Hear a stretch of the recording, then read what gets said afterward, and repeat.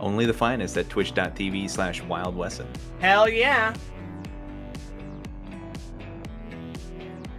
That's why we come prepared with, I forgot it and 50 short.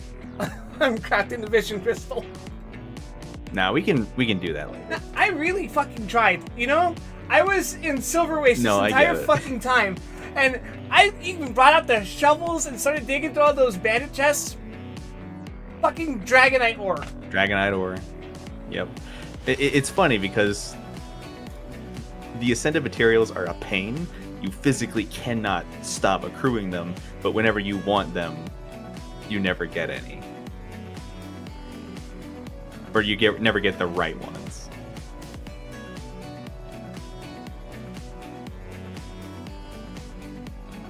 But as time goes on, you'll unlock more places that have the right ones guaranteed.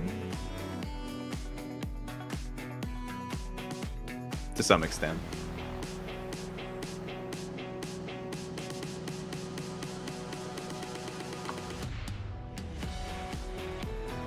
But I want the right materials now!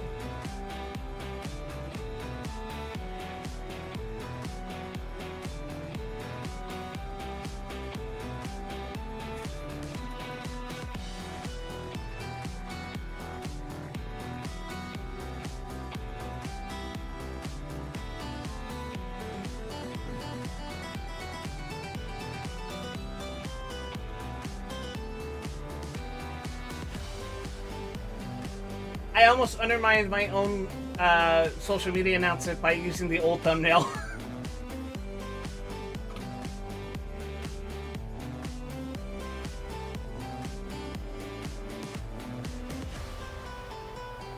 Only the finest.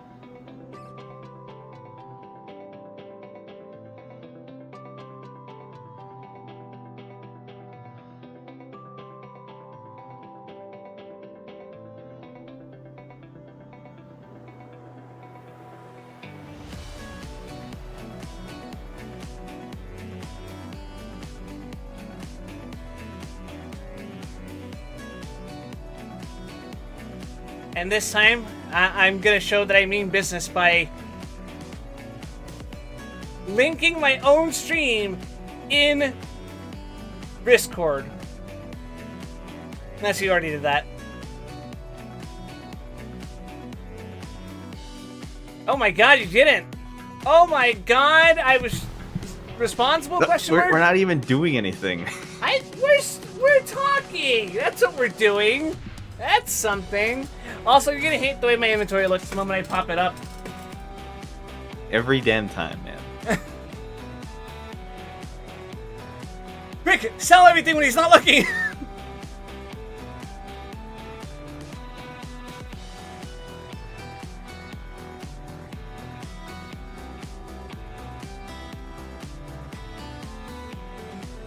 I forget.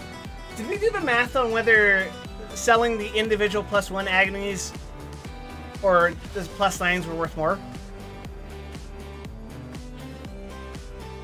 The math would ultimately come down to basically just the trading post taxes, and we did not do that math. But just because it has to round every integer, like I don't know if it would be technically more profitable to do many small transactions or one big one. Taxing small transactions the way it does because it rounds up, I think it might incur heavier losses, but I doubt you would even notice. I'm too stupid to know the difference. I would just see a number go up and go, yeah, that's expected. Anyway, hello everyone, the game is now on the screen.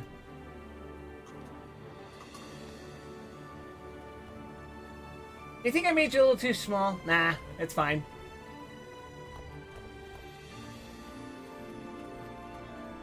You gotta get your dubs in somewhere. Just wait till I bring Kid onto one of these streams and then he's like lore accurate. Maybe size. Alright, so Getting out of the way, there's my inventory. Oh!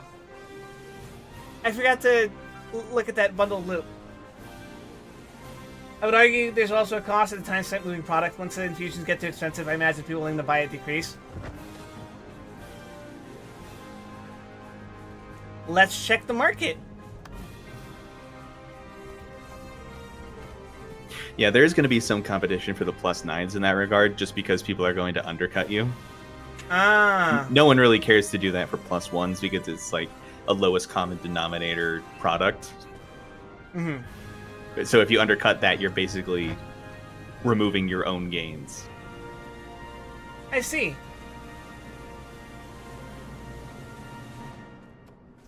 Well, shit, what were we doing again?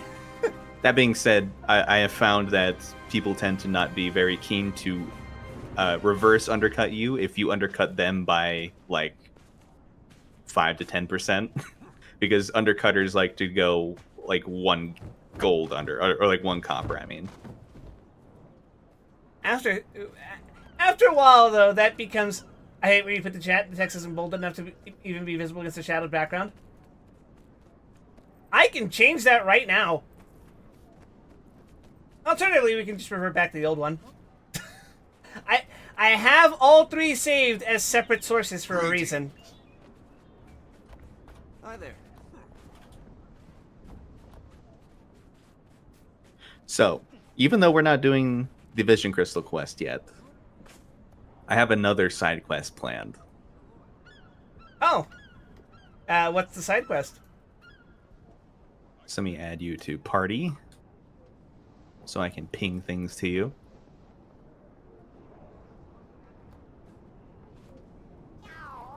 Hi there. That's not right. What the hell?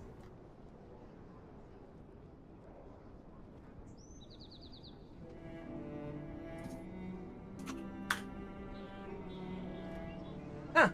The Grand PNG is one of the cutest things I've ever seen. Yeah, Gishin did a great job. Oh, that's He right, literally sure. pinged you with it. Did you miss it? Yeah! You were the one fucking person I pinged with it!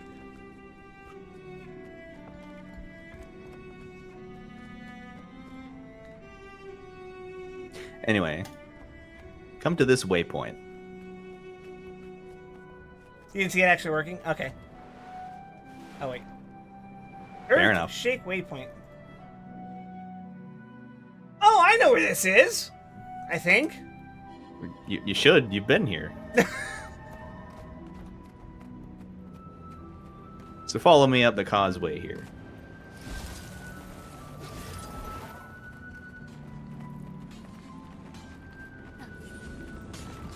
What are we doing? Talk to this lady. Says Burnthart. They all doubted me, but the claw's in the other paw now, isn't it? What do you mean? I used my magic to track a disturbance from here to the coast. Decided it was an elder dragon moving deep down. But you were ignored?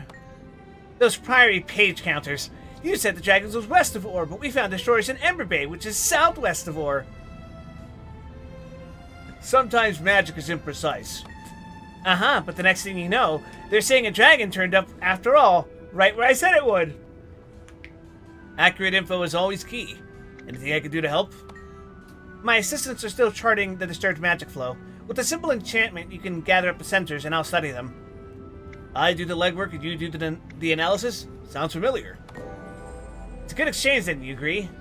Speak with my assistant when you're ready. My enchantment doesn't last forever. So do you remember what we left off on last week? The last thing that happened? Explosion. Liam O'Brien prisoner. We were gonna go on to the next part of the map. I feel like I'm missing something. Oh, You're right. definitely missing Guy something. woke up. Guy woke up and Bro teleport woke away. as fuck. And we can't be certain of his intentions. There was one more thing.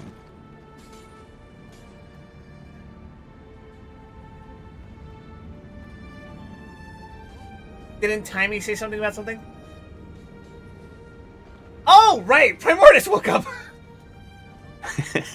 Just a tiny little detail. So this NPC was introduced in the wake of that. Oh! Her quest no longer really functions the way it did before, because she originally, when she was first introduced, she was a moving NPC who would change locations every few days. Uh-huh. So if you talk to her elemental sprite here, okay, she'll give you a special action. You're going to do a little scavenger hunt for her. Fun. The elemental hums at you. You intuit that it wants your help finding magical sensors. Let's get started. She kind of like gave you the whole rundown of what we're about to do, but in essence, the impetus for this is she could detect magic moving very far down beneath the earth, and we were tracking it. Uh-huh. So why don't you go ahead and take care of that scavenger hunt? Hi. So just like a quick tutorial on this. Those icons indicate a mote of magic you're supposed to find out in the map. Uh-huh. And the green ones are the closest. The blue ones are a more middling distance, and the red ones are very far. But they are in the direction of the thing you need to find. Okay. Oh, I can use it midair. Shit.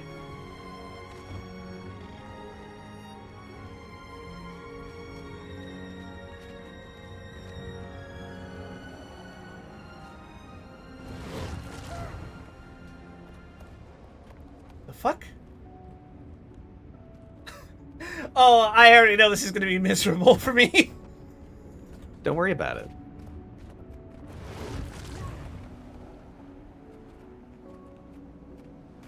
Am I supposed to interpret this as... Oh, yeah. A magical sensor shivers on the ground. Retrieve it. Oh my god. They are like very small objects and are like a really annoying color to detect against basically any background. This reminds me of, you know, especially those 90s adventure games where you kind of have to, like, scrounge for shit on the screen. Fucking pixel hunting. Yeah. I almost wish I didn't know. I haven't played many of those games. And I have wondered if people would be interested in watching me play those, because, I seem to have a predisposition for playing games that make me miserable. If it's workable, I think watching you play King's Quest would be very funny. For a second, I was thinking... Or just any Sierra game, really. For a second, I was thinking, is that FromSoft game? No. No, it is not. It is in Dark Souls 2. I was thinking, like, come to think of it, Echo Knight can be rather frustrating in that capacity. But that's more of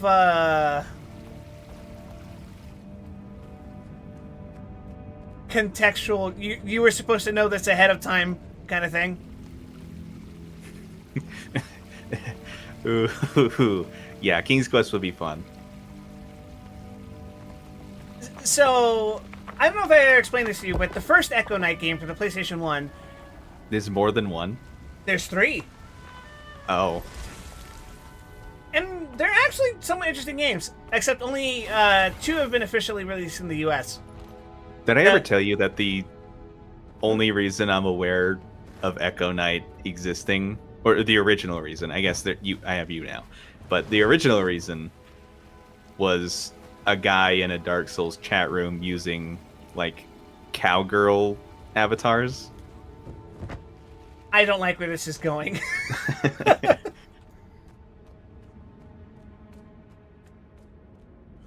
It was that the end of it? Yeah, that's the whole tangent. He just cowgirl profile picture, man, brings up obscure video game franchise Echo Knight. Actually, his literal screen name was Echo Knight. Oh my god. Anyway, so weirdly enough, the first and third games are both released in the US, but the second one isn't. But the whole deal with the first game, at least, is that you're playing as a guy who is looking... Actually, yeah, he's looking for his girlfriend, essentially, and it gets him caught up in some nonsense with ghosts in a haunted mansion. And... As you do. No, actually, the first game isn't the mansion, that's the second game. The first game is you're on a fucking haunted boat. Like a cruise boat. Like oh, that's much more sensible. Carnival. Haunted Carnival cruise ship. I think this ship is... It's either named the Orpheus or the Eurydice. Or, you know, Orpheus' wife. Because, the first game centers around the ship. The second game features an airship. A blimp. So, what one is called, the other is the counterpart of. I forget the specific thing. But the point is... You know, I'm surprised there's not a roguelike been made yet that was named Eurydice. No, but anyway, the point is... the way progression works in Echo Knight is that you're supposed to quell the spirits of these ghosts that are kind of just going about the ship. And to do so, you delve into their memories and essentially do tasks for them to help them resolve emotional stuff. It's not clear whether you're strictly time traveling. I think the game leans towards actual fucking time travel. But the point is, to get the best ending, you have to interact with all of the ghosts.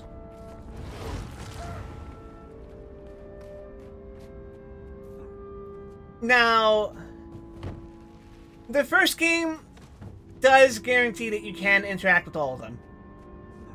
However, three of them are a pain in the ass because you have to do a gambling minigame. Like, straight up, like, actually, like, blackjack, I think. Did you ever get banned from the casinos in New Vegas? I did. All of them. I cleaned them out. You're no stranger to blackjack, then. Yeah. Smash them! I think your options were blackjack or doing roulette, and I'm like... As the third option, slot machines. Ill. It's like 100 times slower. I think Echo Knight only gives you the former, too. Get the hell away from me, you disgusting creature. My spirit endures. Might. Anyway, so, it's a pain in the ass, but you can guarantee that you get the best ending by interacting with all of them. However, the second game, at one point in the game, you're given a lantern. And as is implied, it gives you a light source, and I think it also keeps certain malicious spirits away. Because while some of the spirits are passive, there are some that are very hostile. And that's where most of the danger in the game comes from. But at some point in the game, the lantern is forcibly taken from you. However, there is a ghost that can only be interacted with if you have the lantern to see it. Oh, it's one of those. So, if you don't know that ahead of time, Smash them! You are fucked out of the best ending. And so you have to do that before it gets taken? Yep.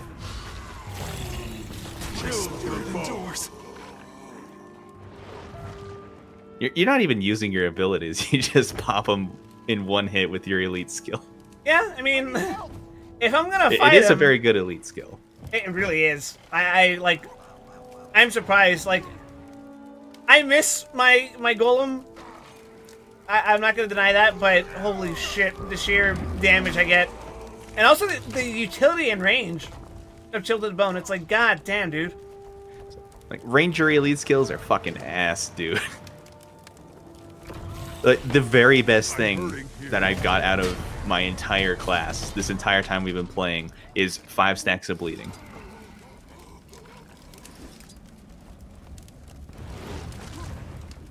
Where the fuck? Oh, there it is. I guess it's not completely true. Strength of the Pack applies Fury and Might, which is pretty good, but I'm not playing a power build right now. Hey, Fig. Have you heard? 7.3 of Dawn Trail is out now. This is good news.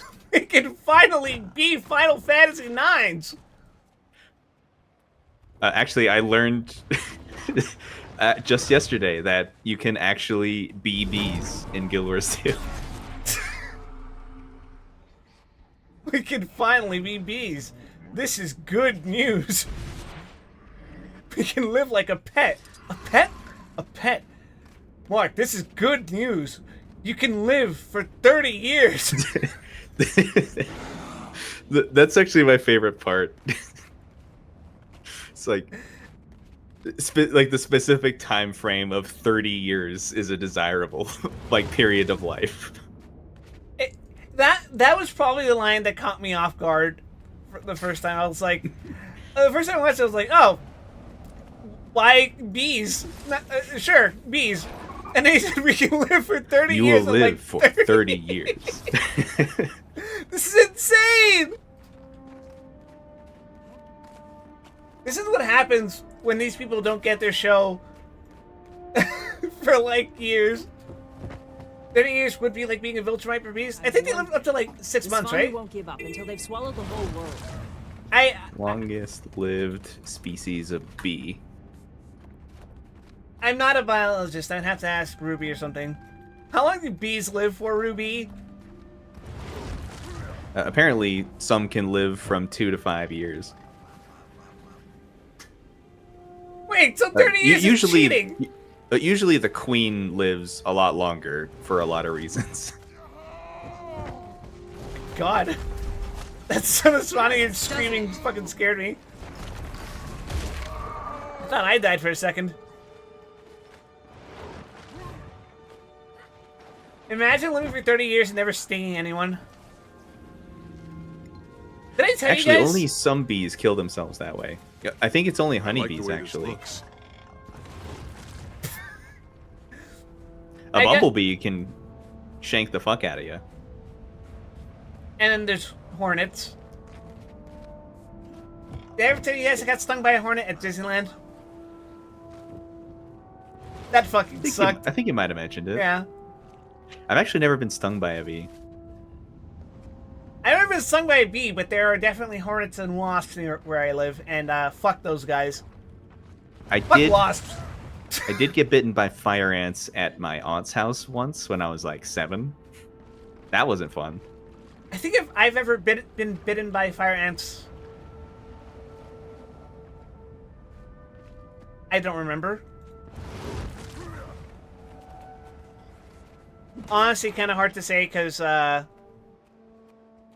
first place I lived in as a kid had a lot of weird fucking insects. Like there were what are they called? Potato crickets? I don't know what the proper name is for them in English. I just know that in Spanish they were referred to as Niño de la Tierra, which is literally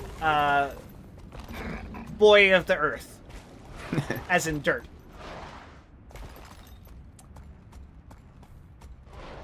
And do they eat earth apples? Maybe. But they're these creepy looking things that look like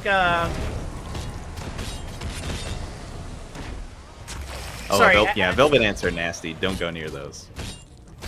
I really just wanted to kill this fucking thing. It looked creepy as fuck because it looked like a swollen ant. At least that's what I was reminded of when I looked at it the first time.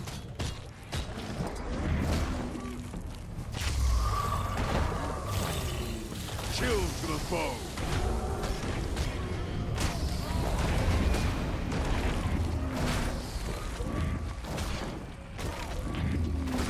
saw excuse me. Saw one of my friends get stung by a velvet ant one time. Never saw anyone scream like that.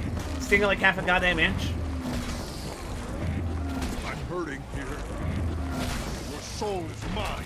It's a little fucked up, but I'm kind of curious to see someone get stung by a mantis shrimp.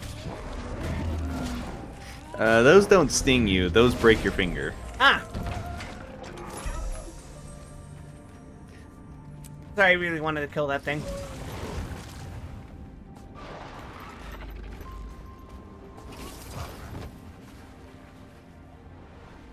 Oh god, it's on the other side of this, isn't it? I did that one video where that guy was stepping on a stingray in a swamp or something. At that point, you're kind of just asking for it, aren't you?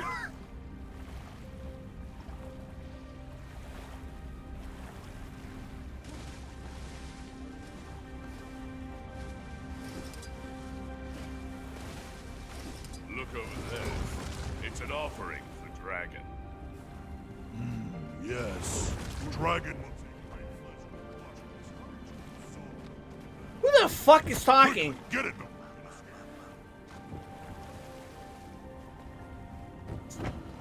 What the fuck?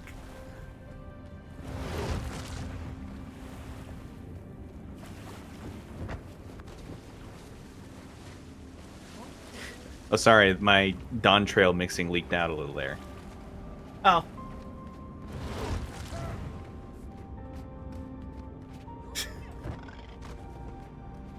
Rook activating limit break.mp3. Okay, this can't be right. Yeah, okay. Oh, see, fucking pixel hunting! God damn, what the fuck? It's really bad here in the snow level, but it's also just really bad everywhere. It's a really dull, not clearly visible color.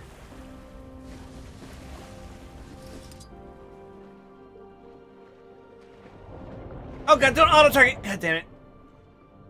And also the game is just like above average saturation. Yeah, this is a...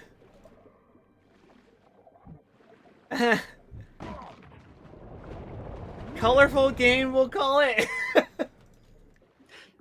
I guess if you want to flatten the visuals to make it a little easier, you could turn on post-processing effects. Nah, I'll be fine.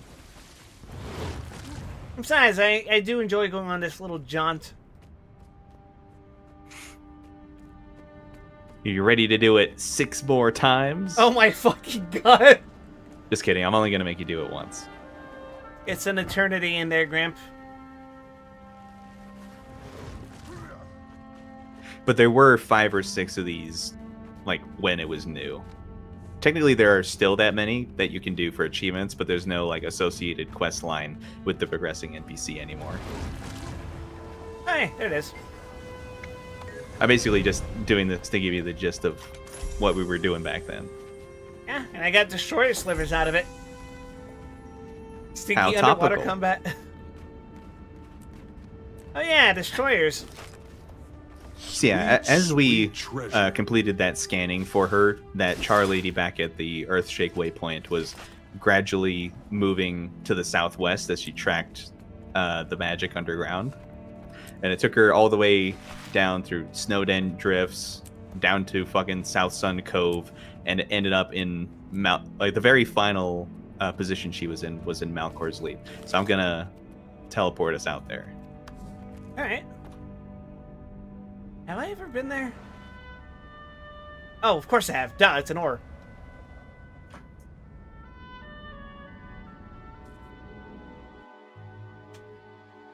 It's always this fucking place. Yeah. Every time.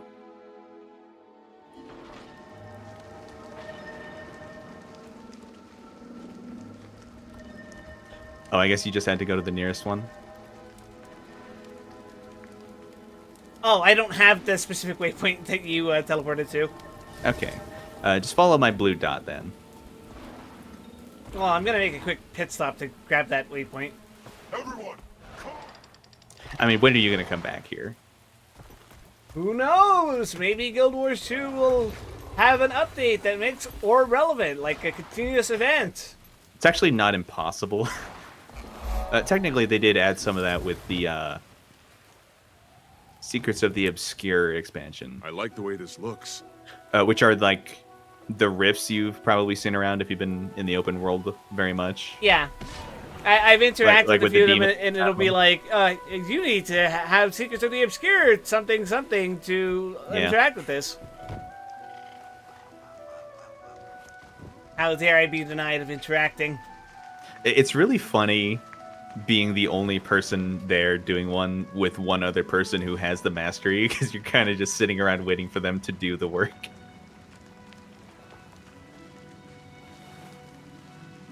Alright, I guess we're going for a swim.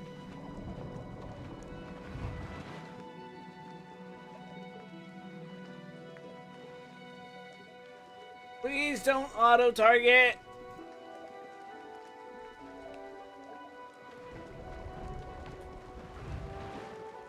I do appreciate that the skill 3 and underwater is a dash. But if I'm being honest, I haven't bothered gearing up the underwater stuff because how often is that relevant? Like once a week in Fractals. If I get the underwater factor, I'm just not doing it. Straight up. I accidentally aggroed a veteran risen shark.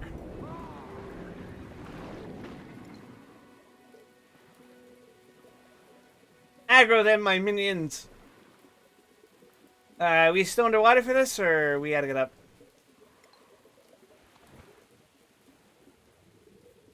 I am on top of a platform. Oh, I see.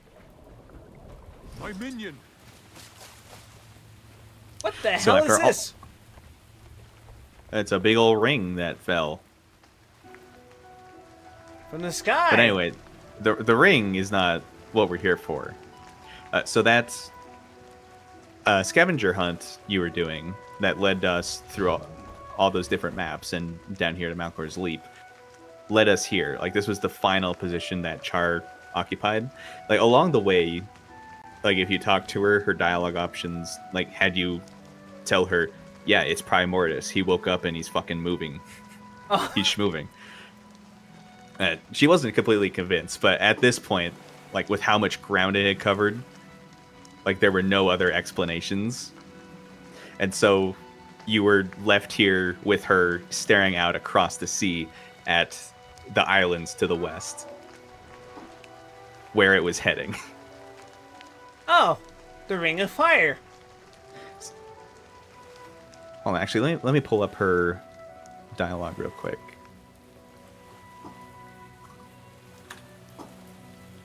Is that why the expansion is called Path of Fire? Whoa! So at the last location, right where we're standing, she said, "Magic is still moving, warping around something down there, headed out to sea. I don't even want to think it, but you can guess what's capable of that." And you say, "An elder dragon. All the way from the Shiver Peaks, that far down in the depths, even below the water. We're only seeing the wake behind it." Then where's it going? This time I don't need much spell work to guess that. West, and as they say, always bet on a bonfire. So, for a little history lesson, the Eye of the North expansion for Guild Wars 1 was principally about, like, the development of, like, new races and their cultures. Like, not new as in, like, newly born, but new to the face of Tyria, basically. Like, it focused a lot on, well, the Char weren't new, but it focused a lot on the Char, the Norn, and the Azura. Mm-hmm. And how they were all affected by the Rising Destroyers, which are the minions of Primordius, as you know. Right. And the Destroyers were the primary antagonists of the expansion. And in Guild Wars 1, they were fucking mean, because Guild Wars 1 did not have trash mobs. So they were all, like, 10 levels above you, like the maximum player level. They were all 10 levels above that. And they had pretty effective builds, actually, like, to the extent that they didn't even bother giving them healers. That sounds incredibly annoying to put up with. No, it was actually like a serious challenge. Like, once you get a meta party going with the really good builds and stuff, they're not that big of a deal. But for like an average party of normal players who weren't super in tune with the meta, you were gonna struggle. Like, they were mean motherfuckers. And so that expansion ends with a fight against the Great Destroyer, which is a dragon champion for Primordus. And the fight takes place in the chamber where Primordus is sleeping, and he's just hanging above you while you fight the boss. That sounds very nerve-wracking. So at the time, like, Elder Dragons were not a textual element of Guild Wars at the time. That was something they were seeding for Guild Wars 2 specifically. But that history for Guild Wars 1 players, which is to say me, made this like a really sobering visual to just be staring out across the sea, not only knowing the dragon and what it was capable of, at least textually speaking, because destroyers in this game ain't shit. Mm-hmm. They're just formulaic trash mobs in Guild Wars 2. It's really kind of disappointing, to me at least. But also because the Ring of Fire has another Bloodstone. Oh, good. Time to. And pop you are a second very one. newly acquainted with what kind of shit that means. And it's very likely that this time there's not someone there to prevent it, to reverse the explosion. So, you know, always bet on a bonfire. What's the worst that could happen, though? They just nuke Maguma. Maybe we lose Radasum. You know. Or, nothing important, right? Forget about it. Like how there's this entire region I just haven't fucking been to yet. In between Radasum, the Grove, Caledon Forest, Bright Top, and all that shit. It is the Azura region, so... Ew! Manlet's not welcome. Well, that's all I had as a diversion today. So you're free to do the story or whatever you will. Alright. Who knows? Maybe I get lucky and can craft a vision crystal. Maybe. Actually, Alright. I think you're right. Living World Season 2. Yeah, because I have 251 specifically in my inventory.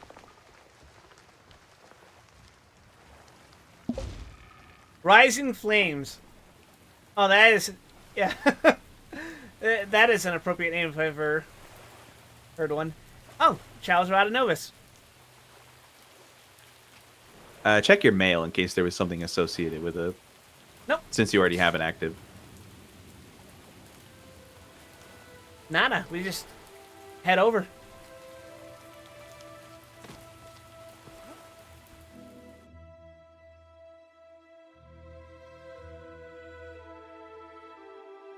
So you mean to tell me that they all just live in a giant fucking cube?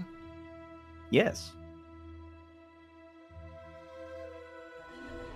And to show off, they have the cube being tilted and everything. God damn. But it's actually really cool from a Guild Wars 1 perspective, like as a development for them, because Radasum existed in Guild Wars 1, but it was like a more of a temporary settlement at the time. Mm-hmm. And they had like a magical battery in the center that was a cube, like above a very large pedestal. So the fact that the cube, if not literally, then at least thematically developed into the entire city is very interesting to me. Dust bunnies have no Like that's evocative as shit.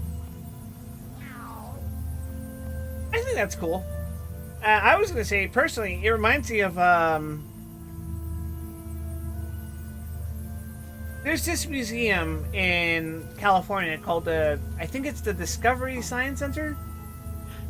Yeah, Las Vegas has the sphere, but California has the cube.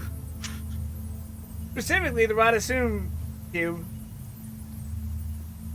Because,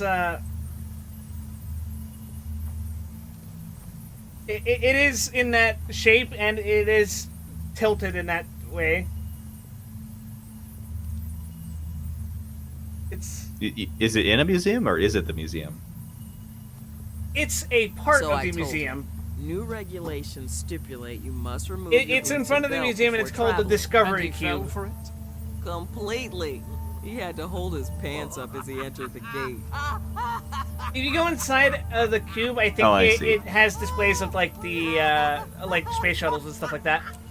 That is a much more sensible size. Yeah, no, it's obviously not a monolithic cube. Wonder if the commander brought that disrespectful Sylvari this time.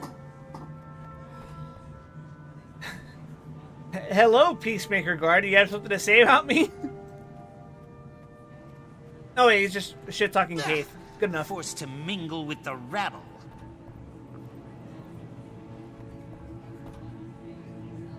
Oh, I just noticed something.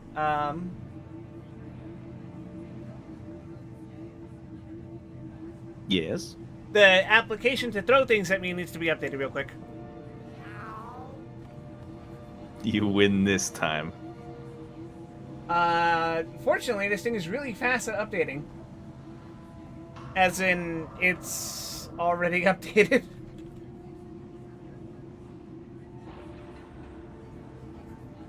I think. Oh, it might be updated, but I don't know if it is connected. Let's check. Oh, it is. Crazy. Alright. Anyway. Activate the button. Complete. Passcode accepted. Gate relay 0. Oh, thank God it doesn't make you do the minigame over and over. 7. Activated.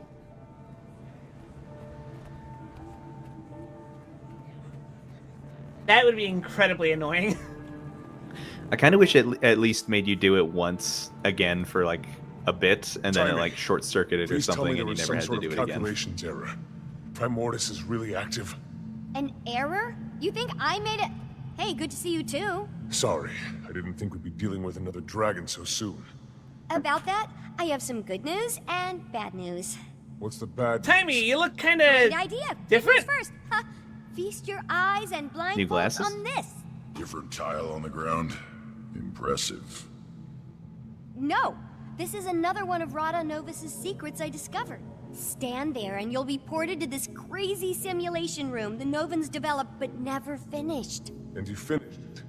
Well, no, I couldn't, figure it out. What's that? I couldn't figure it out, okay? Just so happens to fall outside my giant, incredibly deep pool of knowledge. Whatever, it works now. I called in Moto, an Asura with some experience in that realm. He got it up and running for me. What's it do? It can did the process Super numerous Adventure box. experimental theories, but the Rada Novans developed it to test themselves against various Primordis minions. Want to check it out? Sure. It'll be helpful to find out what we're about to go up against.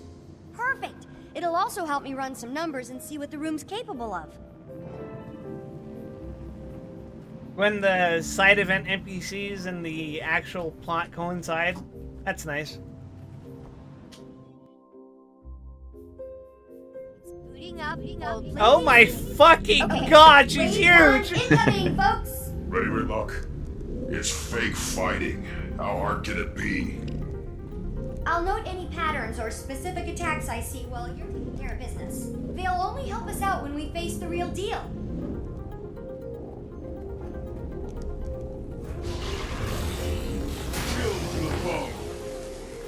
Oh, that's a cute voice filter.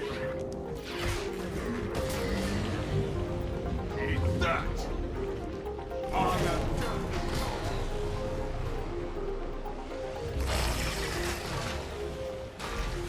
You've done some amazing work here, Timmy. When do you ever sleep? No time for that, Commander. It was one thing going against Mordremoth. Of course, you want to save the planet, but being Asura and facing Primordis... Well, I hope you know we're all behind you. I thought we had our hands full with Codicus and Lazarus, but...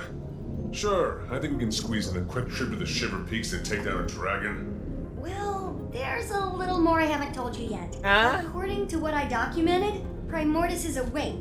You know this. But here's the more part. It's moved! Tunneled its way down to the Fire Islands, south of Maguma. If we know Where it is now. Let's just go knock on its door and give it a welcome basket. Why did it move? I posit Mordremoth's death and the subsequent magic release must have jump-started Primordius. And then, with a lot of energy pooling in the south, what better place to feed? So it relocated to get more powerful. Great. Awesome news. Awesome.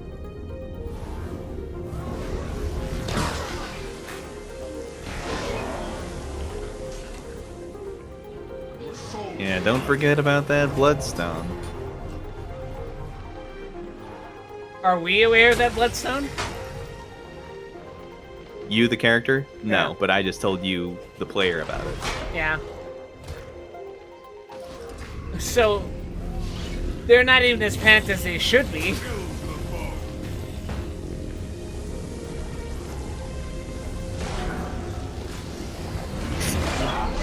Even though I've been playing with it for a decade, Reaper shouts are fucking disgusting. Yeah?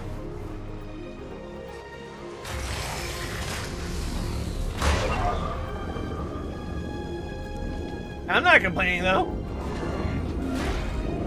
Yeah, we don't play PvP, so we don't have to complain. So while we have time, there's something else I need to tell you. Just a tiny bit more. It's the bad news part. Go on. You ready for this? I don't think you're ready for this. Maybe you should sit down. No, stand. Stay standing. Okay, here it is. Jormag is also active. Are you fucking kidding? How can you be sure? I thought most of this tech was focused on Primordius. Bram sent a letter from the Shiver Peaks. What did it say? Surprise. Jormag is active, Bram. He's a Norn of few words. 2 dragons at once. Fun. Yeah, but there's a silver lining. Neither one has gone all Mordremoth on us. Well, so far. There's such an excess of energy out there, all the old rule books are being rewritten. Oh look, the next wave is ready. That Meow. seems out of place. Oh, I'm going to go out on a limb and say Primordius doesn't have mantra unless they've somehow changed. What? Yes, the destroyer of bananas. Oh no! I left him alone with the room's code for 2 minutes. Soul's mine. get this fucking banana off of my screen, bro! Chill to the bone. There is How are we no doing against positive the simulation? integer You of still which don't have Nor- a high score. Bram That could belongs to Cami, stand one of the to be Fire a Island Norn training of party fewer leaders. words. She's super tough though, so You should break the record by being a Norn of no words. You were keeping all this secret. I had to let Cammy in on it. A, she's cool, don't worry. And B, someone had to watch our backs while Moto and I got this thing up You and gotta running. let You Cam. already have people in the Fire Islands? I have some more, let's say, trusted associates there setting up a gate and scouting. But Flaunt really organized the whole operation. Primordius' movement was something I purposely let slip. It's good because it keeps him out of my ears for a little while, and it also makes him feel like a big shot. Only 16 years old and you're puppet mastering one of your superiors. Not to mention Admiral. one of the highest positions of political Settle power in time. Radasum. I'll soon rule you all! Oh, sorry, was the comm open for that? Big bad coming up? Oh, Timey. I miss timing. I have enjoyed experiencing timing again.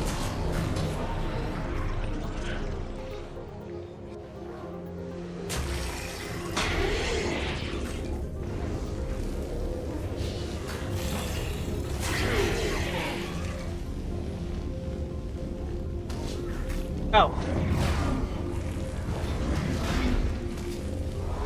I'm the master of life. You generated a ton of data for me to sift through.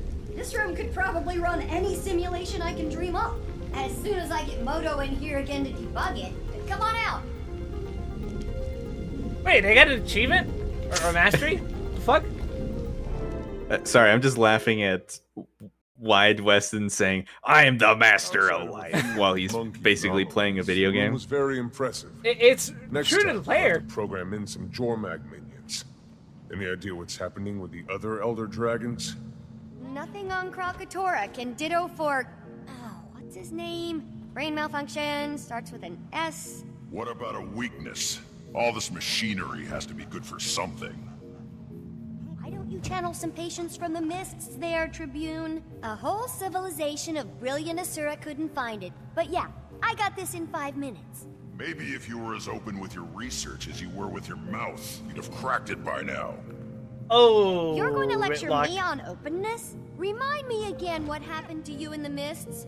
Oh, that's right, Zipper Lips. Okay. We're all on the same team here. But, have you made any progress? Yeah, it's probably a Only good thing that few Ridlock huge never said leaps. anything, right? First, remember my chalk organ? The horribly disgusting body part of an even more horribly disgusting giant bug that you keep in the despicable blighting pod fluid? Yes, I remember, despite desperately trying to forget. I named it Spencer. And it's somehow more disturbing.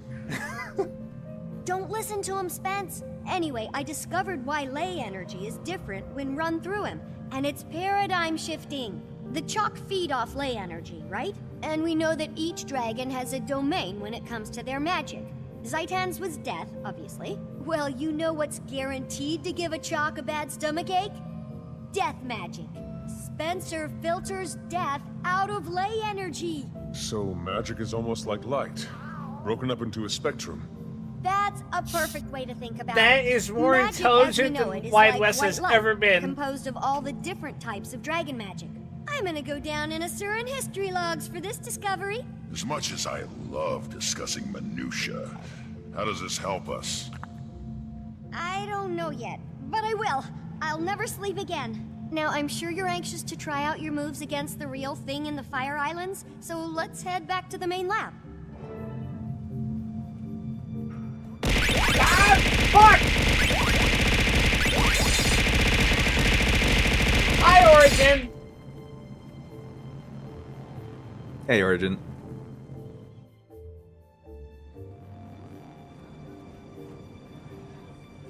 Why are there more of me? I resent that accusation. Nerevar, my old friend. Not anymore, it's not. You've ignored numerous requests from the Black Citadel to account for your time in the Oh, look! mists The and consequences of explain Ritlock's this new actions. magic. Hi, Nebun. Thus, you've been stripped of your rank and are hereby charged with dereliction of duty. You're to come with us, Ridlock, sir. And if I don't... We've been authorized to use force. But we'd hate to cause a scene. I'm sure you would, pup. Getting this assignment, you two must either be the best warriors in the Iron Legion, or the ones with the worst luck. So... Top of my class. But it's starting to feel like both. Ridlock? It's okay, Commander. I'll straighten this out. It appears I underestimated the Citadel's response. Hope you enjoy the medal I'm To be earning you fair- today, soldier. You get to return with Ridlock Brimstone in tow. Without a fight? Depends on my travel accommodations. You can have my seat. Come on, Vicon. You gonna groom him too? Sorry I'll miss out on all the fun, Commander. I'll catch up with you as soon as I'm able. Your country's strongest soldier went missing and reportedly came back Well, sporting a blindfold looks and like I'm headed spamming to the magic. Fire Island solo. I'd be a little curious I join too. you, but I just haven't had many moments to work on Scruffy 2.0. Plus, I need to start experimenting on the thing I told you about and the thing about the new thing, findings. I understand. Help! Someone help! Wendell, what happened? The Fire Islands, our party, lost. The fuck Should've is that stayed on the main haircut? outposts. Cammy held them off as long as she could, but No! Did she make it? no. They changed, Timey. The destroyer's there. Changed? How? Like Risen and Mordrum. Unstoppable. Risen and Mordrum? What do you mean? They're not like they were. Different attacks. A different feel. I don't... It's okay, it's okay. Take him away and get him some care. What do you think that all meant? Not sure. He could have... Of course. It's like you said about the monkey. They changed. That's why Mordremoth was able to... The Mordrum, Commander. Yeah? What about them? The ones who came from the blighting pods. Hey, Herm. Mordrumoth had its minions, the Sylvari, right? But it was able to create more, new ones from the dead. That power came from Zaitan. Killing Zaitan The Destroyers caused are the not other the only dragons to one that's absorb the evolved. death spectrum, but we only saw it in Mordrumoth because it was active. Then we killed Mordrumoth, and now Primordius has absorbed some of the death and plantiness. I think. Can we test that theory? I'll go and get you a sample from these new destroyers. That'd be amazing, Commander. Be careful and let me know what you find. It's like that fucking event that we were doing. The one that's going on right now, the one in the arena, where every time we kill a boss, it absorbs the other fucking boss's attributes. Right, you are. So by the time we finally fight the last fucking dragon, it's gonna be like I'm watching Yu-Gi-Oh! 5Ds, and I'm fighting the last rainbow fucking dragon. Oh, you think we're gonna have to get to the last one for that, huh? Now, to be fair, 5Ds gets broken with its stacking dragons abilities. Oh, good, Ember Bay. Nabun asks, how's your day? All good? I've been having trouble sleeping these past couple of days, but fortunately, work hasn't been too stressful or busy. It's just, I don't know what's going on with my head. Every once in a while, I just have, like, bouts of insomnia. Oh, look! Imperial Fragments! I have become an ambassador for melatonin.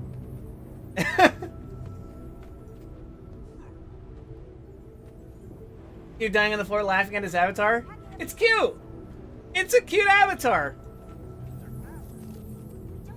It is my goal to turn all of my friends who show up on these streams into scrunkly little avatars. I now have Ruby and Gramp. I suspect Fur is next. Sweet. I figured you weren't sweet gonna do treasure. Fur since he already has his own bespoke one. Stylistic consistency. You're in the wrong frame. Well, I guess that's only this stream. Never mind.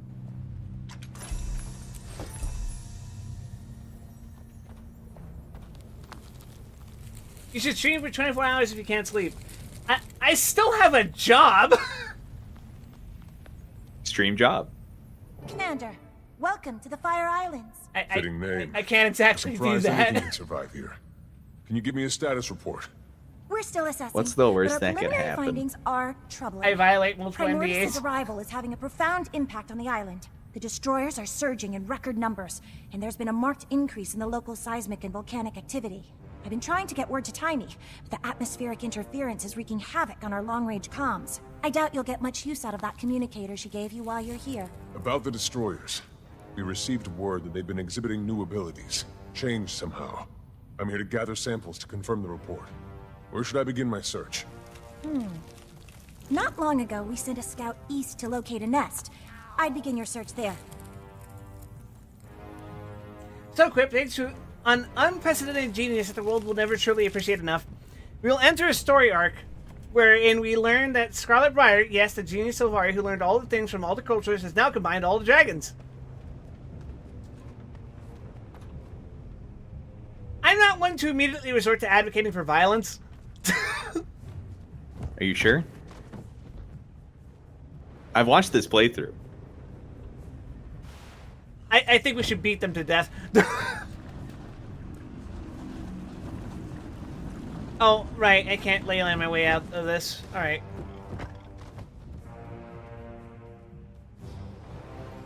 Well, there's another option that you also don't have yet. But look behind you. What's behind me? Oh. Not that one. On the landmass, the way you came from. The thermal tube. The thermal tube.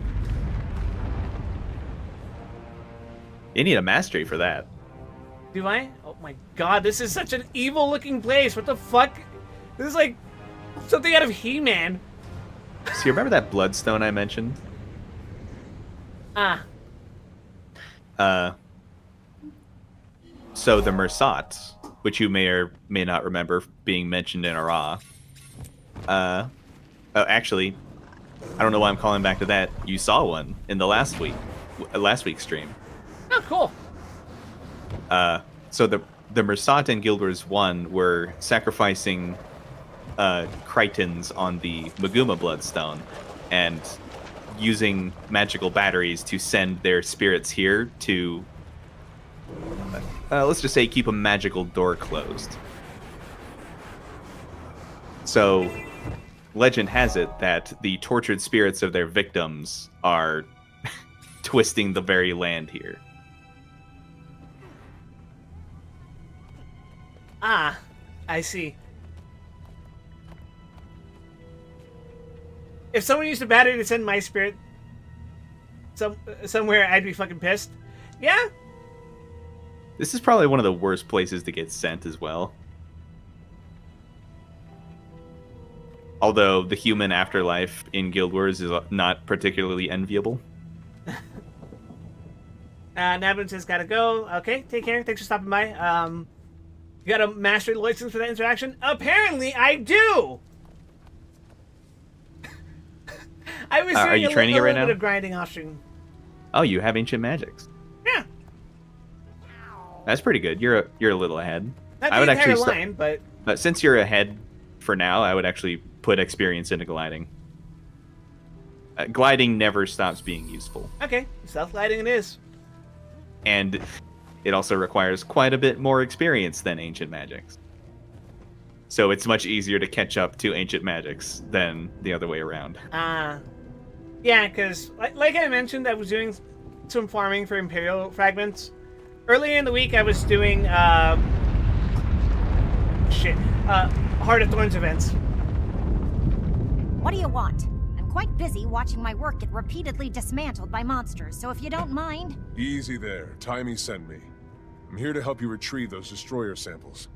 At last, support! I located a sizable destroyer nest, but the beasts ambushed me.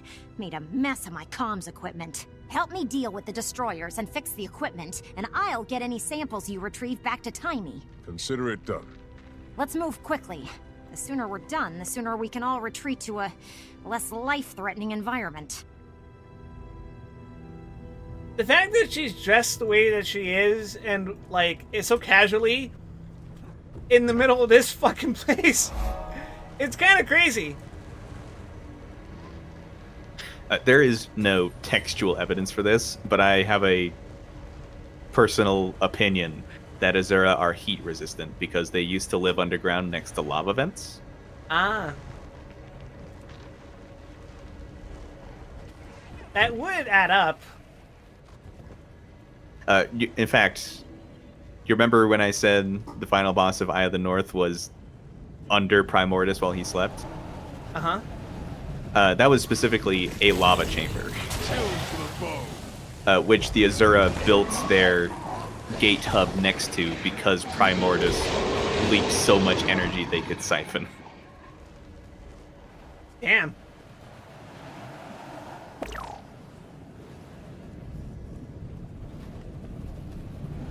But also temperature in this game is just kind of fake. Norn build up an incredible amount of body heat. Like, that is their lore for why they go around wearing skimpy clothes in the snow. So you should be dying right now. This sword is actually emanating my body heat right now. That's what it is. Damn, that random chatter really saved you.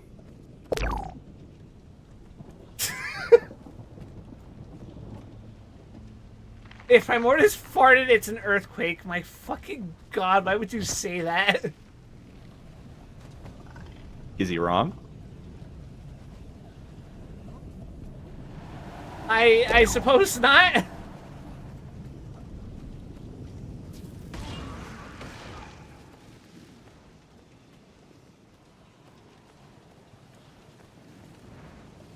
And as for judging a certain fashion, I judge everyone's fashion.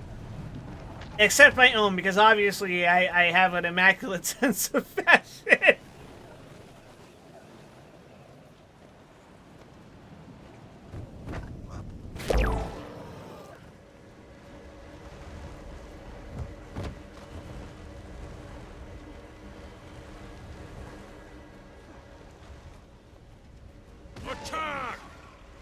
this does add up with the whole Mega Destroyer fight being where it is.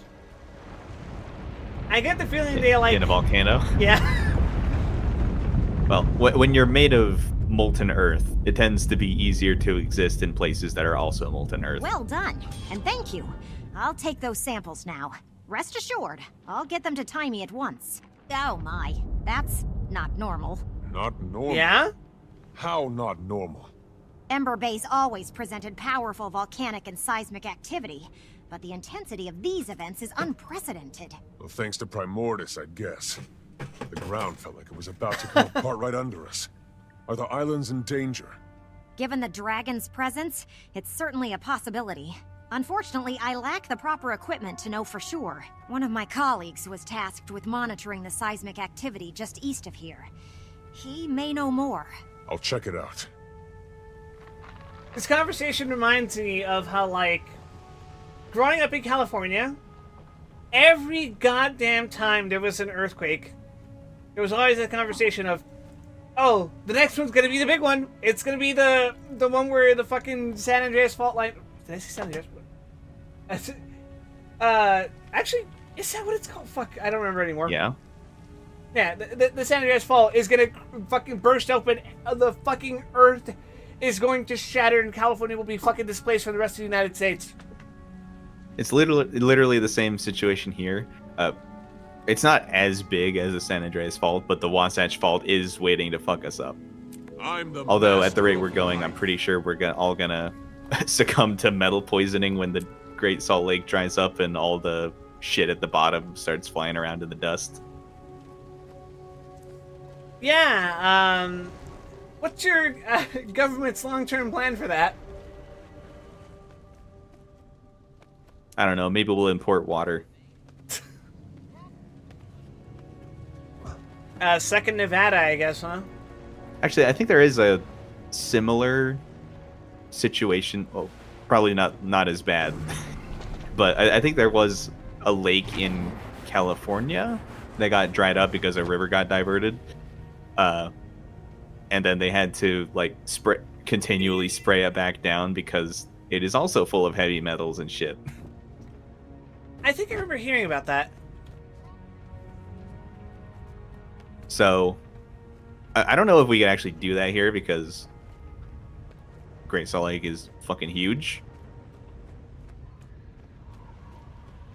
I just don't think the logistics are there. Some might say the lake is great, even. I mean, it's no Lake Bonneville.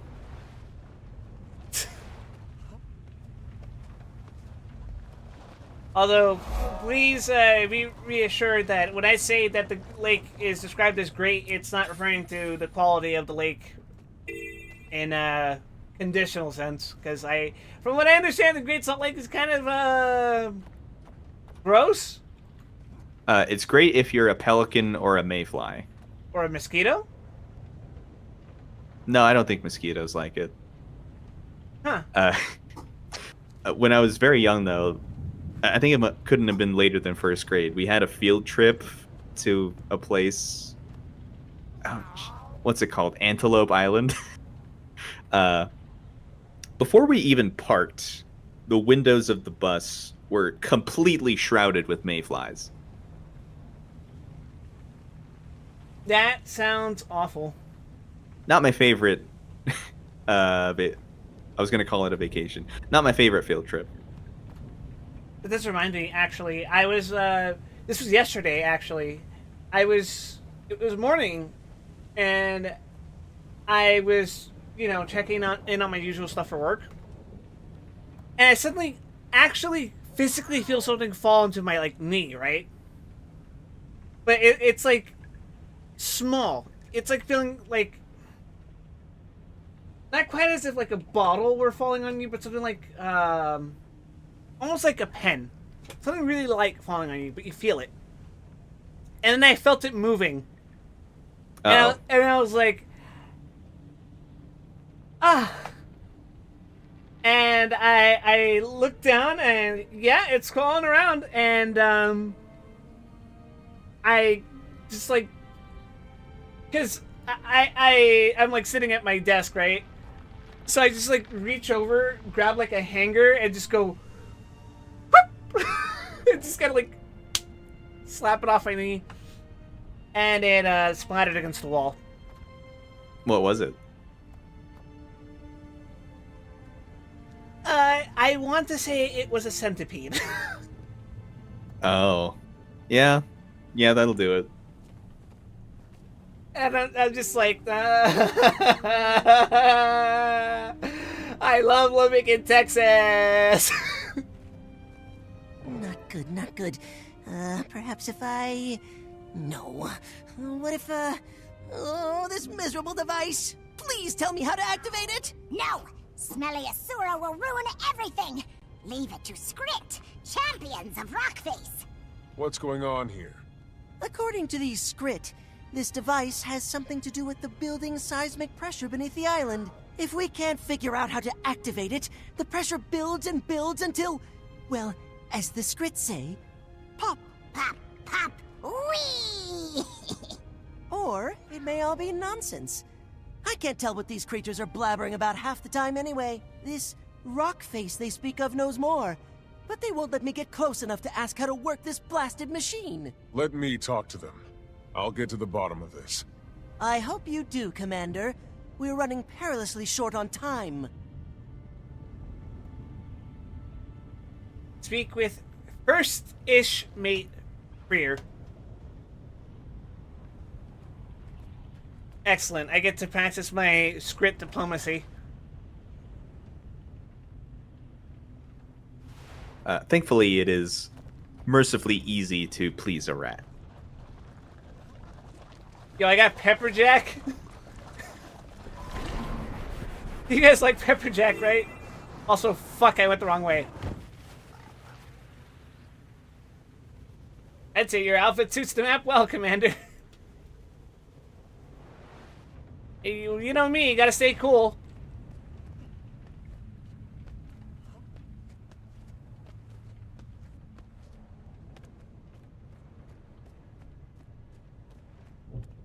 That being said, the glow definitely fits the color palette, at least. I feel like you need a cape. I do too. Where would I get one? Well, possibly the most swaggering cape is from the Lion's Arch set from doing achievements in The Scarlet Invasion? Living World Season 1. I see. Specifically, the Battle of Lion's Arch, yes. I shall explore all of it. Wonderful. It is a pretty nice cape, and it comes with matching pauldrons, too.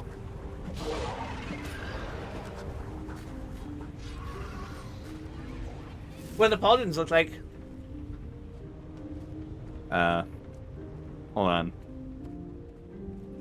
I can show you, but I have to switch to a larger character first so you can appreciate it. Yeah, me too, buddy. Me too. What are you doing to that script? Nothing. I'm just letting him chill out. As much as one can in a place like this. Stay back. You stay back. Oh, okay. I guess they really don't like me. Yo, Void Abyss, how's it going? I can't quite explain why, but it is very amusing to me the way they say to stay Let me back. pass. I need to speak with the rock face. No! Nobody sees Rockface without Script say-so! Friends of Script only! Look, I have to talk to this rock face you're hiding, and the clock's ticking. How can I earn your trust? Help the Script! Yes! Save Script from fire! Arm Script against the destroyers! Become a friend of the Script! I'll see what I can do. Arm script. Alright, sure. That sounds reasonable, right? Revive a passed out script. Who's there?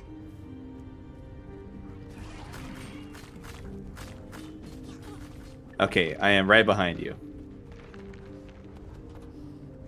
Wow. Oh, actually, I have that skin for the pauldrons. Yeah, you get them a lot earlier than the cape. But the cape is really nice. It definitely complements the pauldrons. Is it dyeable? Yeah. Oh, Although damn. this is the default dye, though. Does look nice.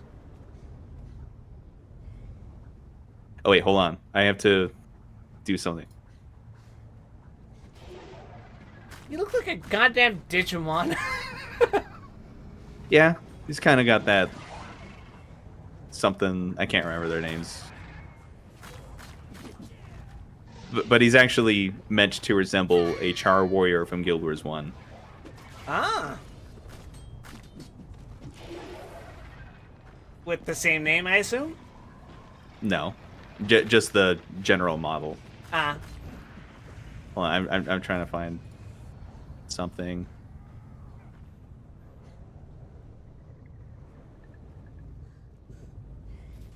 There we go.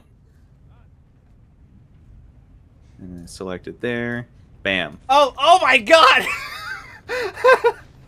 And then I use my elite skill. Oh no, it shrinks me down. Instant Okay, so- magnification. The berserk skill is supposed to make you bigger, but I guess it doesn't play nice with the tonic.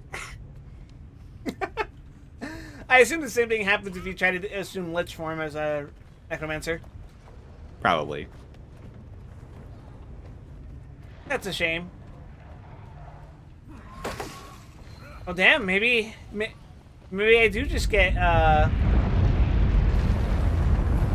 go back and do that damn instance just for a fucking cape. I mean, it's not that hard, right?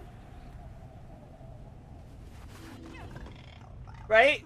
It's one of the more annoying chapters to do, but you can definitely swing it. I'm looking at the achievements right now. You need 14 from the category to get the cape. That's pretty doable. See, I think I have at least 20. And actually, I am in a guild that runs the Battle for Lion's Arch meta event on a weekly basis. Oh my which God, makes I a can't lot of believe you're achievements. inviting me into another guild. No, I'm not inviting you to it. But it does... Like, you can just show up when they do it. It doesn't matter otherwise. But... yeah, like, having people to do things makes a lot of achievements significantly easier. As you can imagine. I gotta rescue Scrit, and I gotta wake up Scrit. Every day I wake up Scrit. Who's there? Instant rat transformation. I do like the checklist, though. Get away from me! Like, I'm not gonna lie. I think collections are a pretty good form of quest. But, well, maybe I can't be trusted on that. Yes. I won't claim to have standard gamer proclivities. Ow.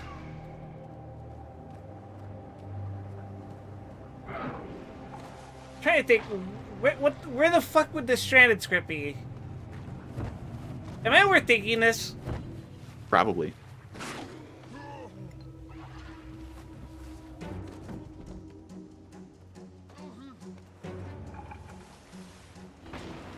Your soul is mine.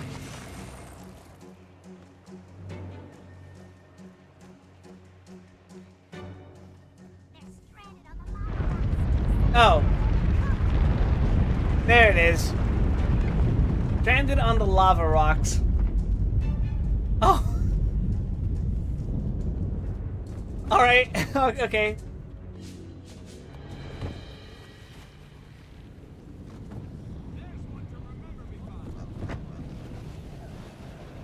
Don't worry, I have you, little rat. Oh my god, I have to physically fucking carry you.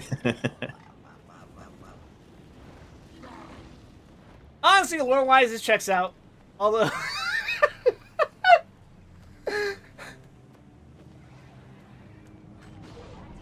No te preocupes, mi nuevo amigo ratito.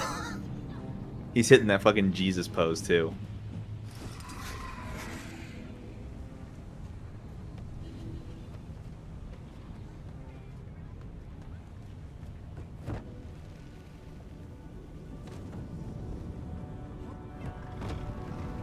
I only have to save 3 of them, so one of them's gonna get left behind.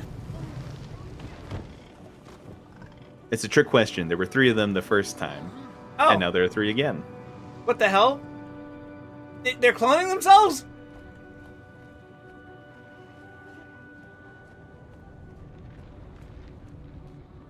Necesito que te quedes vivo para comer queso, mi amigo. Rodents are pretty good at that. I saved a script, and the other fucking script were like, stay back, stay back.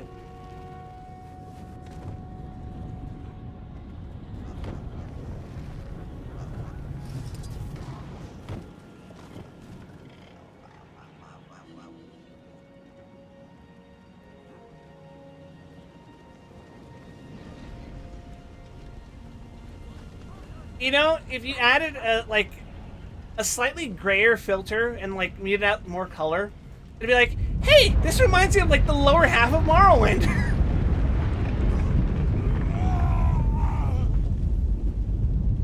Was that me screaming or the script?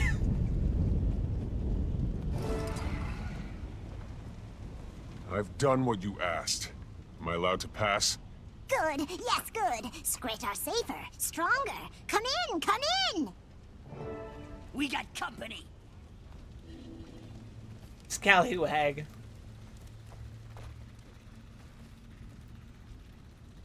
We scream randomly sometimes in this map? That does happen, doesn't it? Yeah. Seriously? I completely forgot about it, but yeah, sometimes you do just scream for no reason. I'm stimming! Well, are you just gonna You are stare at alone me for the first time in a slack-jawed, or long is there time in something the I can plot. do for you? I'm sorry, but you're a dwarf. Or what's left Holy of one. shit! And you've got eyes in your head. Bully for the both of us. And the name's Roban, not that you asked. Didn't expect to encounter your kind out here. I thought the dwarves were wiped out in their fight against Primordus. If you really want a history lesson, I can give it to you after I've dealt with the crisis at hand. I've got islands to save, and not much body to save it with. Crisis? Is this about the earthquakes? What's happening to the island? There's a torrent of magical energy building up beneath these islands. Energy that feeds directly into the volcano. My brothers and I have been tending to it for years, using 4 contraptions to release the pressure and delay an eruption. Then Primordus and the blasted destroyers turned up, wrecked the machines, killed the other dwarves. Almost did me in 2, but I'm still standing, in a manner of speaking. And if those machines aren't reactivated soon? Then the islands will blow, and the destroyers... Well, I'd prefer not to think about that. I saw one of the contraptions just outside. How can I activate it? If what you say is true, we need to move fast. The machines were built with us dwarves in mind. It won't respond to anyone else. Unless... Ah, I've got it. Take my thumb. That's so fucking thumb? morbid. Yes, on the ground there. Use it to activate the machines. That's one upside to getting blown to bits. I'm partially portable. You may want to move quickly. It's been a while since the machines were run. The islands don't have much time. At least he's an optimist. That's a fucked up kind of body horror, I think. Like, the dwarves can still feel that, right? It's not clear.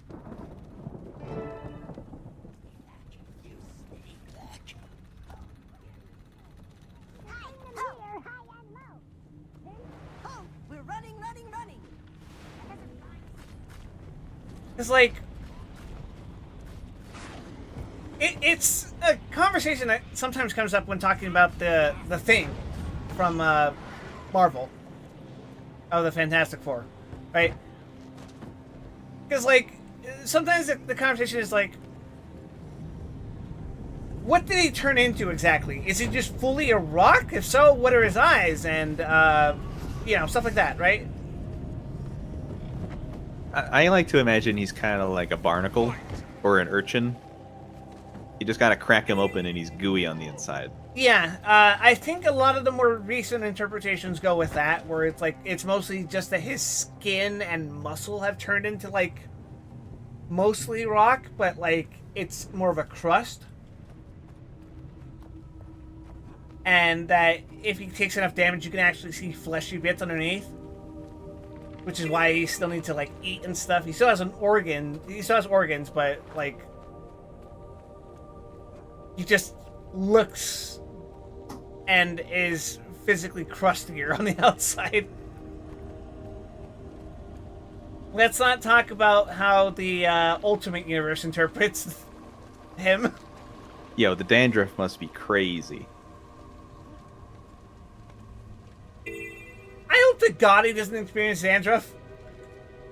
I just met with Rockface, the remnants of a stone dwarf, if you can believe it. A dwarf? Astounding. And did this dwarf shed any light on our predicament? If these machines aren't activated soon, the swell of magic beneath the islands will cause a cataclysmic eruption. Well, they require a dwarven touch to activate. Fortunately, the dwarf gave me his thumb. His thumb? That's disturbing. But logical, I suppose. I figured there had to be some knack to it. Being You that the dwarf sound entrusted like you Yuri with Lowenthal. itself, I'll let you do the honors. With the voice filter, but it sounds like That him. appears to have worked. And to think, all this time, all I needed was a discarded stone thumb. The dwarf mentioned that there are 4 of these contraptions around the island. Do you know where the others are? 4 of them, eh? Well, I believe one of the other researchers spotted a similar contraption on the western coast. There's another inside the caldera. As for the 4th, I'm not sure. Yeah, one of the others might know. that is Yuri Good Lowenthal. luck, Commander.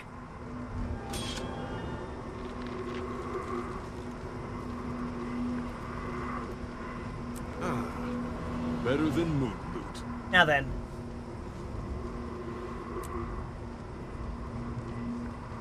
Well, might as well teleport back. Asura can do anything but earn his Skrit's trust.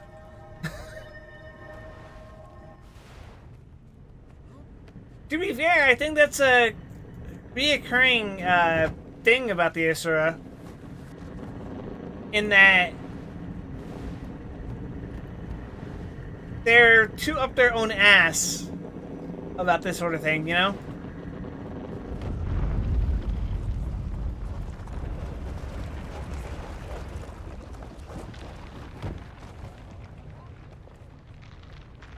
They're not exactly, what's the word? Friendly? Personable? Yeah. Likeable. Say, leyline gliding when? We're working on it? I might have... If he doesn't get it by the end of Path of... or the start of Path of Fire, I don't think he's ever going to get it. Oh, hell with it. That's a lot of destroyers. And they look so fucked up. The end is near. Our souls mine. Luck rotations. Actually, instant rally.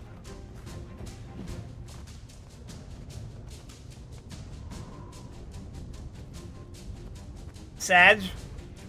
Well, I mean, I'm not someone who wants to leave things unfinished. Is that So, the village? All the way perhaps out here? between streams I'll probably Circus. eventually do On it. the Fire Islands. There's You may need definitely to man's grind a lot investigation. of adventures in Heart of Thorns. Yeah, it's fine. Also, what the fuck? It's the circus. This bodes ill.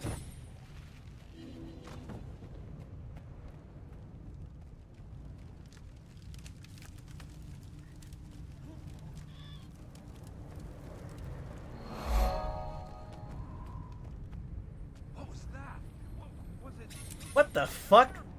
A customer! A real customer! Hold on just a minute. I'm not prepared. Welcome to Ember Bay's one and only circus, where you'll witness the grandest marvels Tyria has to offer. Want to buy a ticket? No time right now. I'm looking for an ancient device, dwarven in make. There's supposed to be one nearby. Do you know it? Searching for antiquity, eh? We've got a piece that may interest you. Not sure it's dwarven, but it sure is old. I might be convinced to let you in free of charge if you give me a hand with my chores. Otherwise, ticket holders only. Here's my ticket. If you don't grant me access to that machine, the Fire Islands will erupt, taking your circus with it. Oh, I guess we can overlook protocol for today. Go on in. Behold one of Ember Bay's greatest mysteries. What the hell is that? Why did she do that animation? Oh, she casted that. I was like, what the fuck?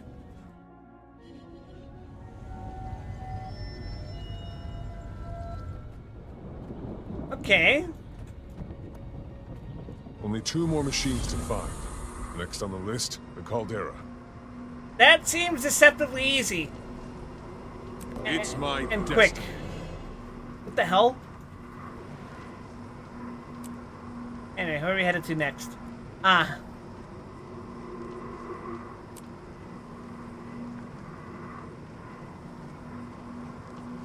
It might just be faster to fly over there. Or glide, rather.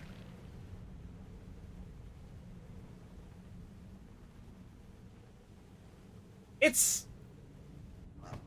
Oh, fuck.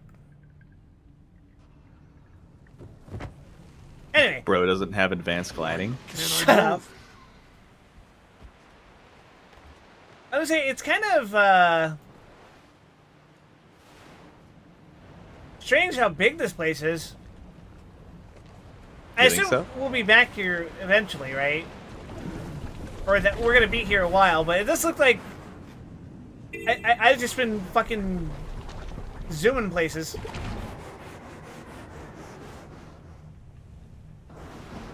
Oh, okay. Alright. Okay. Gotcha. Yeah, this is a really nice mastery to have. Are we getting Chalice of Tears? Are we? I can lead you to it. I can't make you do it.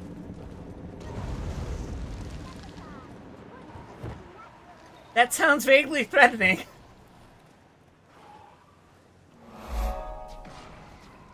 Have you seen where you are? Yeah.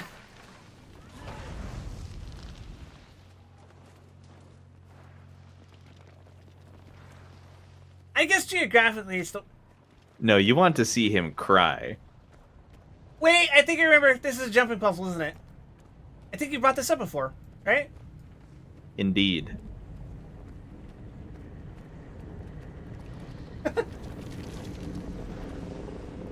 As usual, my chat has a cruel streak about it.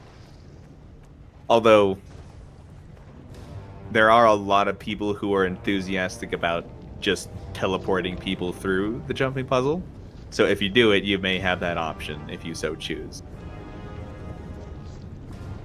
Because while I was doing it a few weeks ago, at least 4 separate people whispered me, asking me if I needed help.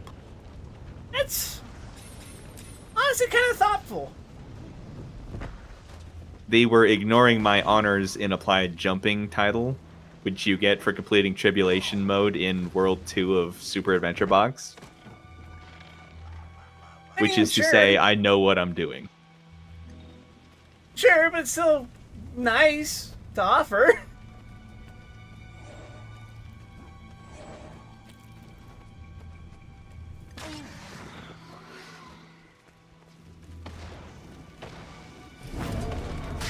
God damn, stop auto-targeting! Yeah, that's the one thing about gap closers, really. Scientist quick. Excellent. An assistant arrives. It's another year I must low remember and to thank Timey once we're out of here. Now to business. What do you suppose this contraption is? It's an ancient dwarven device. He really is just doing the 104. exact same voice, If isn't we he? don't fix it and activate it, this island is going to erupt.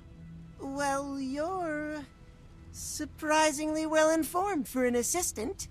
Okay then. This machine was shattered by a volcanic bomb expelled from the caldera. Parts scattered everywhere. I can fix it if I get the missing parts, and then power it by harvesting latent magical energy from the caldera. I'd certainly appreciate assistance gathering parts and keeping the local wildlife at bay, if you're willing and able. Okay, I'll get it done. I listened to the voice cast of this game and I think, like, this is like a combination of New Vegas, Vampire the Masquerade Bloodlines, and like one other game I haven't played. It was kind of in that time period.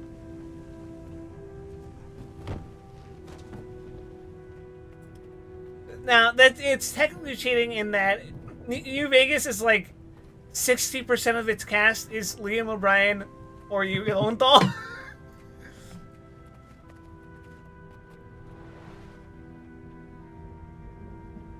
Alright, we're going to collect machine parts. Splendid.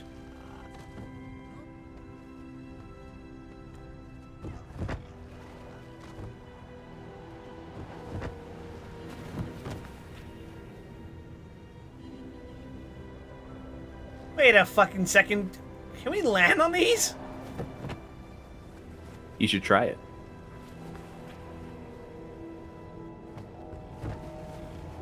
Fuck! Oh, they're not solid. They're not solid. Some of them do explode. Would it happen to be the ones that are on fire by any chance? I can neither confirm nor deny.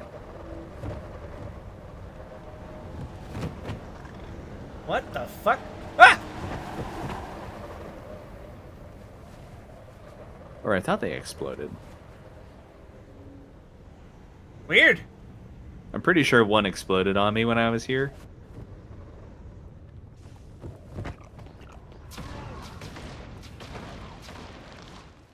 Wait, that's not the objective. Shit.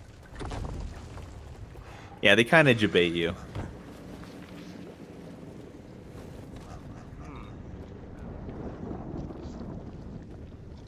What would it be? Not the drawer of an artifact, then what?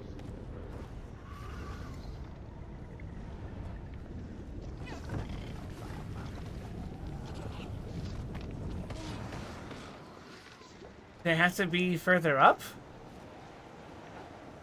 I don't see anything within the green ring that, like... Huh?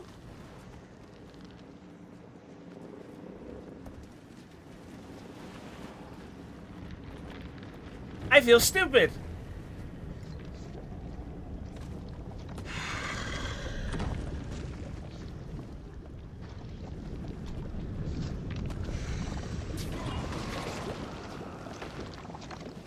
Hey, Bobby. Hold on. You missed all the timey. What's over here?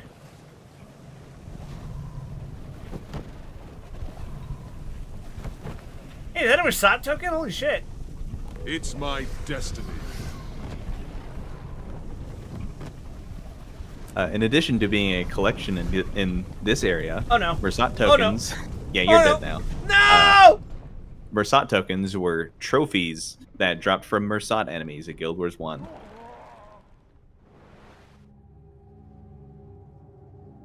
Oh god, there's ugh. Which way am I teleporting to for this? Here.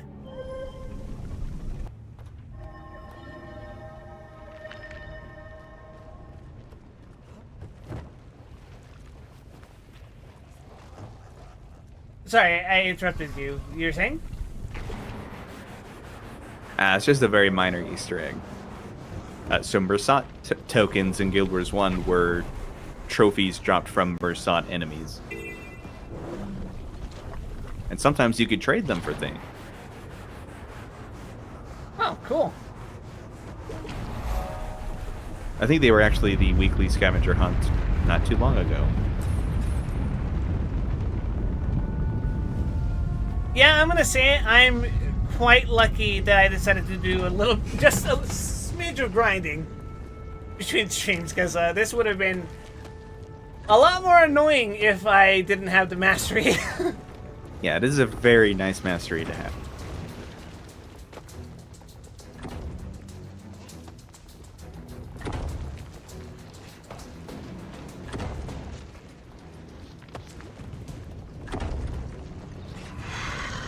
You can collect all tokens if you want to unlock a legendary accessory, and 5 of them are hidden inside a certain place. I need energy. He's referring to the Chalice of Tears. Ah! And not only are they hidden within the Chalice of Tears, but they're hidden within exclusive paths, mutually exclusive paths of the Chalice of Tears. So getting some means you have to redo it to get others. I learned that the hard way. Mutually exclusive secret sounds like the kind of depraved shit that you would see in a Banpresto slop game. It's pretty mean. Oh, actually, I don't know if you can complete the Chalice of Tears without advanced gliding. Oh, oop. Well, too bad. Because there are a couple very long glides.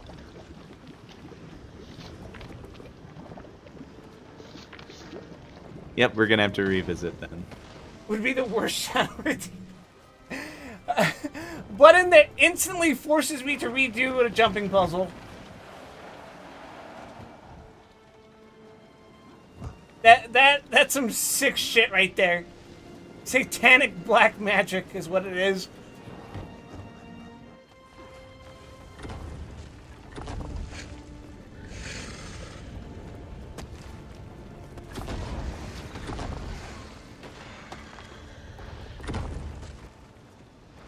But hey, who knows? Maybe, if I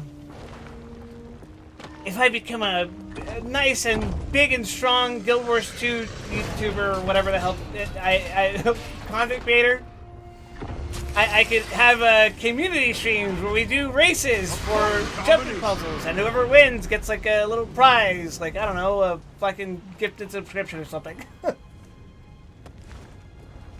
You need lean techniques and enough gliding stamina for a few jumps. Yeah, that probably means I'm gonna need gliding mastery. Or advanced gliding, rather. This fucking quest is kind of mean.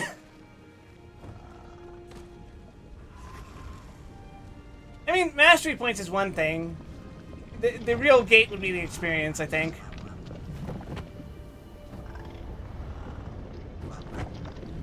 Yeah, the Ancient Magic's mastery line is pretty forgiving as far as experience requirements go. Definitely a lot better than fucking 20 million leyline gliding or whatever. It's not 20 million. I think it's like 4.5. That still doesn't sound great. No. If I recall correctly, an entire instance of Dragon Stands is about 400,000. So it was a bit of a grind. Shit, I missed it. But if you just do, like, daily metas that aren't Dragon Stand, you can kind of just, like, passively make your way there. Yeah, that I was doing Auric Basin for experience.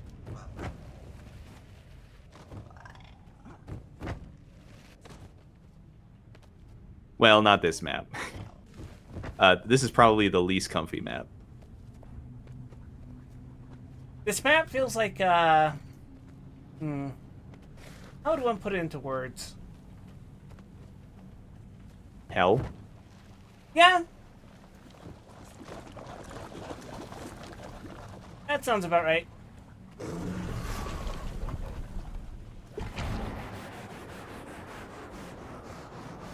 Bloodstone Fen is not always convenient to navigate, but it does have very frequent events. Not even the circus area is comfy. Why would you build a circus in hell? Thank you. There's still one more They got machine I must shipwrecked. activate. Do you know where I can find it?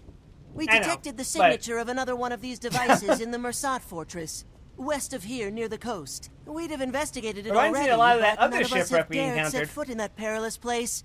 Do be careful, Commander. Shipwreck 64 stream when? There's so many games that I would be perfectly willing to try out, but I feel like I'd have to filter out which ones I would play either based on interest or go back to what I used to do and spin the fucking wheel.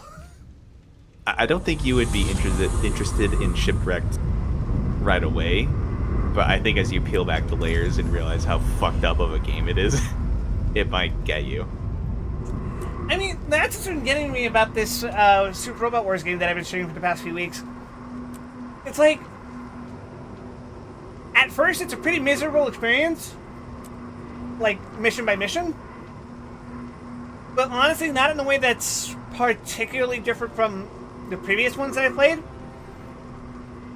And even once you get to the mid-game, it's kind of comfortable by comparison, but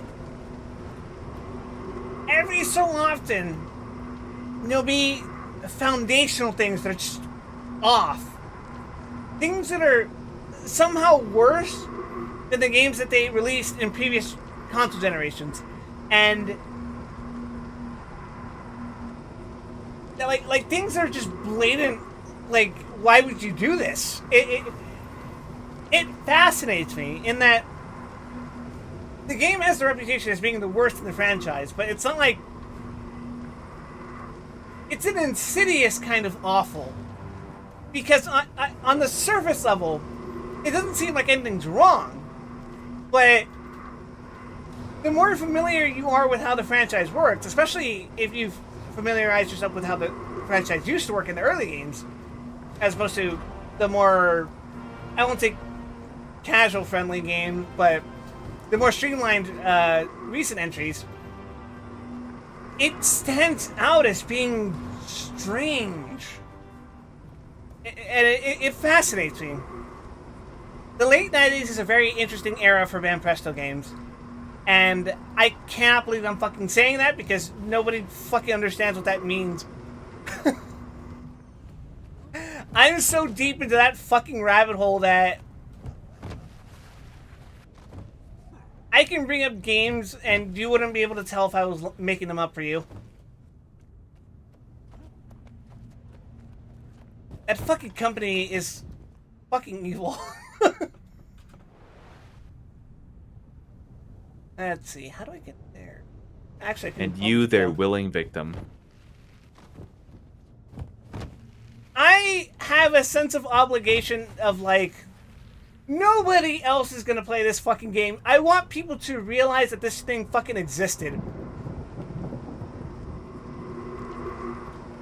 You know? Let it serve as a warning to others.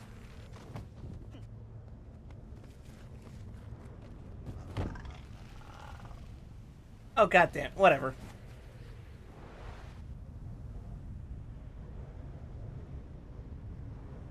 We'll just warp to the circus. Like, once I beat this game, and we're still probably like a month off from doing that. Maybe a month and a half. But once I beat the Shin Super Robot Wars, the game after that is a Star Fox clone. Hey, you know, that doesn't sound so bad. And it's a rare instance of a Banpresto game that I know someone else has played. Like, someone I know has played that fucking game. And can you guess what his assessment of it was? It's the best one. It's dog shit.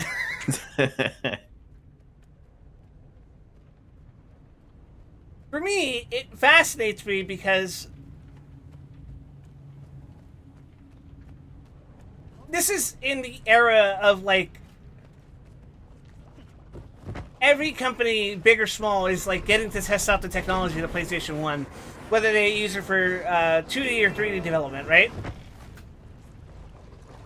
And I've been seeing it in this game in particular, too, but they really try pushing with the 3D computer-generated graphics of the era. And I think it's actually cool how they implement it. They're very clearly talented when it comes to like special effects and stuff like that.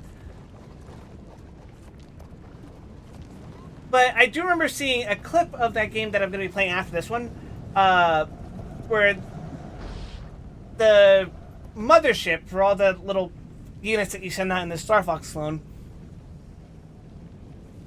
it's like meant to invoke a harpy, I think. It's called a Prometheus, but it looks like a harpy, and that it's like a bird woman with massive tits, but it's a sentient spaceship. I like. And I looked at him like this shit looks uncanny as fuck. Ahoy there, friend. Watch your step up ahead. Hi, Captain Grumby. Fortress is fit with defenses that will tear you to shreds. Is that what happened to you? Me? No, not exactly. My name's Grumby. I used to work for the White Mantle as a ferry captain here. Then they started sacrificing people for that bloodstone. And it wasn't long before I found myself on an altar.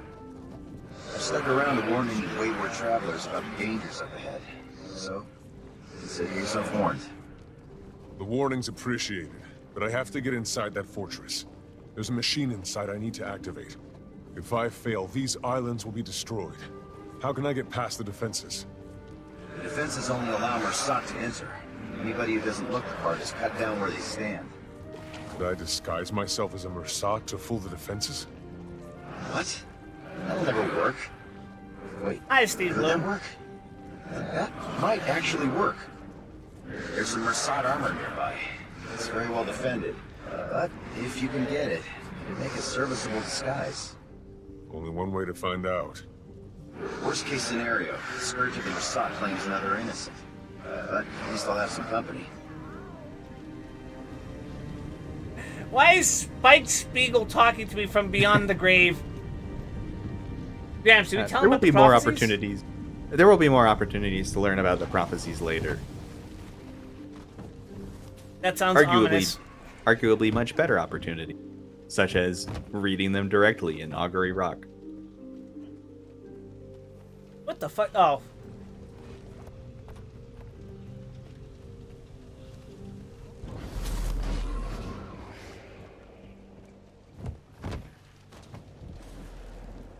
But I will stop to make notes about being critical on the architecture.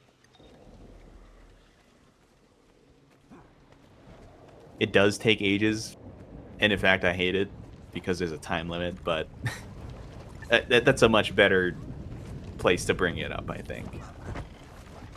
Oh, I'm gonna have to fly up there. Well, wait, no, there's a vent. Wait a fucking second. It's a mastery. I gotta get it. I gotta get it. I don't know if you can right now. Fuck!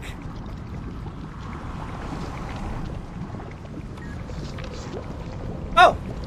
Hey, look at that! I can! Oh, okay. Just gotta get that Norn telekinesis going. I'm a genius! For some reason I thought you had to, like, complete an event that spawned a rock or something to stand on, but nope. Oh shit, okay, okay.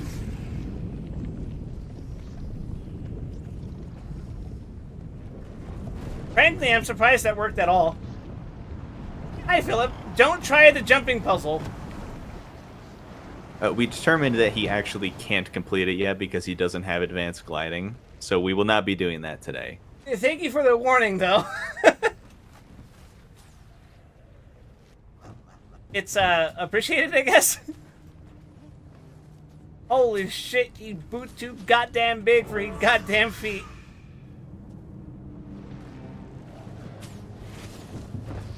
Don't worry, Philip.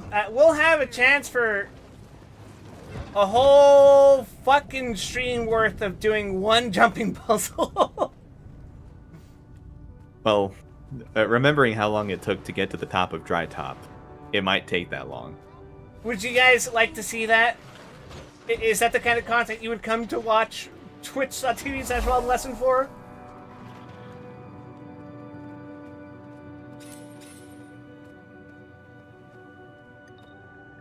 Can I make this jump?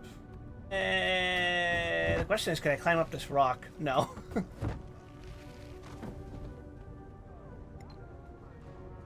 Finding the entrance to that thing looks like it feels like you're glitching through the map. It is a little funky. In fact, for you playing in Norn, you're gonna be clipping through a lot of textures. Ah, very Bethesda core. Yeah. Your soul is mine.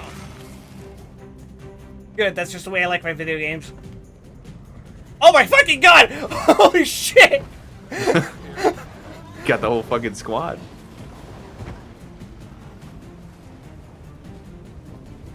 Oh. Unfortunate. Can I go inside that volcano?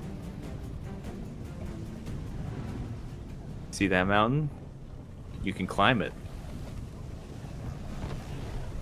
Todd the Deceiver. Oh shit! Wait, the glove! Fuck! Oh!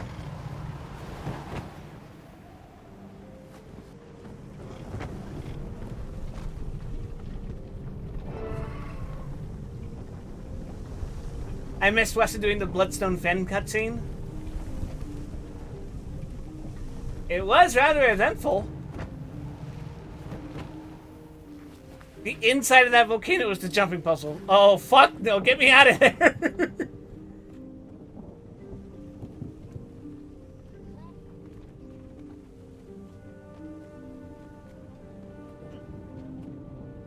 It's incredibly intricate. Absent any other qualifiers, it's truly a marvel how many false paths they managed to fit into it.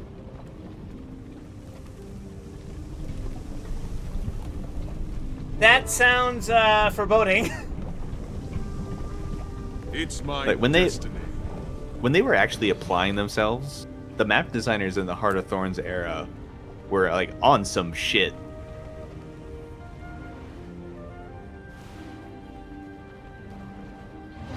It's like almost nowhere else in gaming can you actually find maps like they made in this era. I was gonna say, like, on the same shit in this on some shit in the same way that the writer for Morrowind was. That's some other shit.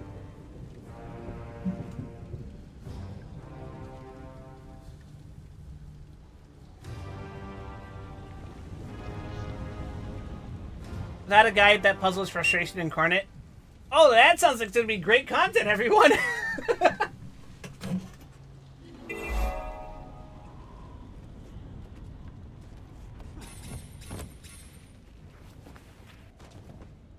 Oh look, puzzle entrance.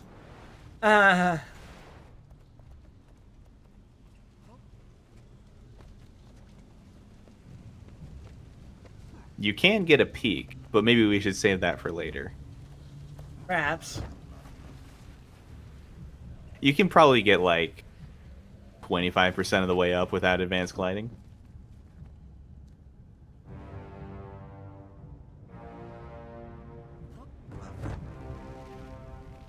This song really screams Death Mountain.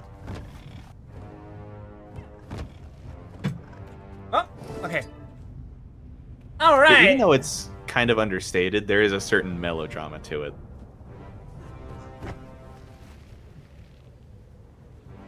Somehow my entire physical build has changed. It's a really good disguise. It's a really good disguise.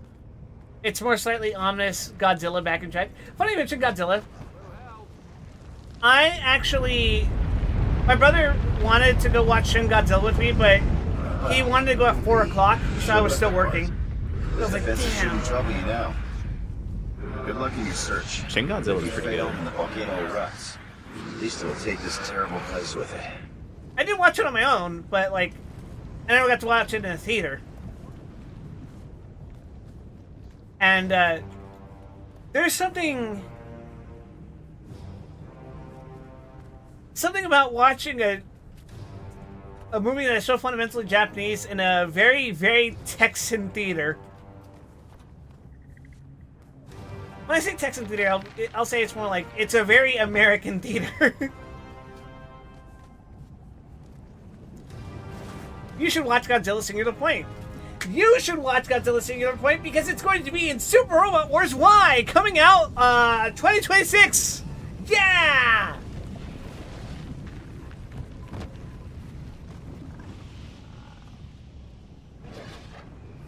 Hey Fig, you're here. What's the matter? Ow.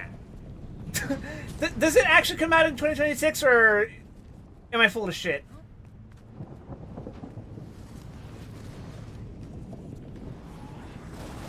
SRWY, yeah. Might as well. Never mind.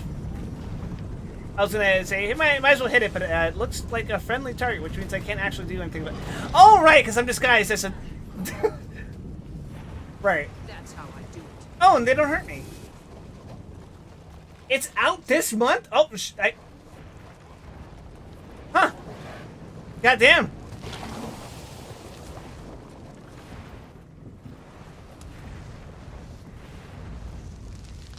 Although, that does remind me. Grant, were you there for the conversation about the game's engine? The Super Robot Wars game engine? Yeah. I'll be real. If I was, then I repressed it. Okay, so basically in a recent interview, I think. Oh, shit. Okay. In a recent interview,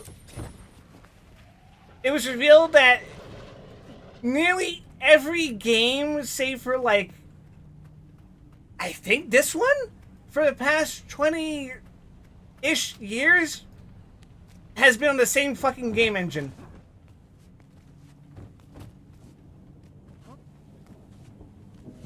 So, like, I think that constitutes everything from, like, the PlayStation 1 era. Since the PlayStation 1 era, yeah. Every Super Robot Wars game made between the one that I'm streaming now and the one that's coming out now has been on the same engine. And having heard what I was just describing about this game earlier, that is so fucking ominous. But perhaps more ominous is the fact that they said that they switched to Unity for this one.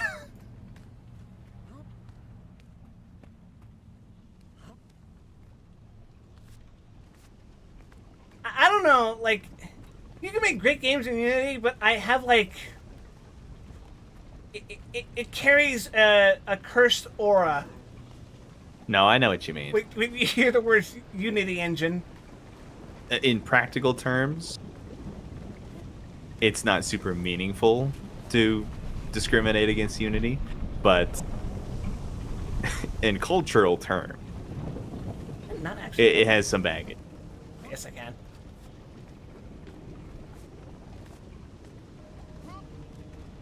I remember all the fucking zombie Minecraft asset flips from like 15 years ago. You know, you mentioned zombie Minecraft asset flips, and my mind immediately went to this game called Unturned? Yeah, that's exactly what I'm thinking. Before you go in, I have an anecdote. Go ahead. So, take a gander at all this Mersat architecture.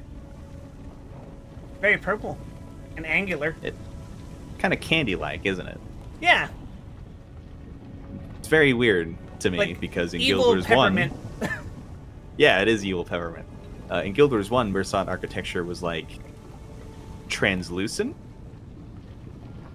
So it was these solid spiky spires, but there were like shadows shifting inside of it. Really? It was a super interesting effect. So I don't know if like the well, no, the obvious reality is they didn't want to recreate that, so they just made something like approximating it. But I can't help but feel, or like imagine that one of the implications could be like over time, whatever shit they did to that like solidified.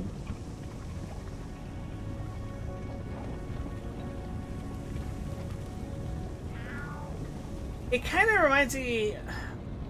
If you added a bit of green to the color palette, it kind of reminds me of some original enemies from the Super Robot Wars games that are like... One of them's like Guy a who's only sentient played crystal. Super Robot Wars. One of them's like a round with like outer edges that are slightly jagged sentient crystal.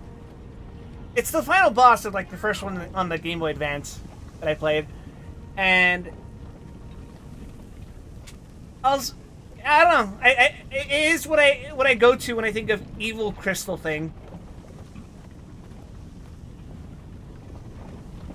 It also makes it look closer to Bloodstone, but it's themed Jade.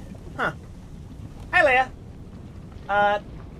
The two Godzilla things I wouldn't recommend are obviously the American Godzilla from 1998.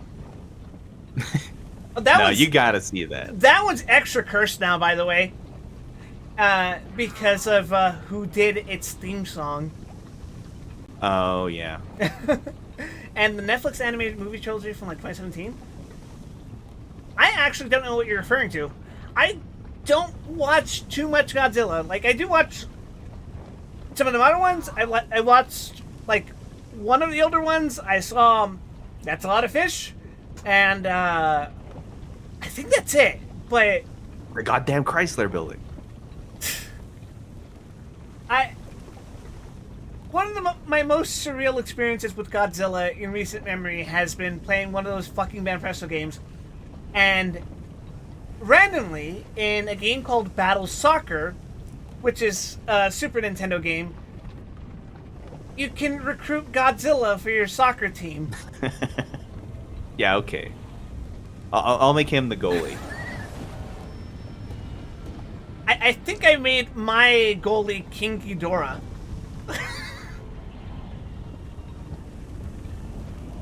Oh, goodness.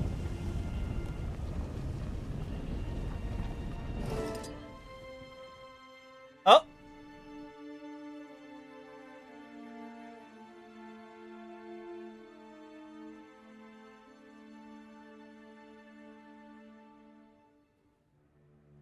That's the last of the dwarven machines.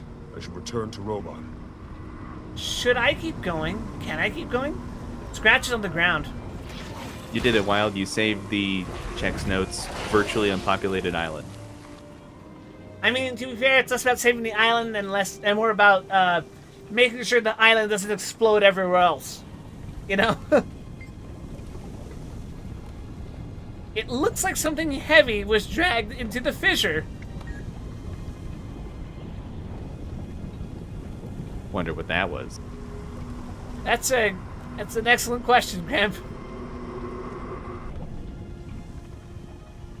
Probably Bram. Oh, thank God, we'll never have to see him again. What is going on over there? Why is someone rocking a mentor tag? What is that? Commander tag? There's probably an event up. Oh. Well, I'm sure it's nothing to worry about. Nothing I need to get myself involved in. Alright, Rockman, let's go.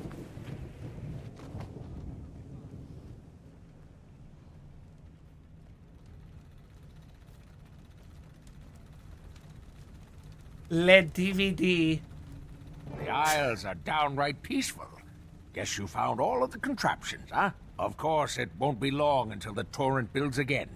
Perhaps by then I'll have these Skrit whipped into shape. Hey, you still with me, friend? You've got this faraway look in your eyes. Fire everywhere. Uh-oh. I'm having an echo moment.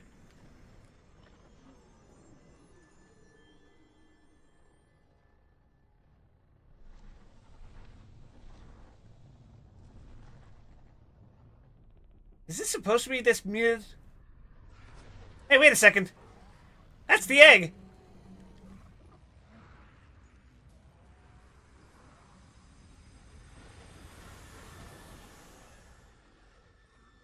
Oh, good, it hatched.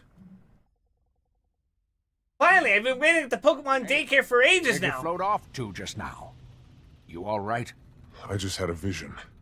A pretty ominous one. A vision? You sure it's not just the heat playing tricks on you? This was no hallucination. I have to get back to Taria as soon as possible. Guess I'll have to take your word for it. Well, thank you for the help, friend. The Fire Islands owe you a great debt. I really got to find out who did these Heart of I'll mark Thorns this cinematics, among my because, conquests. like, You just visually speaking, there's a shit ton of talent on display. Yeah, like, it's amazing. It's almost like... I dare say it's even, like, quote-unquote, directed well? I don't know if that's the proper word for it, but... They're stranded. It's framed in a very interesting way.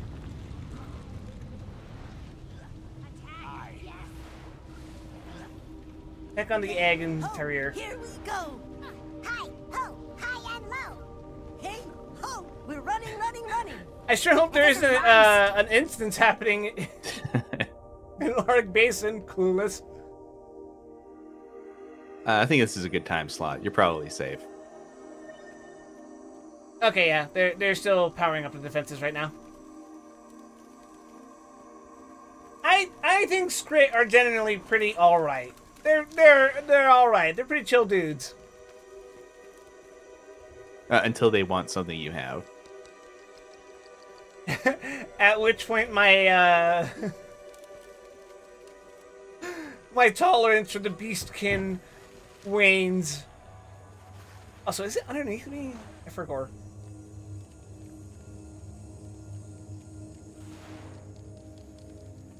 Is it? Yeah. It would be a shame if the egg's champion forgot where he put it. Faster! Let's pretend I just want, like, treasure. Wait a fucking second. It's gonna be next to an octopi. Real. Hey, earned a hero point.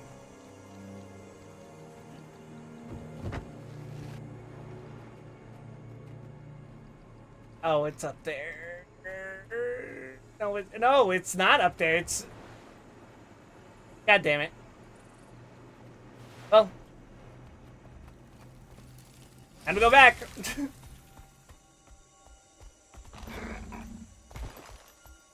That one is up. Yeah, it looks like it. Oh, I remember everything now. Mushrooms.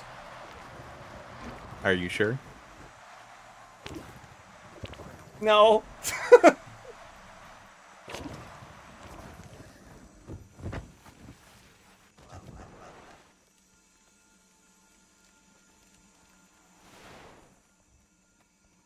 Keep seeing the word dragon vigil and think, yeah, dragon Virgil.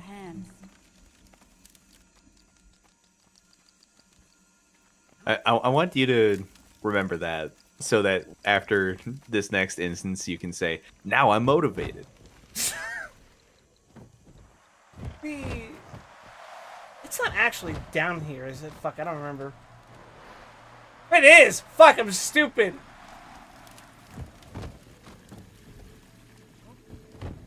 There was a whole instance about me dropping off the damn egg!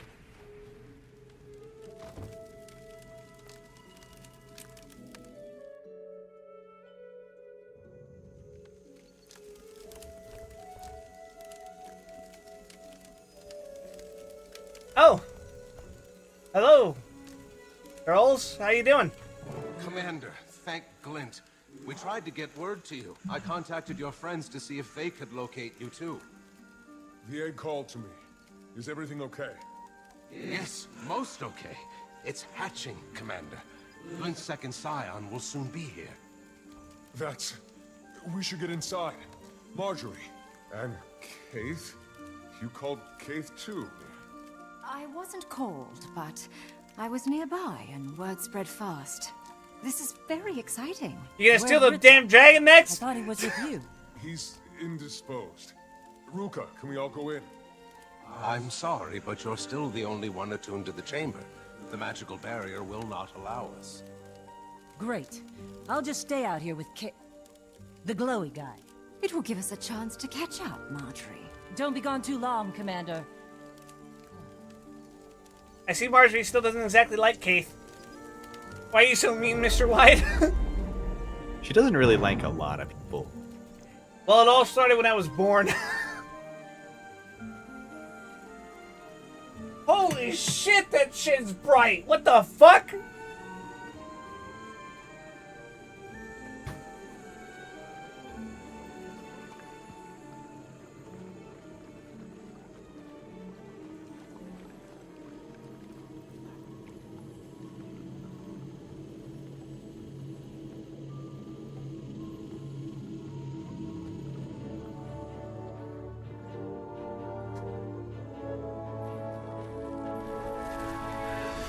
Here it comes.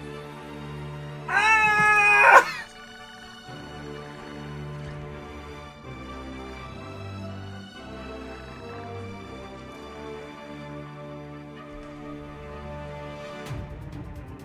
Ah, good.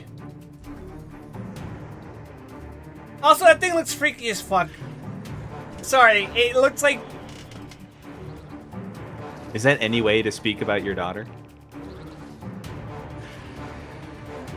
She was just born and I'm already in a custody battle with their fucking grandpa? Get back! Wrong Elder Dragon. Oh, right. Commander, the chamber! Something's wrong. Hold them off while I write this. With Uncle? Great Uncle? Sure, let's go with that.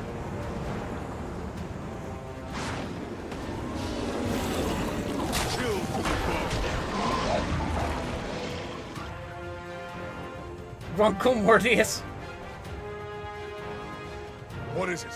Why is the barrier down? The chamber is designed to reattune to the newborn's unique signature. But this technology is centuries old. Something must have malfunctioned. Keep them away from me. I'll repair this as soon as I'm able. I need to chamber's defenses. Keep the destroyers away. So,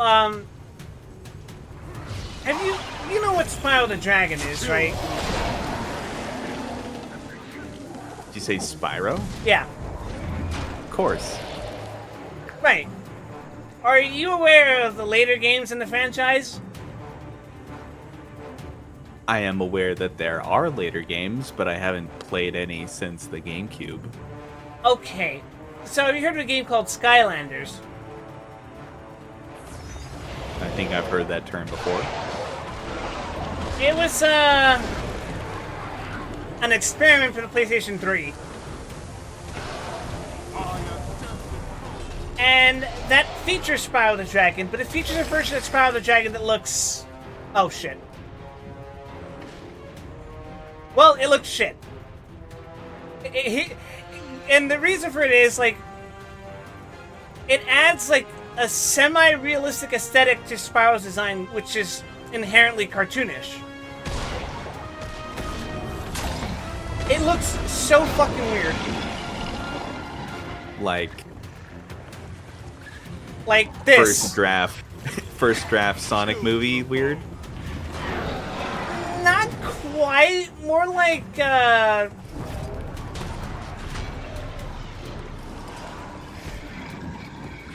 to describe it? Almost Nintendo hired this man kind of Mario looking thing. You know those, this is what Mario would look like in the fucking Unreal Engine, shit like that? Oh, so beyond reproach. It just looks fundamentally wrong.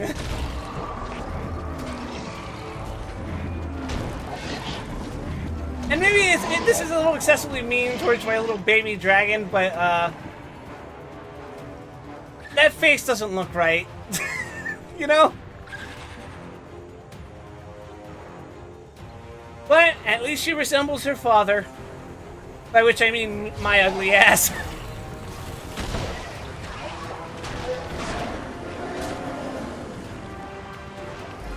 Oh my god! How do you know? Your face hasn't been seen in at least 3 months. Why do you think I hide it? Sir, what the fuck is happening? Chill to the bone!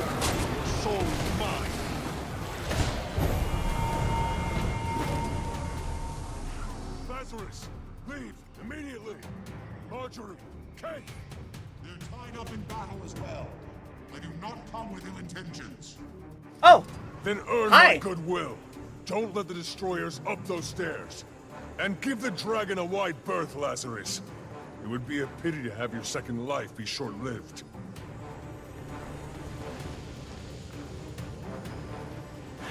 Reminder she received some of the magic power from Morjamoth at the beginning. Yeah, that's why she has Morjamoth's ugly mug. Regrettably.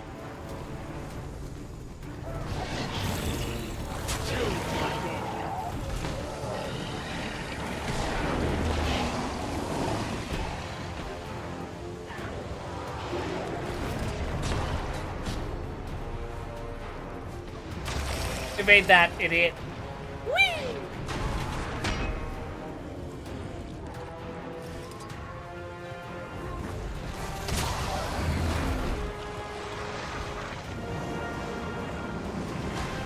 A bomb?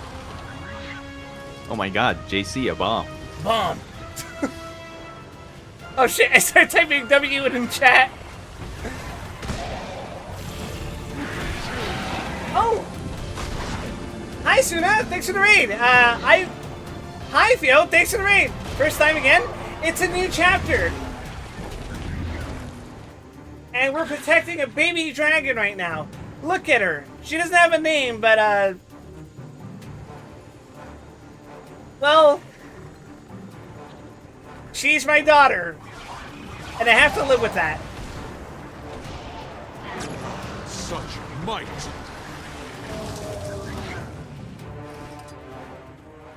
This is the worst custody battle I've ever been in.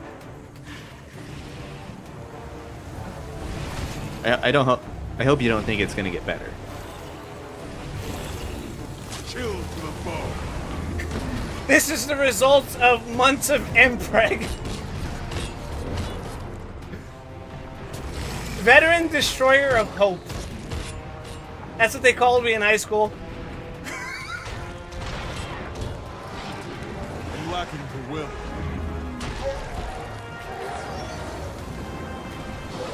Oh my fucking god.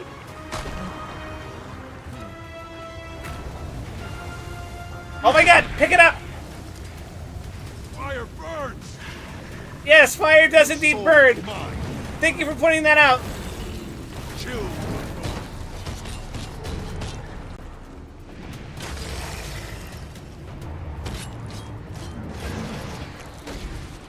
Anyway, how are you guys? What were you guys streaming?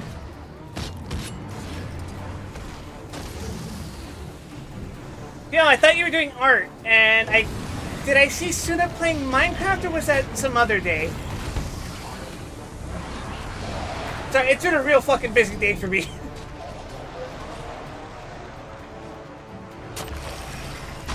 Oh, God. Where's that bomb?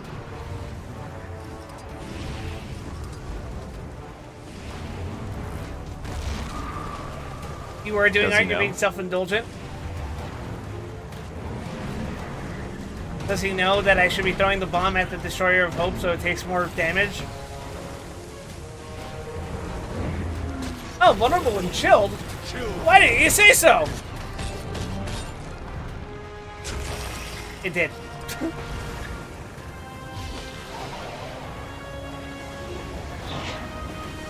Your soul's mine.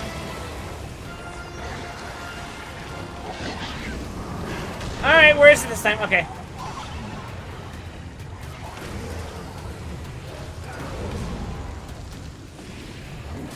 Feels nice.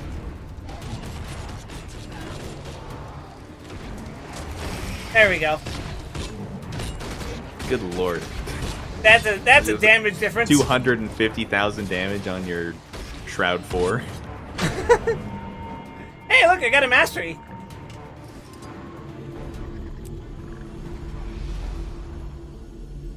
But yeah, Phil, what kind of art were you doing? Sorry, we Phil got and held Suna are up friends of outside. mine. Destroyers, but what's happening? It's done, Commander. The barrier has been restored. The Scion of Glint is safe.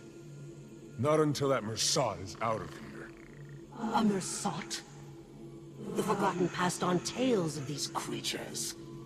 I never thought I'd encounter one. You are the dragon's champion and shepherd. But may I suggest purging this impurity directly? I was in the Tales of the Forgotten is dead. I have been reborn, and rising from the void brings with it a new perspective. We previously sought power through treacherous means, only to save ourselves when the dragons rose. But now, I see we must all stand against the dragons to save everyone. You hope to align yourself with me? You have killed two, have you not? Our interests are the same. The fire dragon is rising. I cannot stand idly by and repeat past mistakes. My actions since returning prove me a useful ally. Destroyed the Bloodstone. The Bloodstone was destabilized by years of misguided White Mantle tinkering. I did absorb the blast to repower myself, but also, how many countless lives were saved? What's the angle you're running? What's in an alliance for you? The salvation of this world. The White Mantle is splintering. Those who follow Codicus and those loyal to me. I can make them a force for good. Another spear in an army against the dragons. You guys believe him? This is the same accord the Mursat struck with the Forgotten. Then, they simply broke their word and disappeared. That was a cowardly act of self-preservation, and something I will not repeat. Do you guys believe him? You seem earnest enough, so I hope you'll understand when I tell you there's no way I can agree to this. I can't keep an eye on you at all times. I have an idea, Commander. I'll do it. I'll dig into his claim. And if Lazarus is truly changed, we can reassess the situation. I welcome any inquiries. Oh, it'll be much more than that. I'm going to be embedded with you. Shadow your every move. Marjorie, can I speak with you a moment? You just suddenly hear and Sounds say like things? a good idea, right? I mean, could Marjorie reasonably do anything about it if he decided to go rogue? Given his She is ability... a Reaper like you. Yeah, but he can also She fucking could probably do spontaneously teleport, so, if he really wanted to get away, he could, you know, just, Also, he had, like, a 2,000 megaton nuke worth of magic. Yeah, there's that. Honestly, I don't think even I could, on my own, kill him. Not without some kind of, like, Super Saiyan power-up, you know what I mean?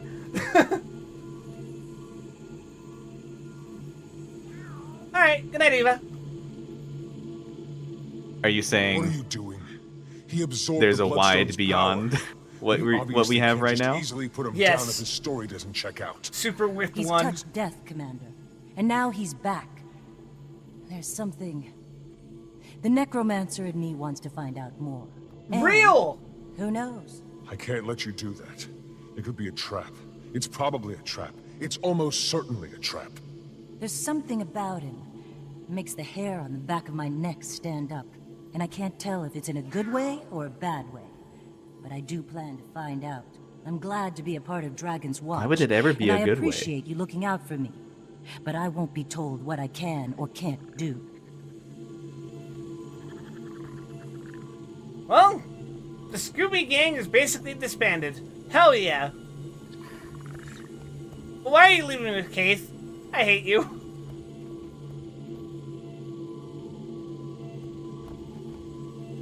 Lazarus, let's move out. We have a lot to talk about, my floaty new friend. Dude is like 5 times your size. What the fuck? I can't help but feel like I'll be explaining this to Casimir shortly. Given what happened today, I'd feel a little better if someone I knew was watching the chamber. Someone you trust. Yes. So could you ask Timmy to get here right away? You're joking with me. I take that as a good sign. You've been a lot of things, Keith, but you've never been an enemy of this dragon. I'll lay down my life for... what should we call it? Her. Her name is Aureen. Oh, okay. You decided that quite fast. It wasn't a decision. I just knew.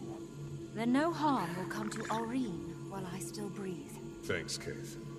After the coming battle with this changed, more powerful Primordus, I hope any of us are still breathing. Well, that was the least explosive gender reveal party I've ever been to. It's my destiny. And it was pretty middling, if you ask me. You next in A journal. median party, perhaps.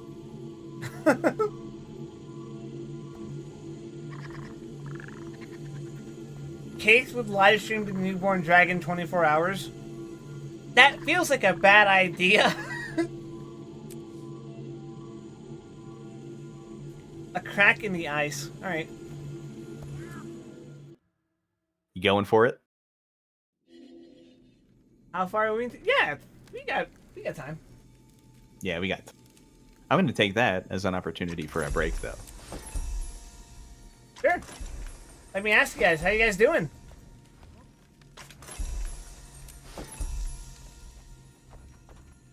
I'm motivated by my newfound paternal instinct, I guess. Gramps needs to rest his bones. Real. What should we call them? Dusty old bones full of green dust?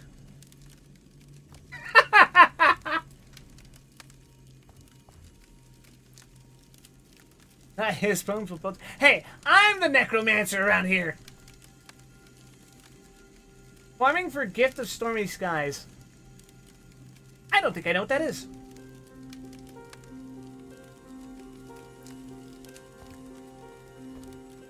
If we talked about it, I already forgot, because, as you all well know by now, I'm quite dumb. But, why the fuck is your chat up there? Don't worry about it.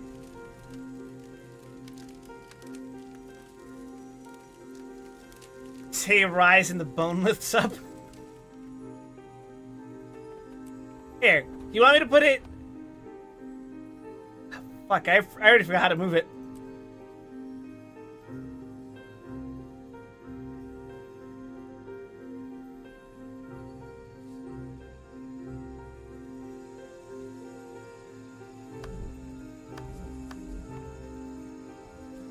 Fuck, I don't remember what I did to move it up there.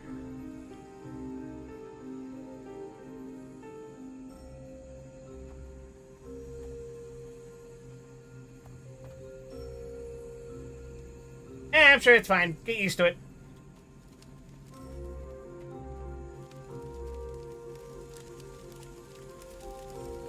Rise is my favorite shout. The power button for my phone is missing.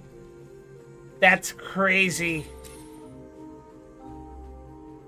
Anyway, okay. New instance, we have to...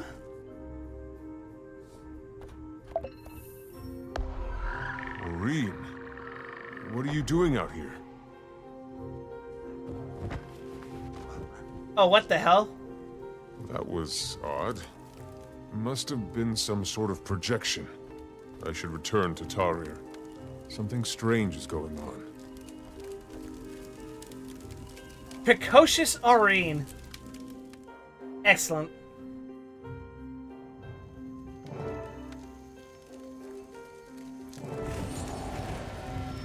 Ah, Commander. Excellent timing. I was just about to send word. Aureen has been calling for you. Yes, I know. She's been appearing to me. Much like she is right now. Aureen? What are you talking about? And she's gone. Didn't you see her? Interesting. I saw nothing. You must have made quite an impression on her. Ah, god damn it. I have to lead the dragon. She's chosen you to light her path. For now, Aureen is just an infant. forming her first pictures of the world around her. But make no mistake, She'll one day achieve great power. As her guardians, it's our duty to set her down the right path. I'm at Aureen's disposal. What's the plan? A bond already exists between the two of you. Our goal is to nurture and strengthen that bond. To that end, we've prepared a series of challenges meant to demonstrate virtues to the hatchling. In the chambers ahead, You will help the needy.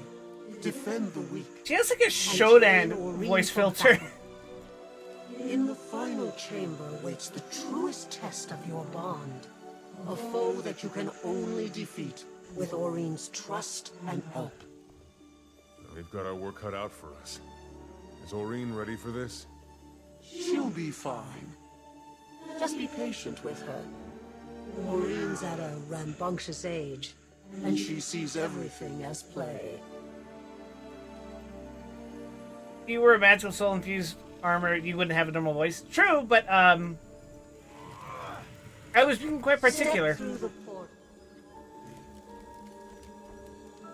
Anyway, I was gonna say, today's an interesting day about discussions about fatherhood.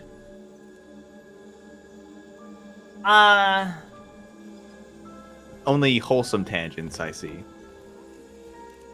I was going to bring up that because I was having a busy day at work today, I ordered food for delivery. And the delivery driver was like oversharing the shit out of a situation. Basically saying, thank you for giving me buddy because I'm trying to become a father. And I'm like, Yep. Listen, the wording was less vague than that, but it did get, I'm experiencing motherhood. In a few months, everyone. No, but, I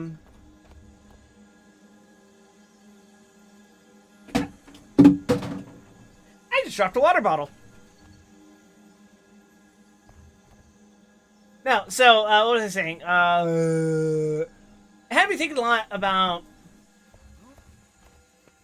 my future, I guess. But here's the thing. I'm not sure I can have kids. I haven't been tested, but because of the cancer treatments that I got when I was younger, I don't know if I can. I could get tested, but I also kind of don't want to know, you know? Because once you get the answer, then it's definitive. And if it's not the answer you want, then that's pretty soul-crushing, I think. Now, here's the thing. I don't think I even want kids, right?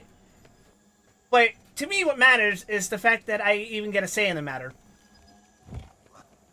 Because I think it would be pretty shitty if, for circumstances beyond my control, I was unable to have children. Even if I don't even want one.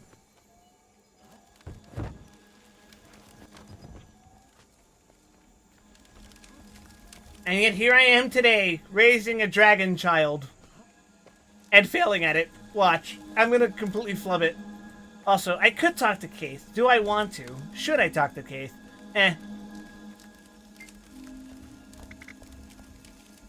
Do you have any questions before you begin? Excuse me. Tell me more about helping the needy.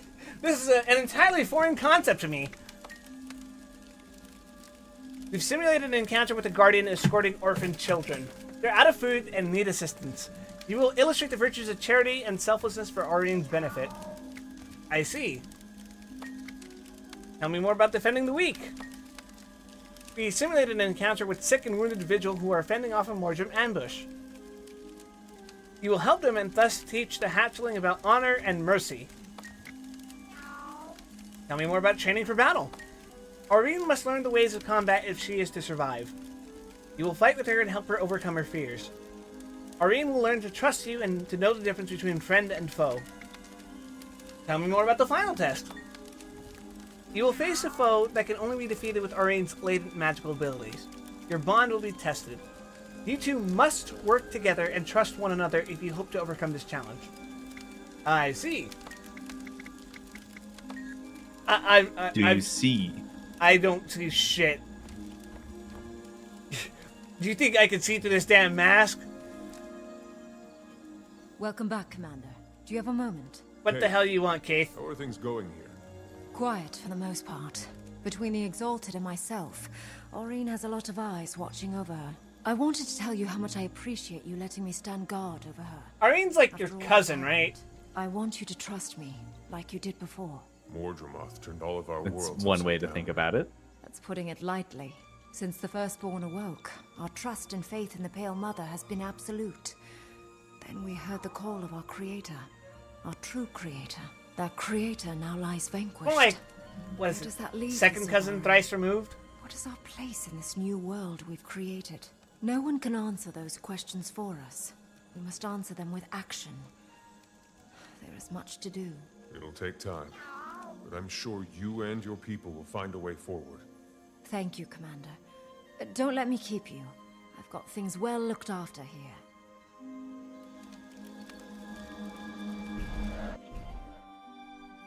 Oh, good. It begins. Rambunctious age indeed. Aurene, come on out.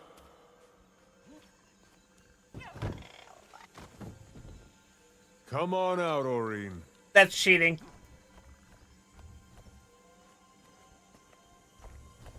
Is it cheating? Or are you just blind? She fucking vanished. I know that shit was scripted.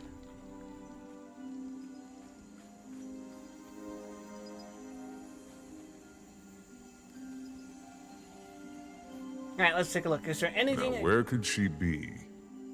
I can use to coax her into following me?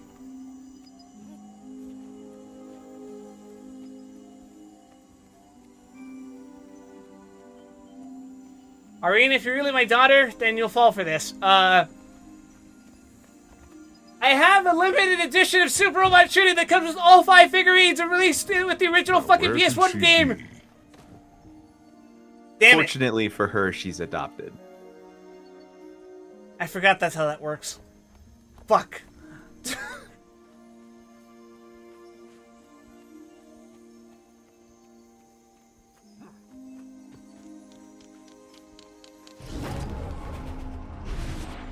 That's it. I'm bringing my Reaper Shroud out. She's gotta be around here somewhere.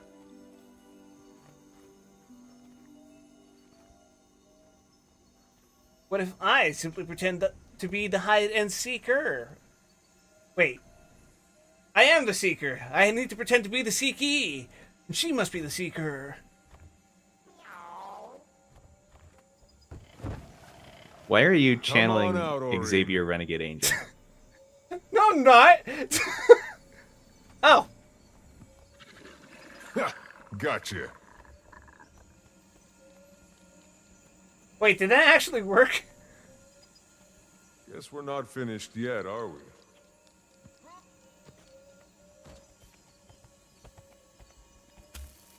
Bullshit! Come on out, Aurene.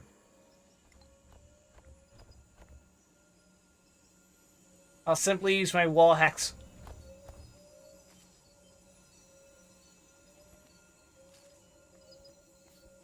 Like a real Guild Wars 2 player.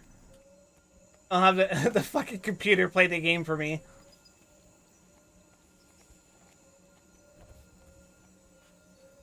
Finding Come green in on the out, green. Aurene.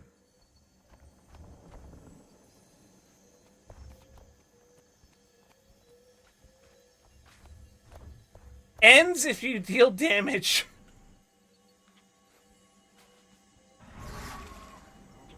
Now, where could she be? Yes, you have not had much opportunity to play with the status since you're a necromancer and they don't really do stealth. But if you're in stealth and you deal damage, the stealth ends. So it's a really one-time thing. Although the thief class plays into that by giving you a Gotta be around special here somewhere. skill that only is usable if you're in stealth. I thought this was WoW. I thought this was Spanish class. Come on out, Aurene.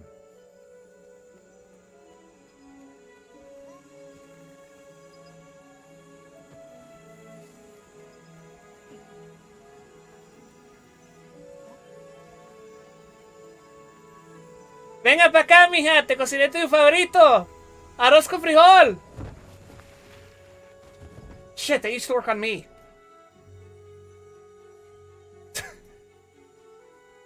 Now, where could she be? You do seem like a World of Warcraft player. I have never played World of Warcraft a day in my life. Now, Final Fantasy 14, absolutely. Though, not anymore, but, Now, where could she be?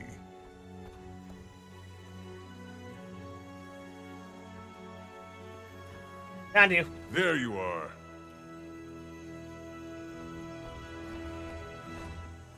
You can really All see right, the Ori. Final Fantasy 14 We've had player our in fun. him by the fact that It's time he to get to is work. seemingly Not incapable looking? of finding Yeah. a single object in a relatively small circle.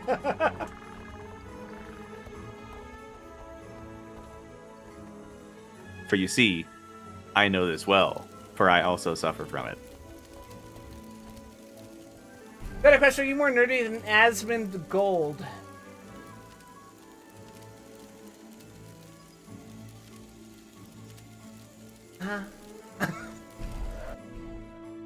I don't know if I'd call him a nerd. Call him a lot of things, but They're more hygienic, at least. Demonstrate charity and nerd. benevolence to the Scion. How about it? So that is admittedly a very, very low bar. Then let us begin.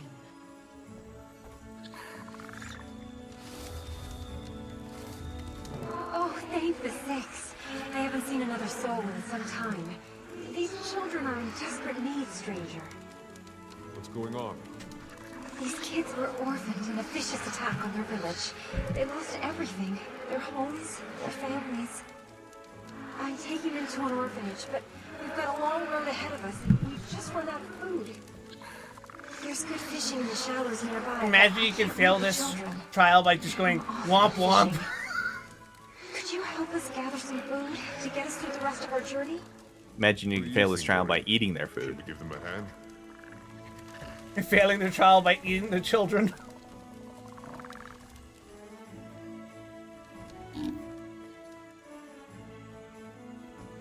No, This- even Wide Weston wouldn't do that. They're Yeah. too stringy. Yeah. I think I said this before, but this sounds like something I could hear in Dawn Trail. Ori, go check the traps.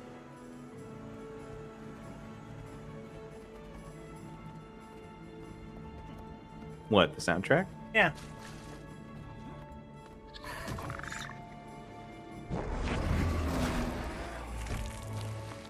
Actually, might as well just do this. Die. Remember, Aurene, if you're ever in danger, just press 9 then 0.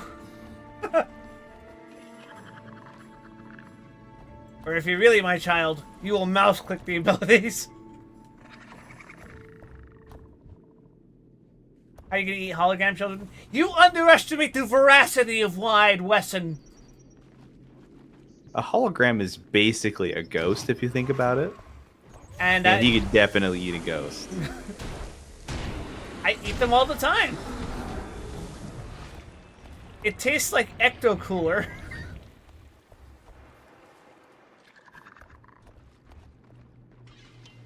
If dragons And can eat ghosts magic, are surely also I men. can.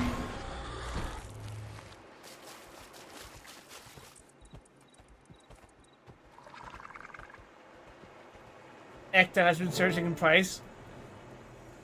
Now that's a recession indicator. Maureen, you're not eating any of that fish. On the contrary, that's deflation. Because we're supposed to be feeding starving children. Starving orphan children. We'll eat when we're done, okay? Holy shit, it's up to 50 silver. I'm going to assume that's Dragon for understood. Maybe I'll sell some of my stock. Grandpa's getting ready to work the market. Also, it's kind of fucked up that I'm admonishing Aurene for not feeding the starving orphan children when, what is she?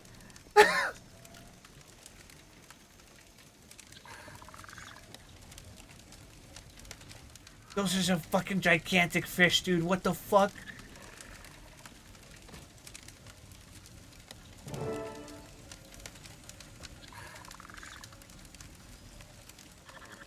Weston is the guy you go to for advice, even if it's a girl you like. The finances. No! Don't come to me for advice. What the fuck? I have the worst fucking advice, especially when it comes to dating and finances. This is quite a bounty you've brought us. We should have more than enough to last us through the rest of our journey. As a matter of fact, it's almost too much. Here, take some with you. For your companion. These children have been through a lot, but at least they won't be going hungry. Thanks so much for that. Tinder it up, bro. You hear that, Aureen? You did a lot of good here. Ah!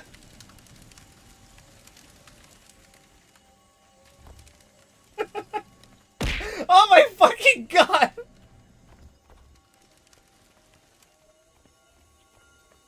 Alright, it wasn't a huge amount of ecto, but I pocketed an extra 300 gold. Huh? I told you they're 50 silver each right now. How many did you fucking sell? Illustrate the virtues Like of mercy and 400. honor for Glint's scion. Holy Are shit. you ready, Commander? That's not even a lot. You heard her. Let's get started. The trial begins. Find that little goober Choya that's spinning. Actually, I have a lot of gear to salvage as well, so I guess I'll get some more.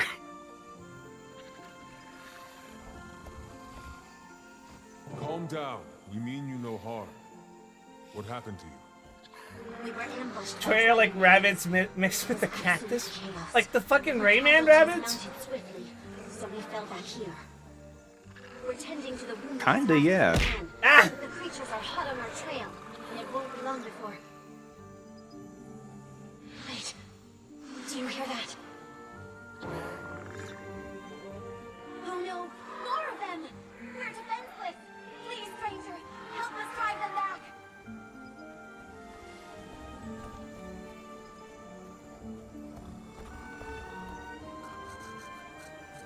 You're making me poor? You're the one throwing shit at me!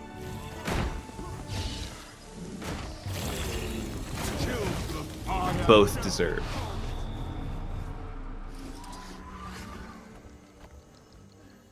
Oh. Come on, Aureen, bring them over here.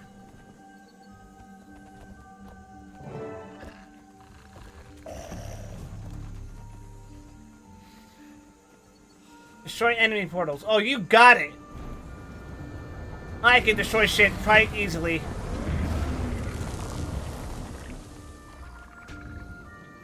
Hey kid, check this out. Okay.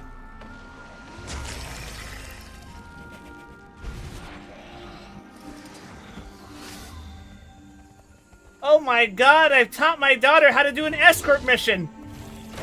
Such might! So you don't have to. This shit is so peak.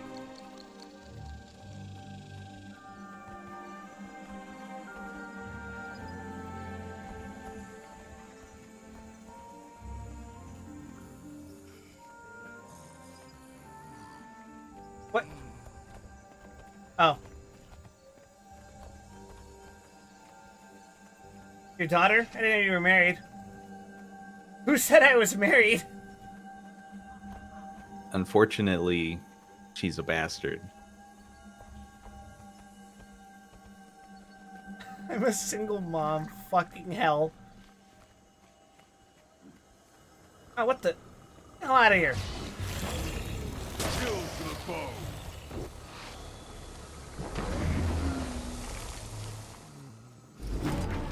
Ever since Air died, it's been downhill. Well, to be fair, she was a single mom too. No, she wasn't. Well, she wasn't, then she it's was. Very, in a very skewed sense.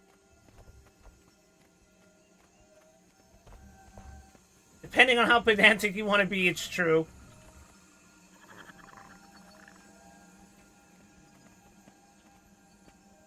Her husband raised Bran while she did hot girl shit.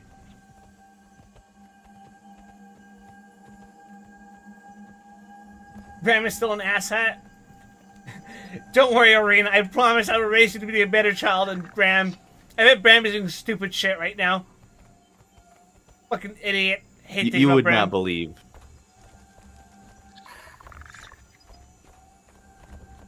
No, I think I could believe Bram doing something stupid. I don't think you're ready for the One levels we're challenge talking down. about here. Is he on his A Realm Reborn Alphino arc? So much worse. No. You're fucking with me. We'll get there. How? It can't be should that be bad. all of them. We'll You get and your there. people are safe now. I can't believe we survived. We'd all but given up hope before you came along. You and your companion, Eileen. Thank you both. We were happy to help. Good luck on the rest of your journey.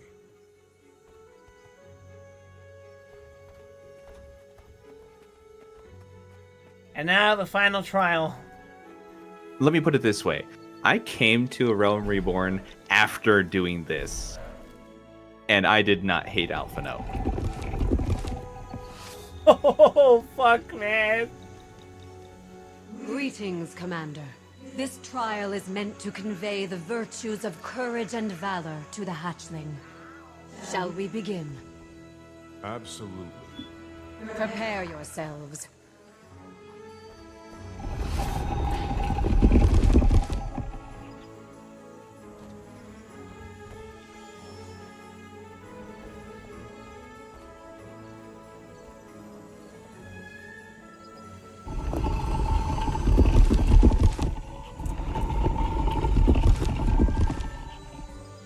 You know what the worst part is? We don't even have an equivalent to Alizé here. To balance out Bram's shit.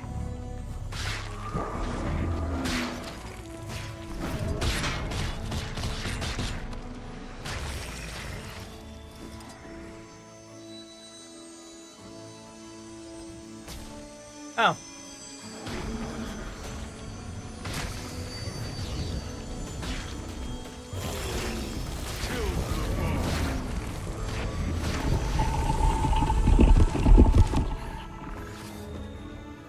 That's one ooze generator down, more to go.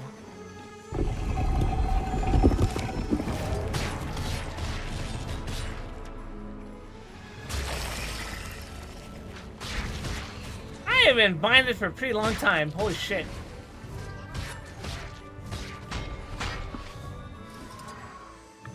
Yeah, if there's one thing an ooze is good for, it's for afflicting you with conditions for an amount of time that doesn't seem possible.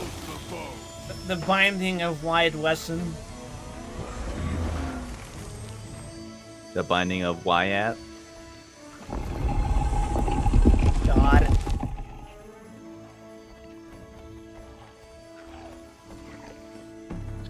I sometimes get curious about trying that game out, but like, I don't know if I really like roguelikes. I think it's a great game. But But you were playing that shit since it came So- out. no, I haven't. Not even close. Really? It is it an older is- game. It is kind of like a similar proposition to starting Final Fantasy today, in the sense that it is a very large game that has been added to in large quantities over a very long period of time.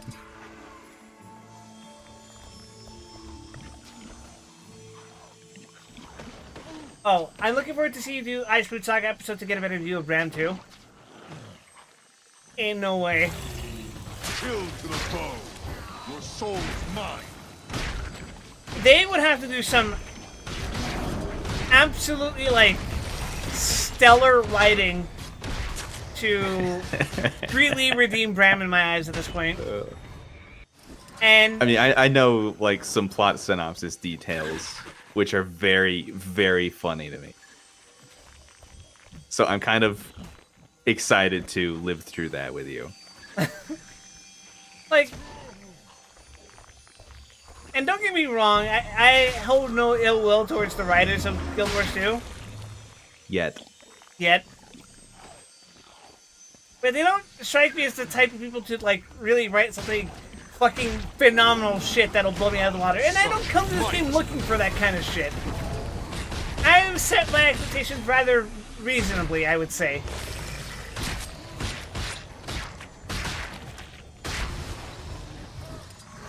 Like, I'm not expecting a Shadowbringers, you know?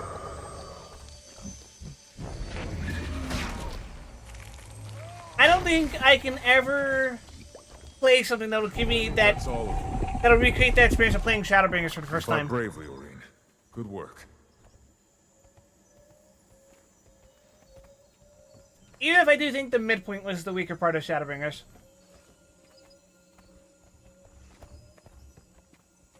It's still an incredibly solid, phenomenal story. And when I come to Guild Wars 2, I'm not going to go in thinking, man, this is probably going to be just as good as a fucking expansion for a game that came out like 7 years after this. I have heard from people that I have some level of trust for that the last chamber, Commander. Very unfortunately abbreviated Icebrute Saga is relatively good. You must work together with the hatchling to defeat the foe. In fact, are you prepared to face this? If I'm being honest with you, actually, I'll let this instance play out. We've Sorry. come too far to stop now. Let's do it. Ready yourselves. The test begins now. Help Aurene destroy the Mordrum.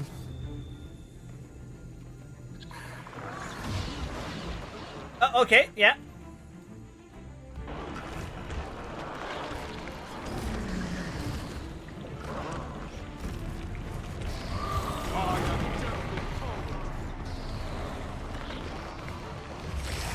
Okay, so far, just a straightforward DPS mashing. I see the command. It's not unlocked yet.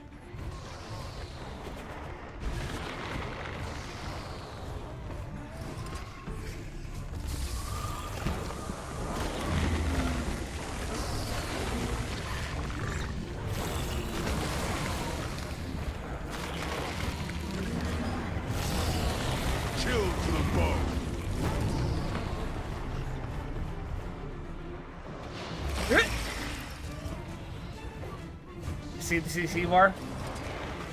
Your soul is mine. Well, it's not like I can CC it at this point. It's permanently filled at this time, I think.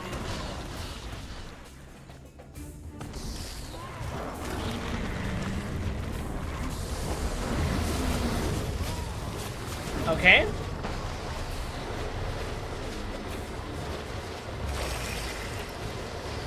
Oh, wait, hold on. Got an extra wide circle just for you.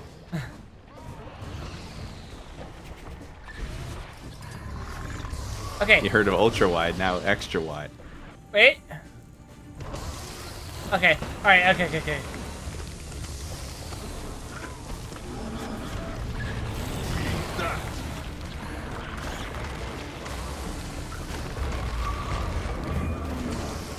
Your moment has arrived. Don't hold back now.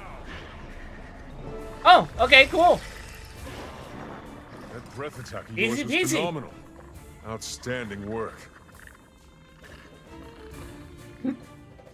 I should speak with Illuminate. You rest now. Oh, You wide learned. ads to me. Well done, Commander. We've given the hatchling the best possible start that we can. She still has much to learn about her place in the world. But thanks to you, she has a foundation of trust to build on. Commander, do you read me? Sorry Oh, to interrupt, but hi, I've Timing. got some urgent news. I've been examining that destroyer sample you retrieved, and I've come to a conclusion. I was right, as usual. So it's true. The dragons are absorbing each other's influences and becoming more powerful in the process. That's right, and there's more. I've been digging through old Radanovan research on Primordus for an exploitable It weakness, contains a and buck. I found a solid lead. Dear God. According to these findings, Primordus' domain of magic can be counteracted somehow, negating it altogether. As for the possible counteracting agent, I'm still investigating. New answers lead to new questions. What's your status? I just finished spending some quality time with Aureen. Glad to hear it. Especially if it lessens What the the likelihood fuck? of an older, bigger Aureen going rogue and slaughtering us all.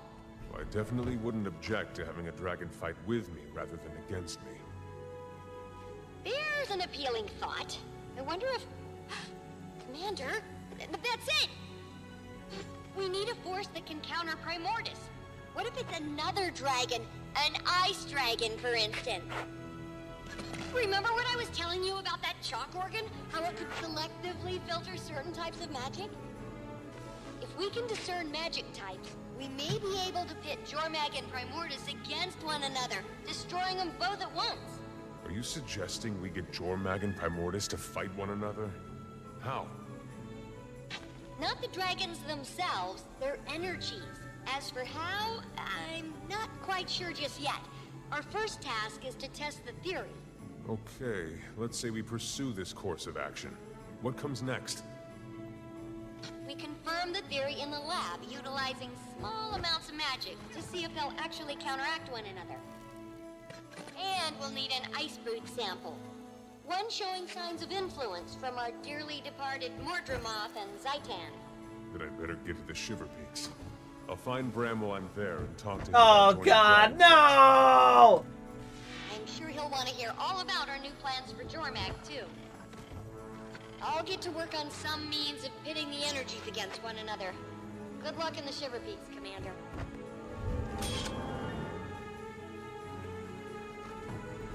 Alright. Sweet, sweet treasure.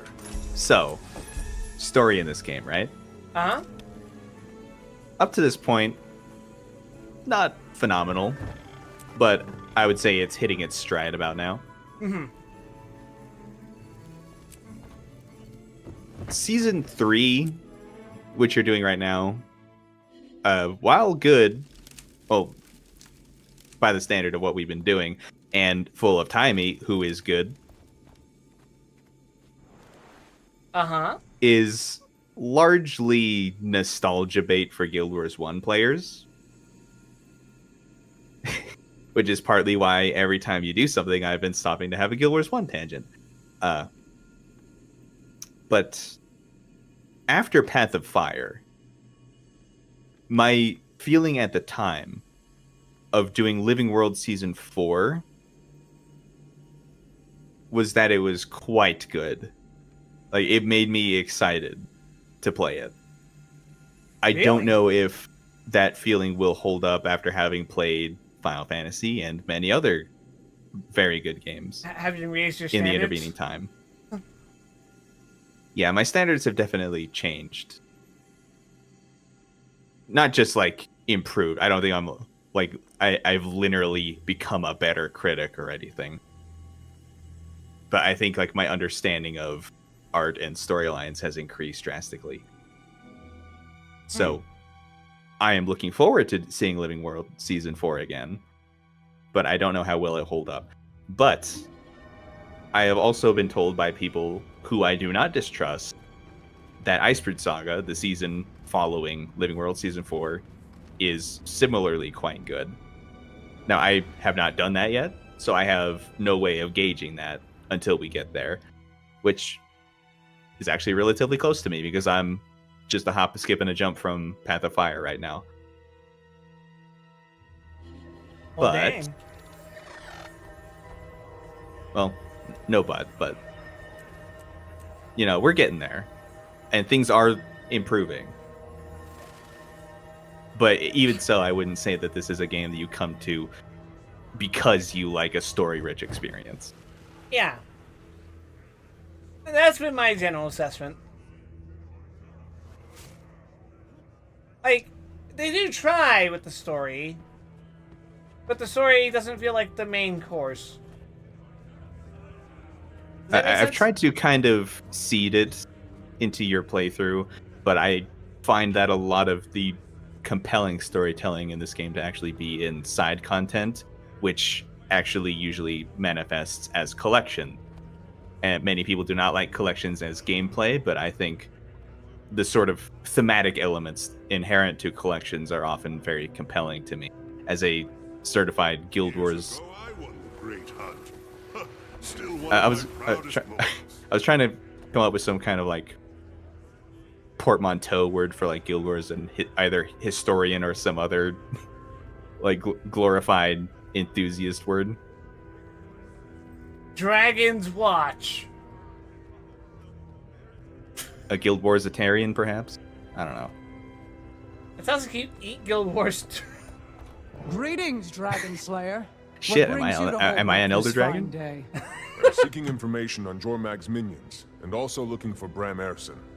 Have you heard any reports of ice brood that don't fit the expected description? As a matter of fact, we have. We've heard word from the far north of a corrupted creature unlike any we've seen before. But we don't advise traveling to the frozen wastes. Everyone who does either disappears or returns as Svanir. We've lost too many. Lost because they went up there without shipping the tooth first. Do you really think the tooth is more than just a legend? Once someone damages the Fang, we'll know it's Yeah, time Bobby? to take back what Jormag stole. My comrade Taimi and I are working on a theory that could allow us to fell Jormag without sacrificing lives. Jormag had better watch out then. It's not certain yet, and I could use some help. Do you know where Bram is? And Rox, is she here? Rox left with Garm yesterday to catch up with Bram. Bram has gone to the far north in search of a lost magical scroll he plans to use on Air's bow. That sounds like a fitting way to honor his mother. There is no more dangerous area in the Shiver Peaks. I wish you good hunting.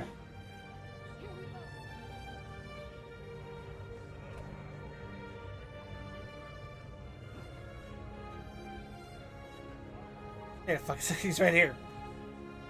In the far north, just beyond civilization, there exists an expansive tundra overrun by Svanir and Jormag's ice brood.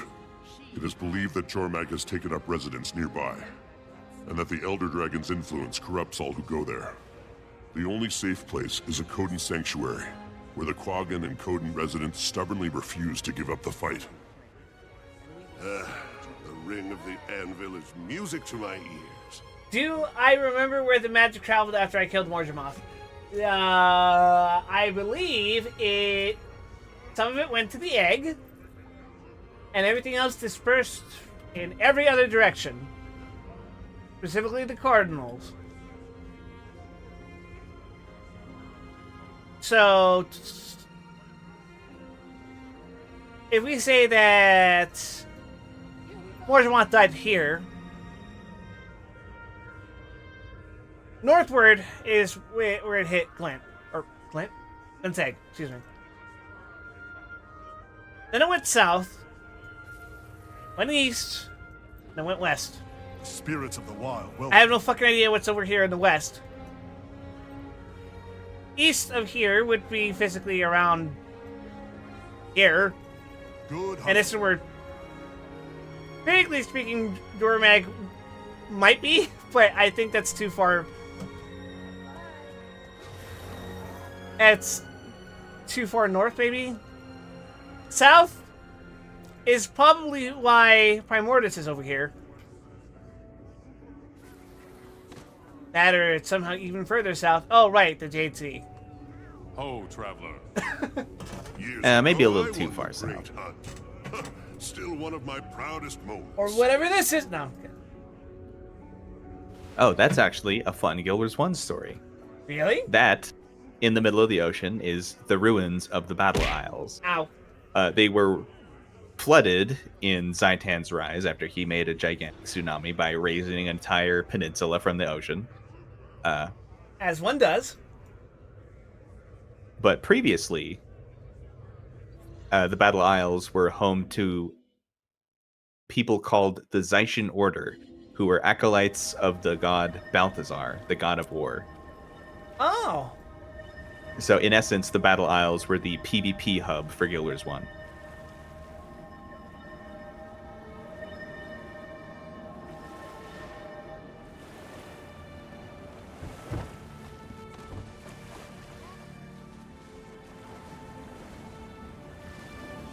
just remembered we had to fight like an avatar of Balthazar in which map was it? Arak Basin. Yeah. That fucking Yeah, he's a sucked. piece of shit. Fuck that.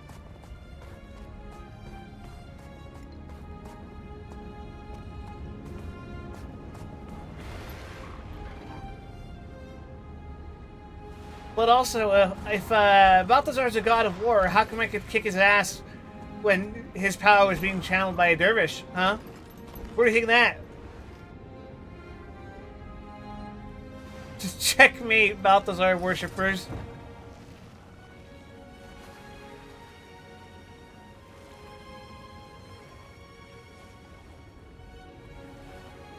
The Zaishen also ran the Zaishen Menagerie where they kept all the ranger pets you unlocked? I Yeah, didn't know Guild Wars that. 1 was a very technically limited game. In Guild Wars 2, you could just have every pet simultaneously and equip them as necessary. In Guild Wars 1, you could only have one pet.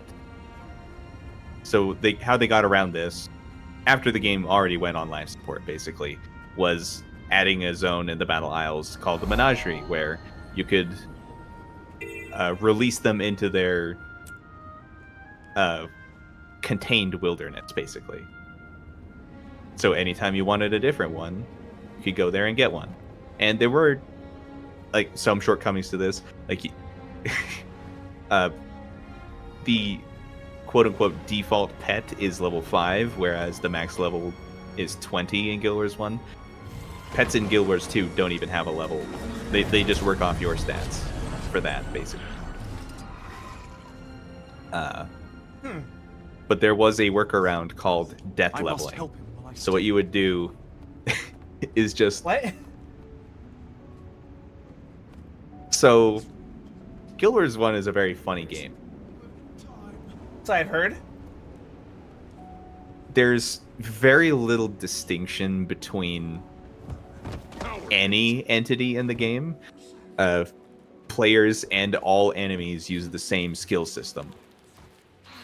So, like, any... for instance, when I was talking about the Destroyers earlier, they were the same professions as players. So they would be using warrior skills and necromancer skills and mesmer skills, etc. Okay. And that actually was like the core challenge of the gameplay, is understanding each profession and like being able to counter them with your own build options. Shit, where was I going with this? Death leveling? Oh yeah, death leveling. So, so enemies like share that characteristic with players because they share basically all fundamental aspects with players, including the way they gain experience. So if you are of a high enough level for an enemy to gain experience when it kills you, it will gain experience and eventually level up. That sounds... And when you charm a pet in Guild Wars 1, it turns into an enemy. So the idea is to reduce your HP as much as possible, bring 3 NPCs to res you when you die, and just let the pet kill you over and over until it reaches max level. And then you have your max level pet that is permanently stored in the menagerie. That's kind of fucking unhinged. That's not even the unhinged part. That takes like 13 minutes. Death leveling was previously infamously used in the tutorial of the original Guild Wars campaign, now called Prophecies. Basically, it is a state of Ascalon, the kingdom, that exists before the Charred destroyed it in the Searing. And people would stay there just because they liked being there. It had, like, so this tutorial zone had its own bespoke community. And these people who wanted to stay there found a way to reach the maximum level using only enemies found in the tutorial zone, who by default are no higher than level 8, which is not high enough to give you experience past level 12. Ordinarily. So Uh-huh. what they would do is it exploits a quirk of the AI's pathing system, where if an enemy is patrolling, it effectively has no leash. Meaning you could bring a patrol of Char north of the Great Wall all the way back to the start of the area where there's a resurrection shrine. And because they're so far away from their starting point, they won't know how to path back to it. So they'll just stay there on top of you for basically as long as you remain connected to the instance, killing you over and over, gaining experience from killing you, becoming a higher level themselves, so that they could give you experience. That's... And people did this for months. It's the kind of thing where you set it up and you leave for work or go to bed and hope you don't disconnect or lose power in the night. That reminds me a lot of how people leveled up well, not how people normally did it, but how some particularly dedicated people leveled up in games like Final Fantasy VII, Kingdom Hearts, and Final Fantasy X as well. Kingdom Hearts, someone played for like over 100 hours, leveling off of the initial 3 tutorial enemies that you have, who are all your friends who you're supposed to be sparring with, friendly, like, right? Yes, friendly like. I think they found that one of the optimal strategies was to, I say optimal, but in this context, right? But you gain experience from parrying attacks. And I think one of the most reliable attacks to parry was Wakka's Blitzball. So by just Oh, I see where this is going. hitting Wakka's balls repeatedly, you just get to level cap when it takes like 100 fucking hours. Just so you can leave the initial tutorial area at peak level. And Final Fantasy VII has a similar thing where you can level up in the reactor, the initial area. And I don't get how people do that. I really don't. But some people just do it to prove a point, so I guess that makes sense. Yeah, originally, the death leveling thing was just to prove a point, and to do it because they could for, like, you know, that MMO prestige. Uh-huh. So what ArenaNet ended up recognizing their achievement and gave them a bespoke title, the Legendary Defender of Ascalon. and to be clear, titles are functions within the game, not just like a community recognition thing. Damn.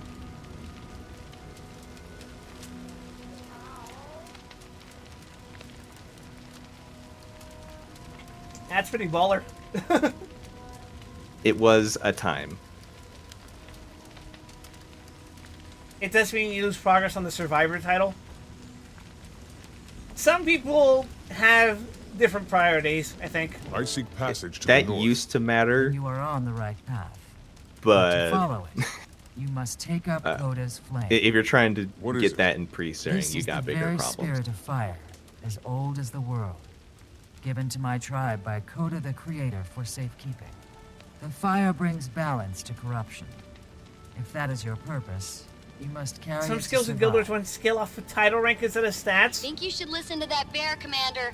I'm picking up some very high readings from that fire. Could you imagine the sheer fucking... We'd never hear the end of it if fucking Ultimate players had skills that scaled off of their fucking titles. Oh, get this. Those title skills were among the best skills in Guild Wars 1. Although they were limited in that they were classified as, air quotes, PvE only skills. And you could only equip a maximum of 3. Which, to be fair, is a significant part of your toolkit when your bar is only 8 slots wide.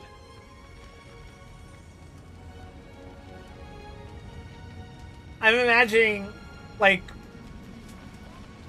someone with the perfect ultimate title, and it just gives them fucking release Dark Knight's Dark Side. The fucking flat 15% damage boost. At last, more reason to distrust people wearing legend titles.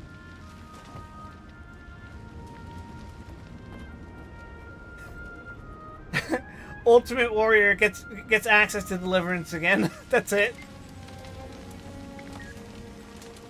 The Coda, You've definitely or just Kodan, picked up some excuse me. ancient magic. They have not previously intersected with the stream at all. Fire into the north.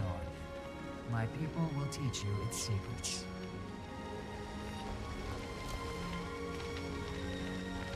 It sounds like she's talking into a blanket.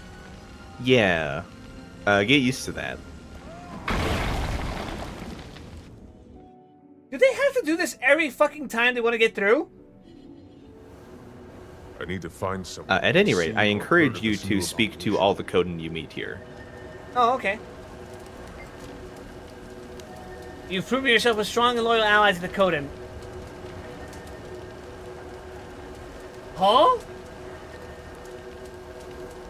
What did I do again? You picked up their fire pole. That's it?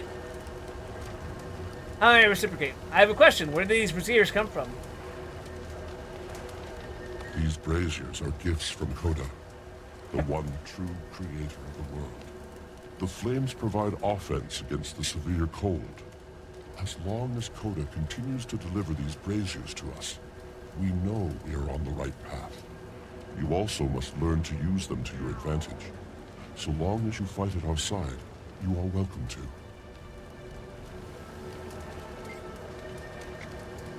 I'm curious about the origins of the Coden.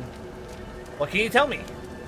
Long ago, Coda, the Ancient One, founder of the Earth, keeper of the sky, formed the world. In the beginning, the spirits of the world were wild and untamed. Then one day, a bear stood up on two legs and saw that the spirits of the world were restless and chaotic. The bear could not understand the endless cycles of creation and destruction. And so the bear was the first creature to speak. And with her first words, she asked Coda, "Why is this so?" Coda was pleased and made an offer to the bear. "If you would watch and learn, then watch and learn. One day, your offspring shall protect and guide this world's spirits." Huh.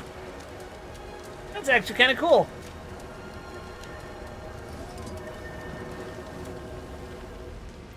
You're not done yet, are you? Wait. That wasn't all his dialogue? Was it? I don't actually remember.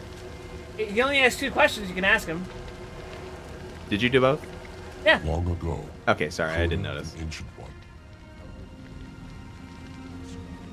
You tell me about your creation myth, walk away. He's used to it. Other cultures also worship only one deity, but they feel less Abrahamic.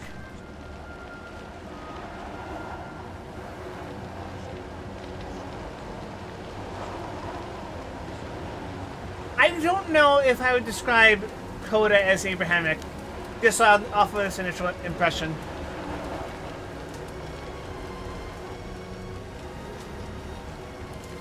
There are... Look, I'm not here to jerk off Jehovah or anything like that. But I will say there are intricate complexities in the creation myth as depicted in Abrahamic religion. And there are already several interpretations based on which version of Abrahamic religion you follow.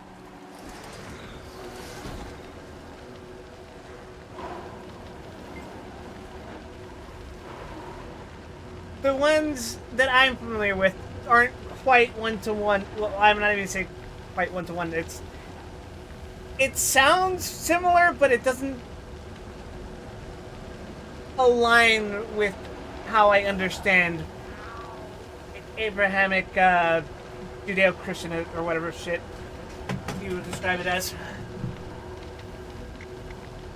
You know, that shit. Yeah, that's shit. That's former Catholic here describing religion as that shit. Really respectful of me. I bet God is gonna look at me when I die and go like, "So, we're that shit to you, huh?" Did you get baptized? Do Catholics do baptism? I don't actually remember. Yes, we do.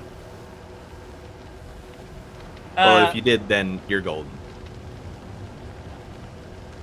I have it on good authority that that's your in. You don't got to worry about it. I was baptized as a baby. Well, I would not have been old enough to remember, so I will take my mom's word for it. Teach me. The hell is it? Oh yeah, you buy skills for the fire pole. It's not super important, but one of them is a mobility thing that might help you. Fortunately, I have currency.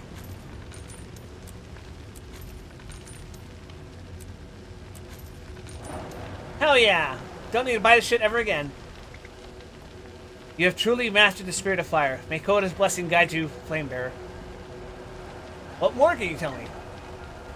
Oh. What would you like to know? Origin of the flame. In the beginning, the Ancient One told the first Kodan to watch and learn, protect and guide the world's spirits. Is this the part about Quaggan? No, hush, little apprentice. As I was saying, some Kodan guided the spirits of stone, others the spirits of water, of plants and birds and creeping things. Like Quaggan. From Koda's eye, our tribe accepted the spirit of fire. Small and meek, it could only go where the Kodan carried it. Like Quaggan. As we carried the spirit, it grew in size Like and speed. Quaggan. Suddenly, it carried itself, spreading throughout the world. Ooh. Go now. Carry the spirit of fire as my forebears did. Watch and learn how it grows larger and faster. Kodan traditionally live under iceberg sanctuary ships. Each of these sanctuaries is led by a voice and a claw of Koda. The voice is the spiritual leader, receiving guidance from the Koda, while the claw is the military leader, defending their sanctuary from threats. The voice and claw are usually also mates.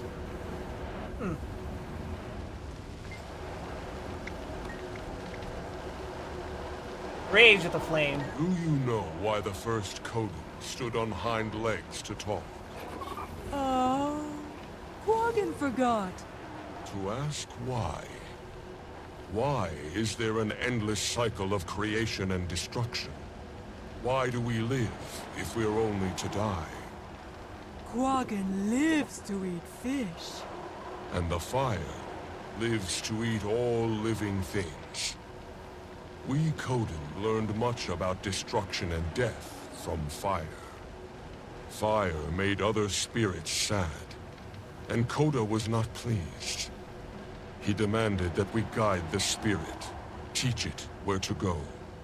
Where did you send it? Dark Souls 1 reference. To the things that needed balance. Go now. Teach the fire to balance the corrupted ones. Is DS1 still the best game for pyromancy builds?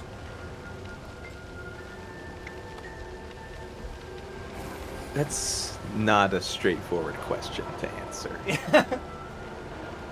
I do remember that historically the most straightforwardly broken one. Yeah. Okay. But I have seen some truly wicked pyromancy in Dark Souls 3.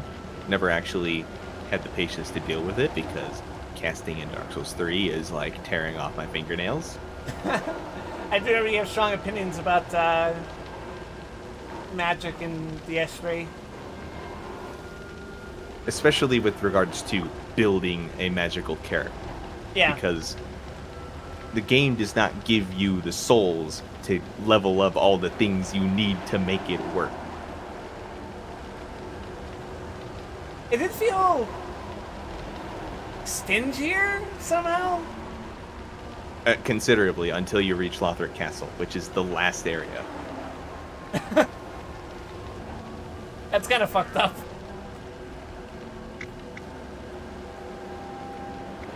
Even the soul, like the most popular soul farm, which is killing the infinite Drake Knight spawns in Archdragon Peak. Even that is a total piece of shit. On New Game, you're looking at maybe like 4,000 souls per kill. And if you're doing anything but a strength character, you aren't killing those guys quickly. That doesn't sound pleasant. It's so fucking bad. And if you want to optimize it, if you want to make sure you have as little downtime as possible, you are hot swapping to the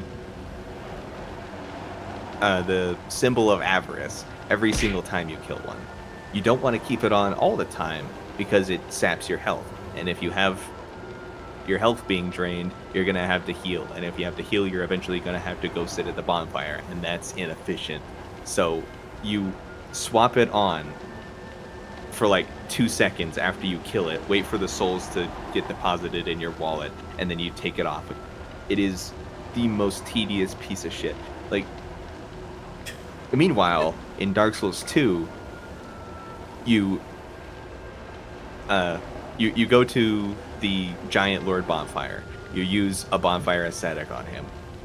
You go into the memory. You get a free bonfire aesthetic. You kill the Giant Lord in like 20 seconds because he's a weak piece of shit. He gives you 400,000 souls, and then you do it again.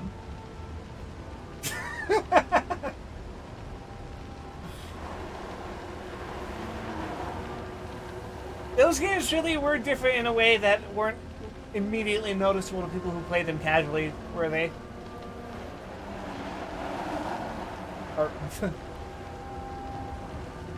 I'm gonna miss Conan Culture Study. Oh, my bad. Sorry. Talk about the Shelter of the Flame. In our eagerness to understand, the Coden have, on occasion, failed to understand.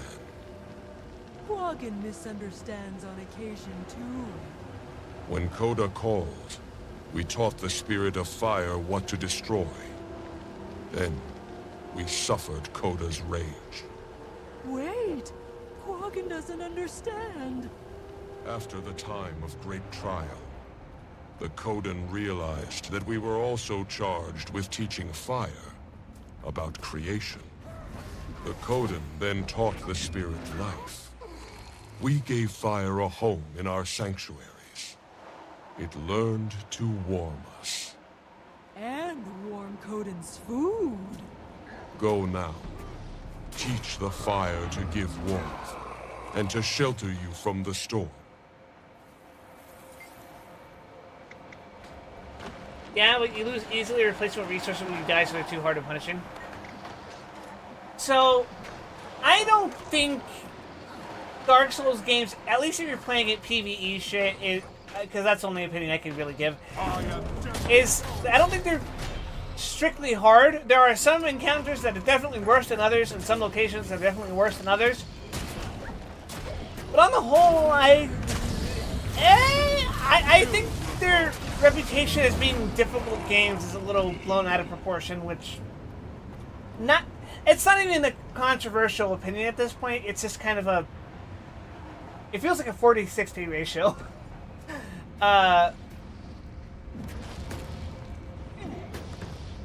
It's just when you get down to the minutia where you can identify what is and why things may be or may not be more difficult than others across the games, the typical player doesn't give a shit about that conversation.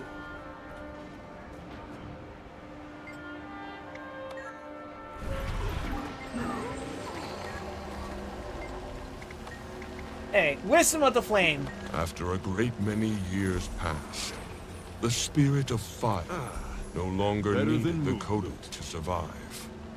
Why? Because the fire had learned all it could by Coda's grace. It had become wise. But why? By Coda's profound wisdom, the Codan would teach the spirits. So in turn, spirits could teach the Codan about harmony. But why? Because the flame is a pure form of harmony. A fulcrum between creation and destruction, where all living things exist. But why? Because that is Coda's will. All things exist by Coda's grace. Go now, watch, and learn how the flame gives and takes. I will say this sort of dialogue does seem to come from a place of someone who, at the very least, grew up in a religious household. Because I feel like every religious child at some point in their lives has gone through that conversation of, why is this thing like that? And then the parent responds, and then they respond, and then the child responds, but why? And then the parent elaborates, and then the kid asks again, but why? And the parent continues to elaborate until eventually we reach the point of, because it's just God's will. And in the case of The Binding of Isaac, specifically the game we were talking about earlier, and not the parable. Eventually, it terminates in because fuck you. Okay. Spirit of the Flame. After many years of harmony, the spirit of fire grew old, and the time came for it to leave this world. No. But in its absence, its essence lives on. Our sanctuary holds the last remaining flame begot by the spirit itself. When the time comes to return to Coda, our tribe's essence will also live on, in anyone who carries this sacred fire. Oh, this is the part about Quaggan. Yes. Like the flame, our tribe has offered to shelter and share with any who would do the same. Like the Quaggans. Ooh. Go, knowing the ultimate wisdom of Coda's flame. Before your own flame dies, may you breathe much life into the world. Pardon the pun, but the impression that I've gotten from the Codans has been, well, warm. That they're a warm and naturally predisposed to be gentle people, even if they are capable of violence. Does that line up with your experience? Or am I going to be in for a real, oh fuck, that's not what these people are like at all?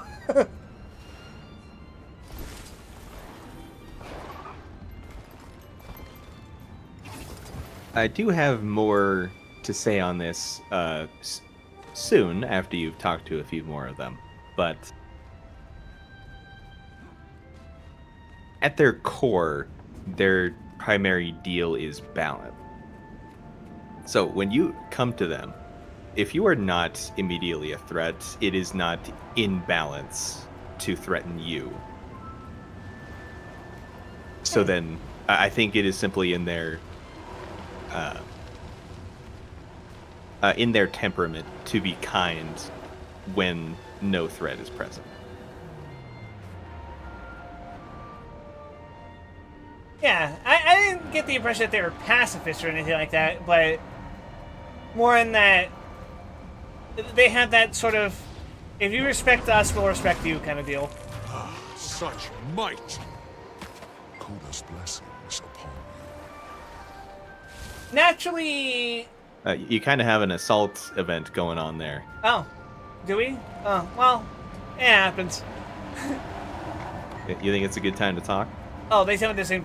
This one tells me the same thing. It's fine.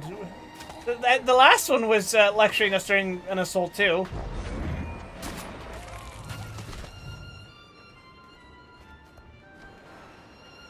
But how many of them do you have to do that with until one of them loses their patience?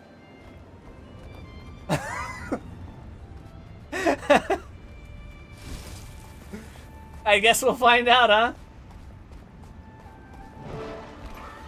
Bobby, is that a Snargle Goldtooth? You seen the flame creation having sex by candlelight? Thank God. Would the Coden view that as sacrilege or an actual, like, sacred rite?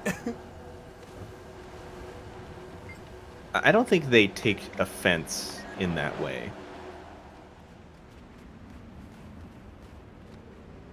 Would they just be like, well, it is what it is? What the hell? Okay.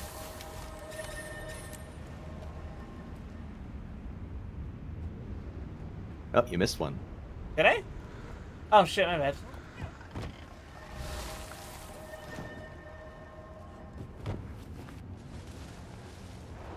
It's right next to the waypoint. Oh, that one. Sorry. There were a few player characters standing there, so I wasn't sure Yeah, if that was a I NPC. understand. What can I do to assist you, friend? I have a question. Where do you come from? The Coden are an ancient race.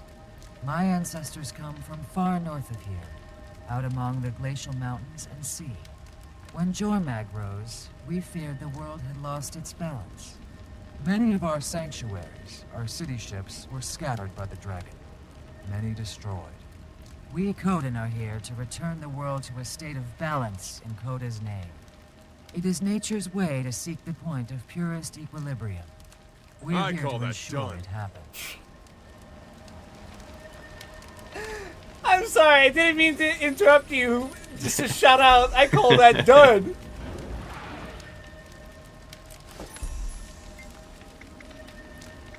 You and the Norn have similar beliefs. Don't you find that interesting? In the beginning, the Coden tribes spread across the land.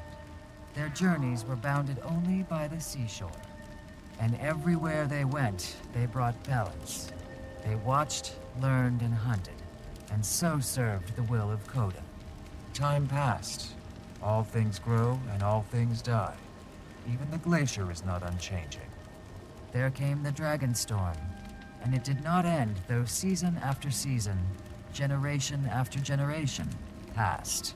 Our seers, the voices of Coda, said it was again time to wait, watch, The voice filter and is so learn, weird. but not act. With their thick white fur, my ancestors would be safe. Waiting, however, was not easy. They could not hunt. In the sanctuary halls, the rumbling of bellies echoed like the roaring of bears. In answer to your question, which I have not forgotten, I will tell you a story. It's the tale of a claw who lost his voice to the dragon storm, and subsequently refused to stay safely hidden. He said that fur or no fur, storm or no storm, a hunter hunts. A He hunter and must several hunt or others something went out like into that. the storm to seek hunting grounds in the dry southern lands where snow fell gently, and they were never seen again.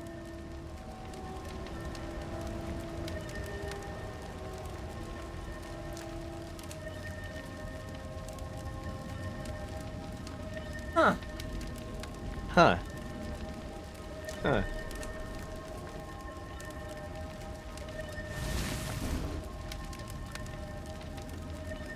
That's a bit to consider.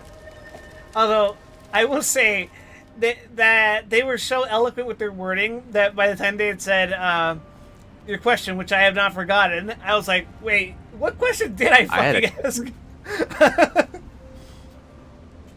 Their mannerism of They're speech very is very verbose people. Yeah, it's very, I would almost say, enthralling.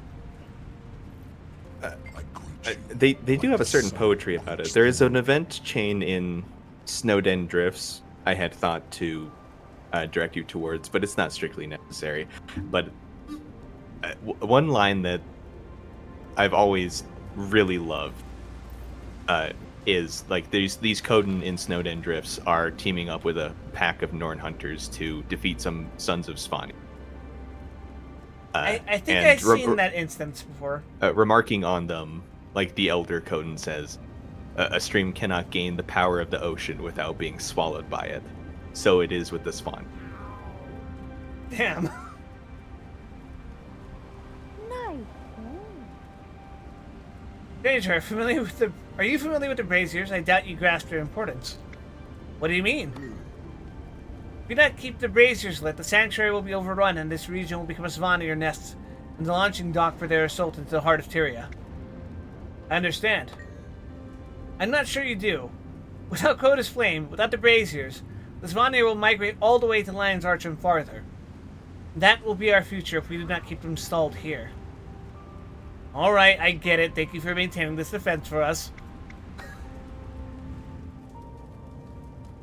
So as I mentioned, the Coden are more or less obsessed with the notion of balance. And they encounter a lot of quandaries due to this because although the notion of balance exists outside of them, they exist within it as creatures that must live and hunt and defend themselves. So they are often faced with contradictions of reality and their beliefs, which are not like strictly mutually true or untrue, but which cause like a dichotomy essentially. Hold on. So what you're saying is that they're often forced to reconcile what they believe in with what they see in everyday life. Is that right?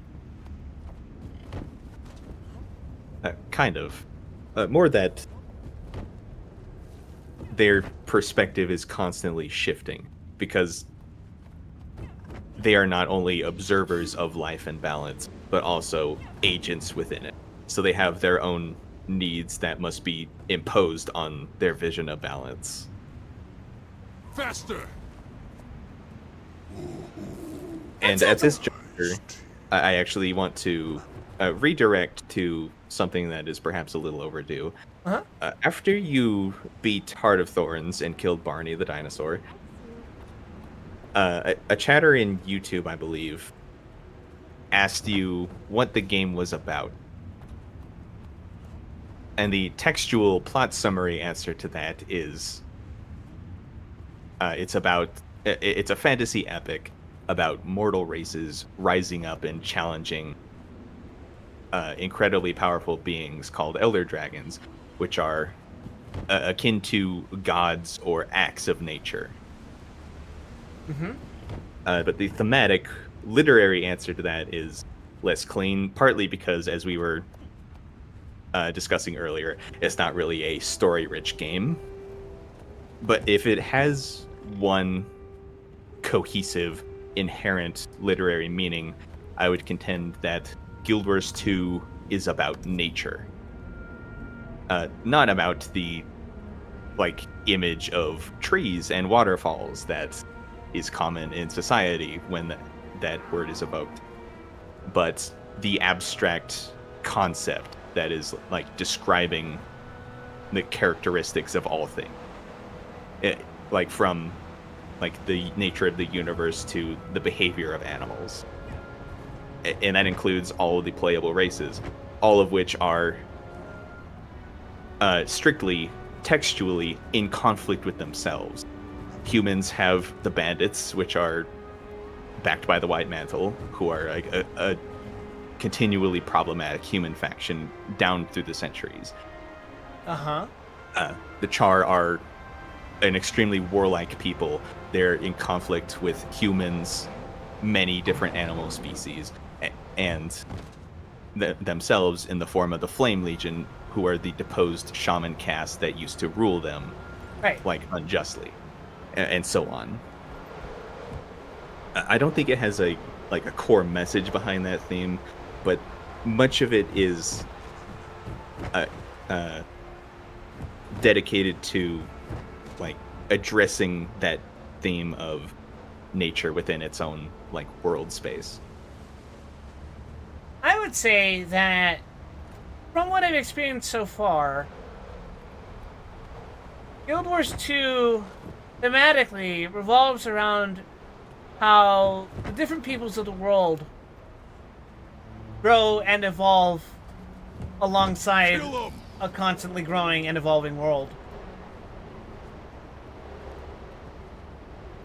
And how different cultures approach the same problems differently, though it seems that the most successful solutions have been found through mutual understanding and cooperation.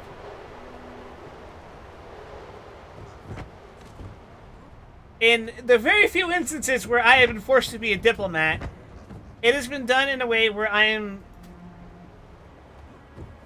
supposed to approach it from a perspective that understands the perspectives of each representative that I speak to. Even if they are someone that I don't particularly find pleasant, such as Flint, for example. We understand that the Asurans are very secular yet prideful people who, if you want to appeal to them, you would have to appeal to their intellect and that sense of pride that they have in themselves. Flint is the best Asuran. Shut up! Timy's right there! With the Chari, you kind of have to appeal, and similarly to the Norn, I would say, but in a sort of different kind of way. You have to appeal to the practicality of combat. Like, the Char and the Norn are both admittedly presently... No, what it is that the Norn are already presently occupied with what they are engaged in combat with, which is Jormag. But the Char aren't actively facing a threat of that level. So you have to explain to them why it's beneficial for them to give up their own forces to do that. While the Norn, you have to demonstrate to them why it's still necessary for them to participate even though they have problems with their own. I don't know. I just think it's really cool to be able to, like, communicate the differences between different cultures even if they seemingly are quite close together. If I were to be a hard ass about it, I would be able to make arguments that fit everything you just said into my, like, nature allegory, basically, that I'm casting the game as. Yeah. And in many ways, few things exemplify that better than the Coden, whose aspects of balance apply as much to the cold of the Shiver Peaks as it does to cultures and different animal species. In many ways, you could even cast Elder Dragon minions like as animals within the text, like animals as part of nature, basically. Like, even though their nature has been corrupted, they still have a nature. Which is a really blunt way to say that, but I think you see where I'm going with it. Yeah. I wasn't trying to imply that my interpretation of this game I didn't think you were like at odds with contradicting yours. me or anything. I just think it's cool to think about Guild Wars 2 in a broad way. Like, I don't particularly care about the specifics of the story, but I do like the world that they've built for themselves here. And in some ways... There's not even any Alligans, dude. I was gonna say, like, in some ways, I think the world of Guild Wars 2 is a more interesting one to me than the world of Final Fantasy 14. I wholeheartedly agree, even after all this time. Foundationally, I think it's a cooler idea. There are some things about Final Fantasy 14's world that does interest me. Like, I do like the idea of reflections and stuff like that. I do like the relationship that Asians have with the presently existing races of the world. I do like those ideas, concepts, and stuff like that. But I think the world of Eorzea, Heidelin, whatever you want to call it, it's there's cool people, there's cool little landmarks, but I just think, broadly speaking, it's not too interesting. I hesitate to say that, because I do like it, I do appreciate it, I think what it is that... Wait, did that just miss you? No, it deletes itself whenever it approaches me. I absorb it. Oh, okay. You absorb it. That makes sense. Because it heals me. I think Atheris is a much more politically interesting world, but also they didn't really develop that any further after Stormblood. Why bother? We're all friends and allies now, except for when you're a foreigner. Spoilers for Final Fantasy XIV Endwalker. I really like one of the things I find myself continually thinking about is how like the ancients basically designed what we think of as the natural world in the time we inhabit as the player. And then within that framing, you could say that Vana sent the ancients to live within the nature they created. Like new fallen snow.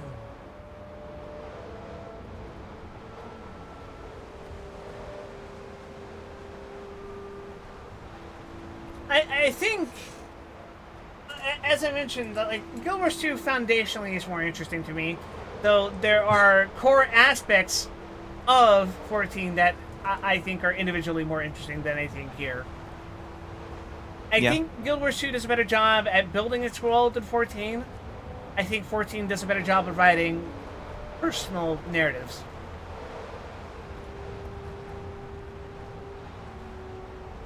Does that make sense? I would say that's just categorically true, because I don't know if Guild Wars 2 even tries to make anything personal, or at least until now. Yeah, when it gifted you an adopted daughter. What I'm doing right now, like, even then, I think it does better. I think 14 does better character work. If you with particular characters. If you took another character slot and you just iterated it through all the different branching options of every racial start, I think you would start to get very cynical. Because, frankly, a lot of them, especially for the Norn and Char, in my opinion, are just really bad. Sorry, maybe you misheard. I'm saying 14 does better character work. Like no, I'm agreeing with you. Okay, yeah, because like. But the gap would widen, is what I'm saying. There's no build crafting in 14. I am not talking mechanically. Mechanically, these are completely different beasts that I really can't compare at this time. I need more time in the oven to really solidify my opinion of Guild Wars 2's gameplay. At least in contrast to my fucking 1,000+ hours of 14, you know? Only 1,000? Shut up. I need to let it simmer. Try 10. We already had this fucking conversation. Wait, did we? Yeah, we checked the fucking playtime, and mine was like 9,486. I don't even remember that. It was when we were at Radisum or Radanovus. So like, man, that was only like 2 weeks ago. I'm only at like 400 hours in Guild Wars 2, roughly. Which sounds like a lot, but MMOs. It sounds like a lot, but compared to 9,000 plus, it isn't fair, and it would be biased of me to form an opinion mechanically of Guild Wars 2. Like, yeah, we're not even halfway through the story. I can have initial opinions, but like, if I were to have opinions on how Guild Wars 2's gameplay works, it would be paired up against the actual years of 14 and all of its expansions that I've played. So I can't really... It wouldn't be fair to me to speak on that. And while I say that, I am aware that I am also technically doing the same to the story. Which is why I'm trying to be understanding of, like, look, I'm sure the writing could get better, but I really have to temper my opinion based on what I've experienced so far. And I think it's really cool how Guild Wars 2 approaches culture, I think. I really enjoy it. Like earlier, it was said in chat that the Kodans are the closest thing to Abrahamic faith in this. And perhaps in terms of just bold monotheism, maybe. But from what I've gleaned from their conversations and their philosophy, it seems more Eastern than anything I'm familiar with. I will be right back in 1 second. Sure, I'll be talking to NPCs in the meanwhile. Nice.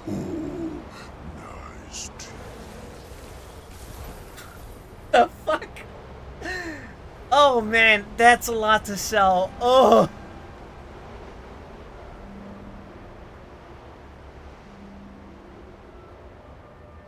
Wait, these are just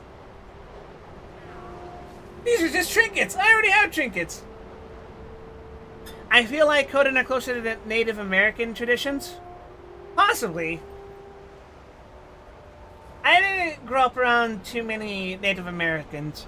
I did, What a thing to come back to. when I was younger, I can't remember at the top of my head which tribe I was,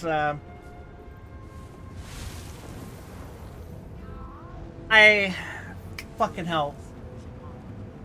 When I was younger, we would go on field trips to basically Native American territories where they would have some representatives and tribes members basically lecture us about Native American culture. And the thing is, when you say Native American culture, it's quite varied. You can find some commonalities, but it's quite varied in how their environments shape their beliefs and that sort of thing. And if we had to generalize, yeah, maybe. I do think their beliefs on the balance of things and their sort of spiritual introspection does seem more in line with Eastern philosophy. Specifically shit like Buddhism. It's not quite the same, of course. And I'm not gonna stand here saying, oh, yeah, I'm a total expert on Buddhist beliefs. So I could absolutely be wrong in that. I just think these bears are really cool. They are one of my favorite aspects of the game. Time is precious, like new fallen snow. These are dark times, friend of Quaggan's. Be Although if careful. I were to swing the pendulum the other way, I think the way they've handled Norn and Char culture as compared to the way they were handling Guild Wars 1 is pretty weak. Aww.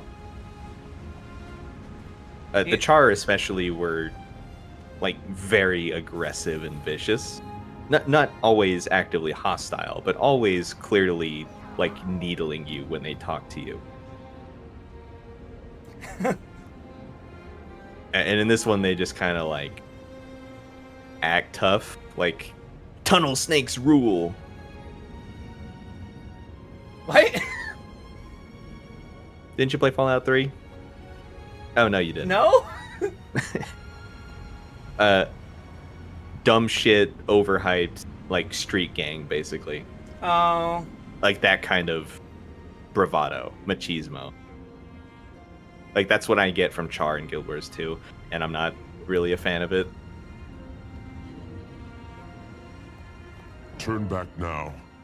Return from whence you came. There is no hospitality here. Oh, now, fool. Even Quaggan's small eyes can see that this traveler is not lost, but on a mission. I was just trying to warn him. Quaggan knows what you were trying to do. Save another life. Commendable.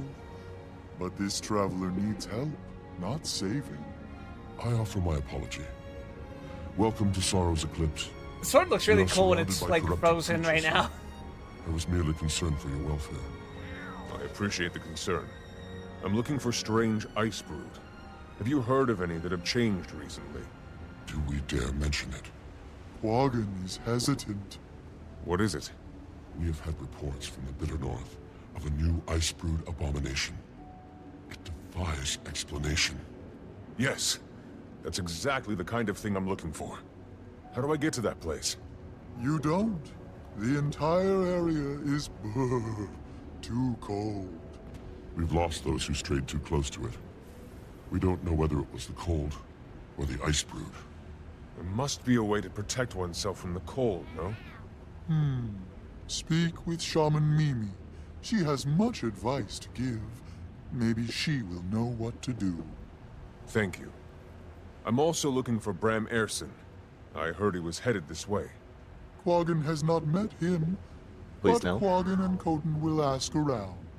If you see any Quaggan or Coden herdmates, tell them to come home, please.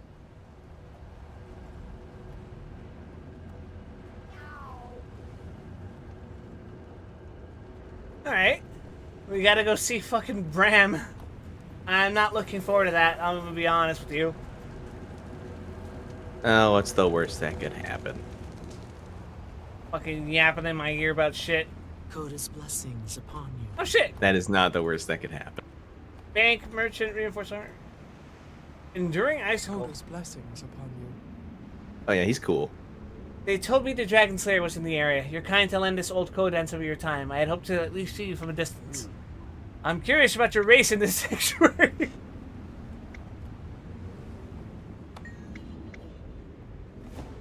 I was leader of this sanctuary for many years, so I stepped down when my time was done. What would you like to know? How long has the sanctuary been here? For many generations, all the way back to the last rising of the Elder Dragons.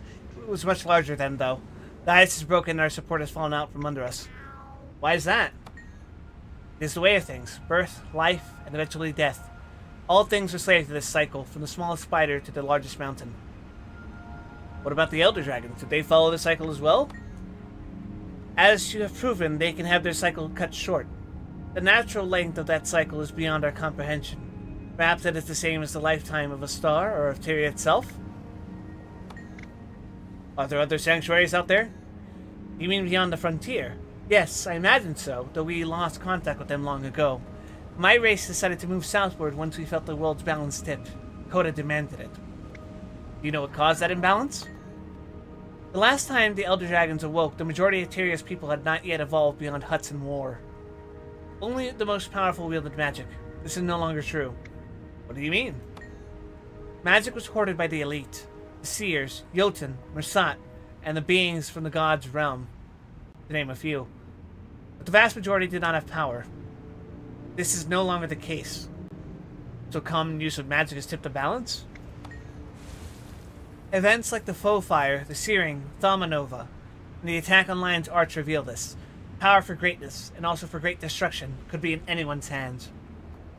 And thus the whole of Tyria is unstable. I see you understand. The more widespread the use of magic, the more likely someone will tip the balance. We are here to tip it back when that happens. Alliances are the key. War will be our end. What do you think we should do about the spawn here? There's much debate among my people about this. They are like the forest fire that makes way for new growth. What they do is not malicious. It is merely their role in the cycle, and yet... And yet? We cannot simply stand back and watch because we are also part of the equation. Part of the alchemy that balances all. We must fight back to the extent we can for as long as we can. Or we risk the scales tipping in the other direction, right?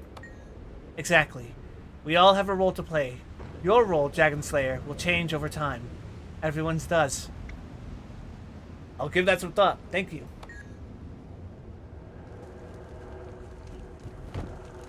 Thank you, cool bear people.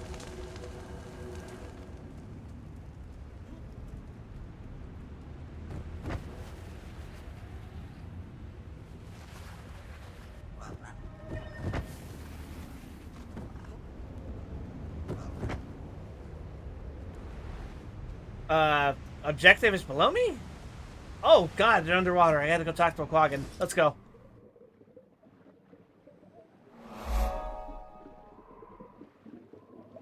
This glacier kind of looks like a tooth. Oh, what the fuck? Oh, I wasn't expecting the swimming bears.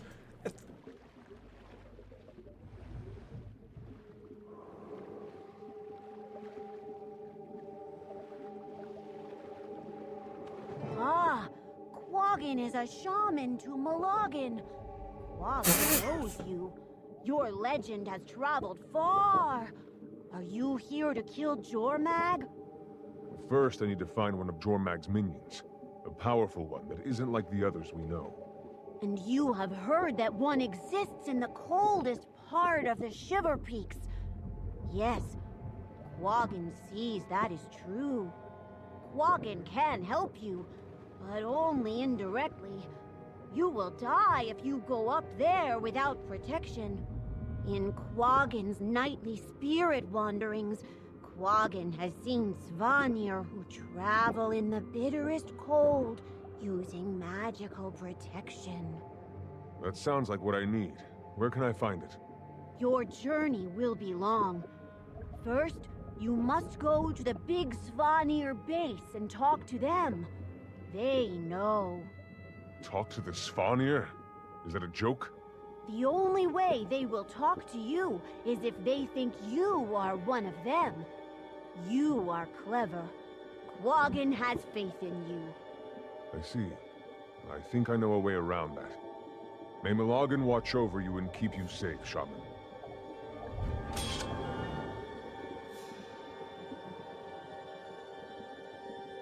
That music is fucking horrifying. What the hell? That's actually a pretty standard Shiver Peak track. Which I was hearing you it may earlier. not I remember. think I did point out this music was fucking horrifying back then too. I wasn't sure if you remembered, because it has been quite a while since we actually spent time here.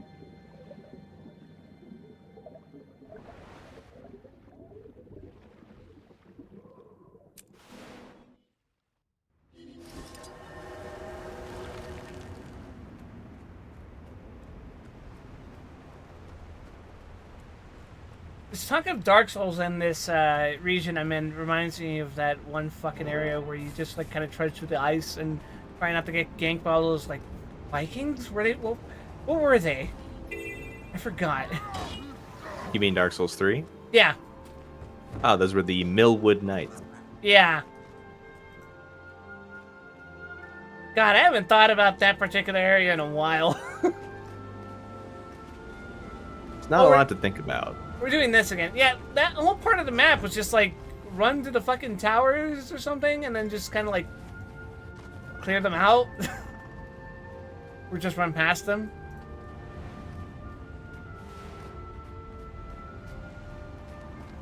Hello, fellas, Vanir. Don't mind if I just come give you a big hug.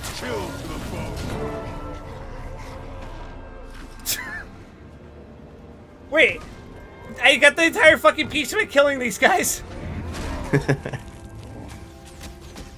Oh shit! Wait, check this out. Speed running deception.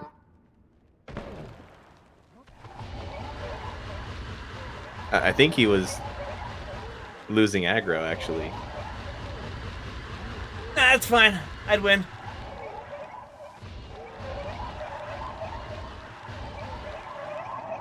I see you're enjoying that agony signet. Hell yeah. It's really funny to use it in the open world, because whenever you get downed, if you actually have enough time to use it, there's a good chance it'll revive you.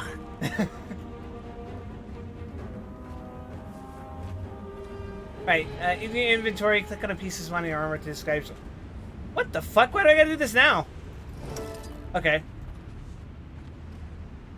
I'm blue now. And pasty. From all that time spent in your armor.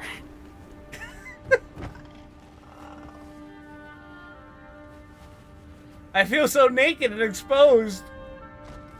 It's the first time in 2 months your skin has touched the sun. How do you do, my fellows Vanir?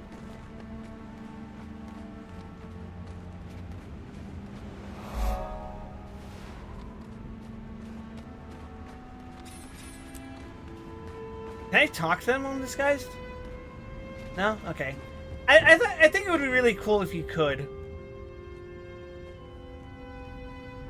I understand why I think they kind of said all they have to say in, like, early core Tyria. Yeah. Because there's some to talk to in We've Hole used all the Bracken, thaw Wayfarer elixir. Foothills. Go and gather ingredients to make more. Ugh. Why do I have to do everything myself? Because I'm surrounded by idiots. You there, get out! We have no more elixir. Did you not hear what I said, you grunting mongrel? I can help. You speak?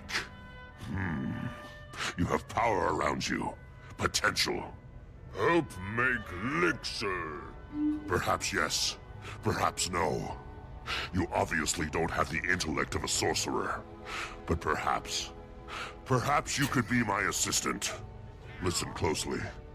First, go out and gather the ingredients on this list I give you. After that, you must find the hottest, purest water source. Heating water with fire will not do. It must come from Tyria's heart.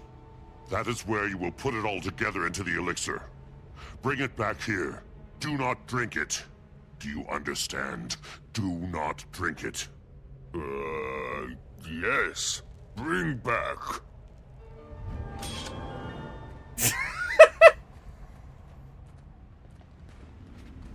Finally, Wyatt Weston can cut loose and be himself. This whole fucking stint reminds me of that episode of Batman the Animated Series where he reveals that he's been disguised as Killer Croc the whole time. And he talks like a fucking moron, even though Killer Croc isn't actually that dumb in the show. I threw a rock at him. Ah, what a fucking good show. Alright, loot packets of frostbitten. Different creatures you kill. Okay. Get fresh winter berries from gathering nodes. Hell yeah, it's like I'm playing fucking Valheim all over again. Winterberries mentioned. So, you remember how I directed you to the map currencies that you can gather from nodes? Uh-huh. That specifically in Living World Season 3. Yeah? Winterberries are far and away the most popular of these for two reasons. Number one, they are very numerous in the map, and it's relatively low pressure to get around to them.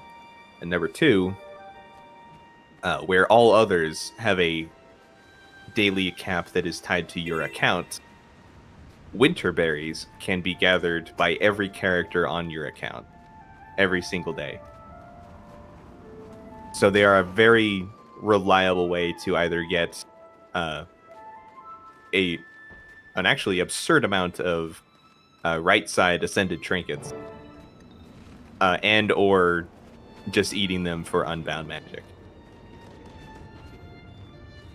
Yeah, I was gonna say, my entire set is ascended now. And infused, even. Right, but the point I keep trying to impress upon you is that may change in the future as you switch to different builds. Different builds, that's right.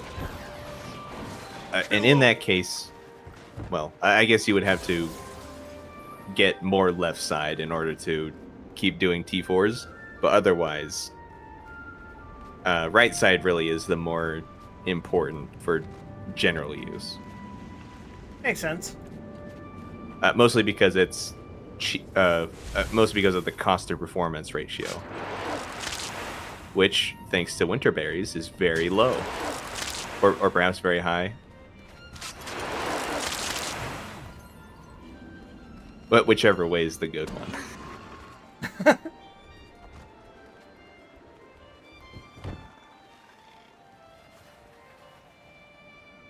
Return to gathering. Better than me. Wait a fucking second. Why am I getting Dragonite ore from this? What the fuck? Are you fucking kidding me?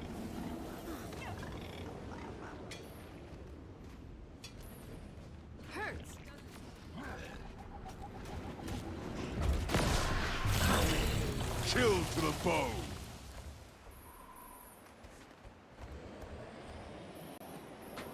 It's not even gonna give me anything other than Dragonite ore. That's crazy. I was hoping it'd give me more Imperial fragments, but okay, sure, why not?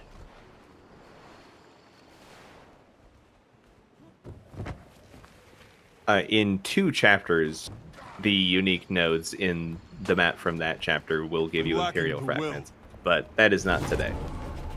Fair enough. You should go get Princess. Is that a legendary weapon? I think you have that, don't you? No, Princess is the Karka hatchling that eats Dragonite ore. I don't. I have... I thought you told me you had that. I have Marjorie too. But that eats Bloodstone.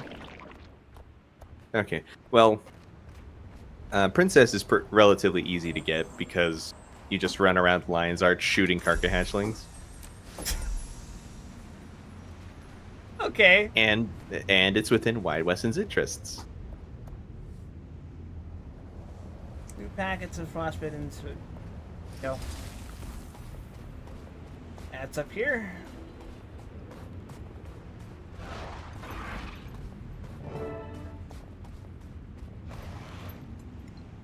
Oh, okay. Hello. Veteran. Who got this? You! Who you? What you want? Hello. I don't mean to trespass. I seek allies against the Svanir. A baboon? Any enemy of the Svanir is a friend of ours. It's okay, Huga. We can talk. Talking, always talking.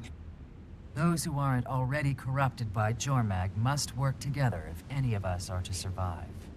I'm glad to hear that. I'm looking for ingredients that will help in the fight against an ice brood. What do you seek? Cold-resistant eggshells, a firestone, and the whereabouts of hot springs. A firestone? The Grawl here have them, but you'll have to earn their respect or they'll never give you one. Can you advise me? How should I go about it? They love their goddess. If you construct a shrine to honor her, I am confident they would reward you. And please be as respectful as possible with them. We need this alliance to last.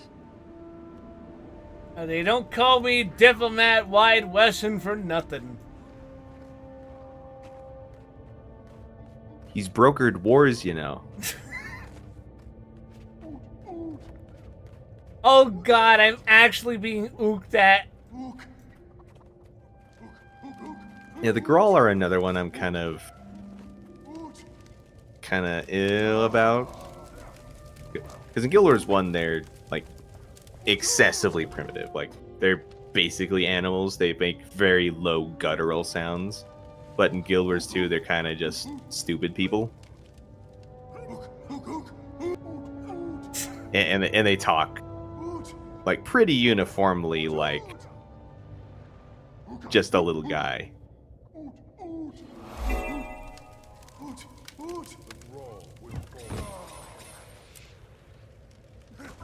Their characterization is very flat, is what I mean to say. Yeah.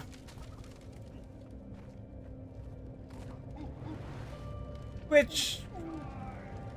you know, maybe it's better that there isn't, like, a sub-race of monkeys that you either help or slaughter, but still.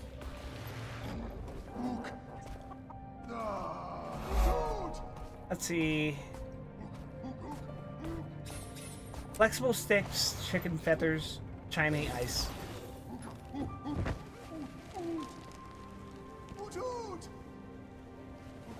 Am I gonna have to gather that outside?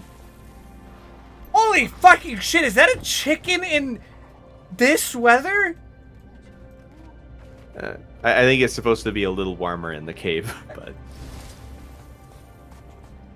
but I don't know if it would really help that much. I don't think that would help a chicken. Actually, especially since the cave like slopes downwards, so the cold air is gonna settle. That's fucking crazy, actually.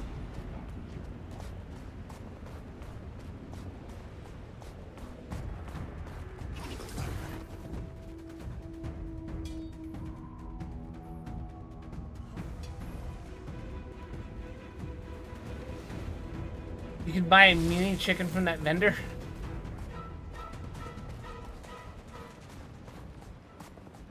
You like chicken, don't you?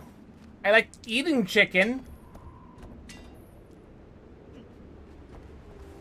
I sometimes You could wonder... eat this one whole. I sometimes wonder how people who raise chickens and eat chickens kind of, like, reconcile that. Because there's no way that there isn't a sense of attachment, right? I know someone that I went to high school with who, he doesn't own a ranch or anything like that, but her parents have, like, a miniature chicken coop, let's say. I imagine... Oh, sorry, go ahead. That's it. She constantly posts pictures with her favorite chicken. And, but I know for a fact we have both sat at Johnny Rockets together eating fucking chicken tenders. And I imagine for a lot of people, it gets a lot easier after the first time. yeah? I imagine the common defense mechanism is to just stop thinking about it. I've had... Riz says, I've had pet chickens a couple times growing up. My answer is that I don't eat chickens that I have an attachment to, but chickens I don't love can get it. I think that's how my friend from high school reconciles that. It's a very, that is that and this is this kind of mentality, I would say. Where can I get flexible sticks? There they are. Yeah, you can't just eat people because you don't like them.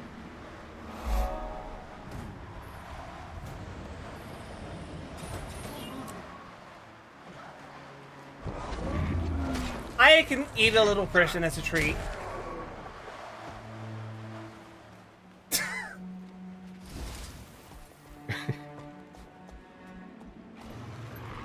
Look at him. He's got anxiety.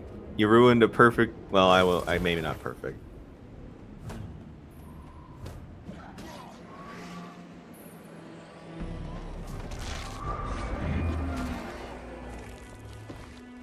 The Grawl are intrigued by your efforts to help them. It's like they don't even know what to make of the fact that I'm helping them. You helped Grawl for some reason.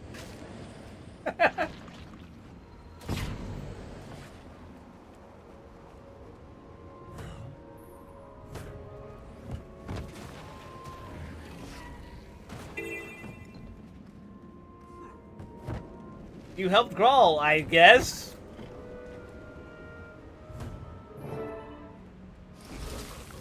Alright, now I need to go back and pluck those chickens.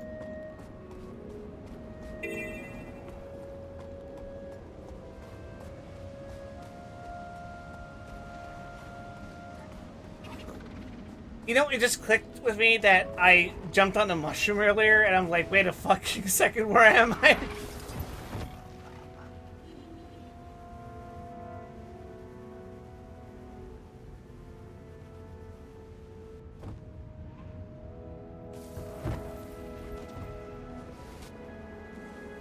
There have to be cold weather mushrooms, right? I'm pretty sure fungi is some of the most versatile species that can survive most environments. That Grawl Shaman is scaring the fuck out of me. In a lot of ways, they are life's vibe check.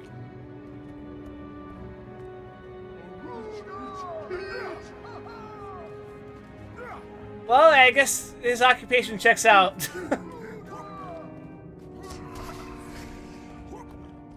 Why is me plucking their feather involve me kicking them? What the fuck? Very precise kick.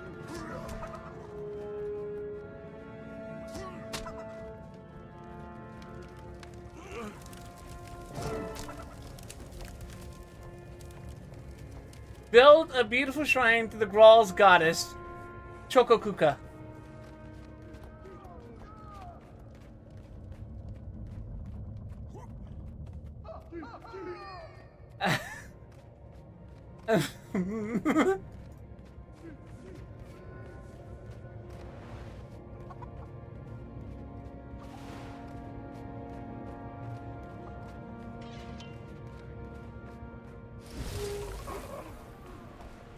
I guess I build it here.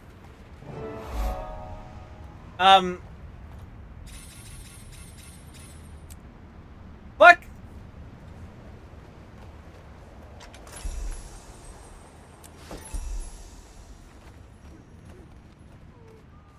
Oot! Oot! Chokokuka happy. Shrine good. I'm glad Chokokuka likes it. Is good. Ha! Stone for you! Thank you, and good luck. Long live Chokokuka. Oot oot! What the fuck? Oh, a Grawl Firestone. Alright, and lastly, I gotta go kill things in this direction. Oh, it wouldn't have been readily apparent to you, but the statue they worship as Chokokuka is a statue of Jorah from Guild Wars 1. And she is a big Norn lady, so you might have some kinship with them. They smell the baby griffins. Oh my god.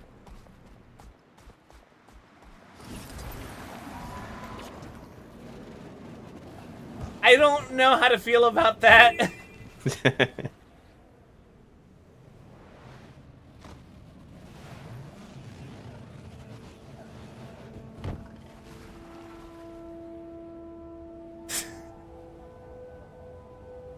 What is your religion?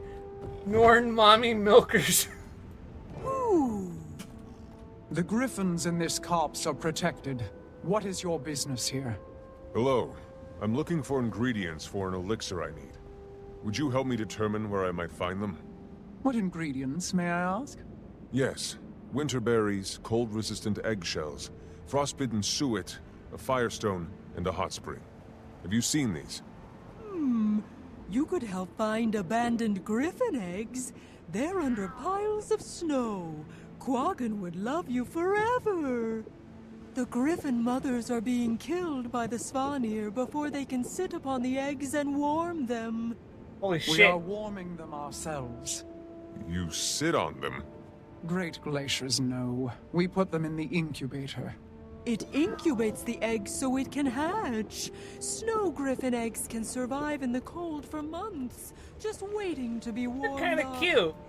I'll see if I can find any unhatched eggs for you.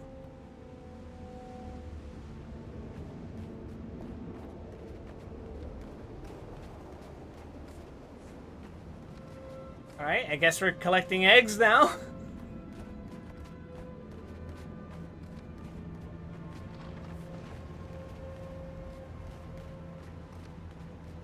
Ah.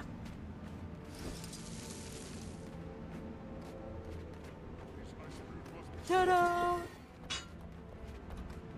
May I offer you an egg in these trying times?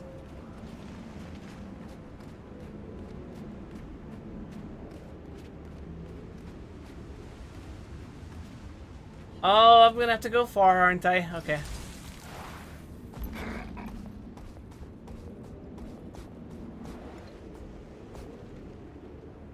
That fucking quest marker does not help.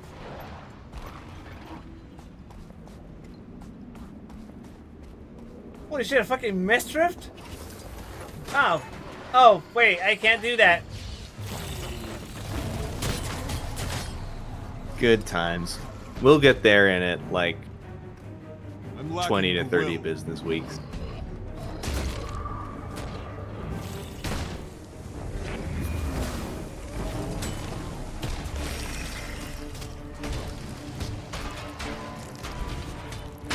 I still don't really know what to expect, like beyond the point I've actually played the game.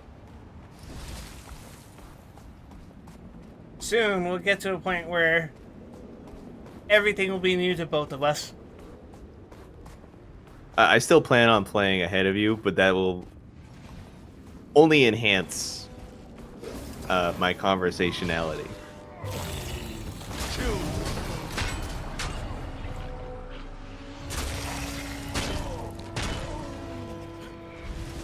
Well, I'm pretty sure I'm not collecting eggs, but this sure helps a little bit, I think.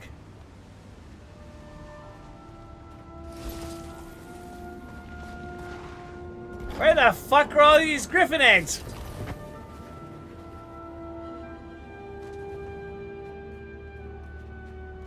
You might want to slow down a bit in POF to get the mounts.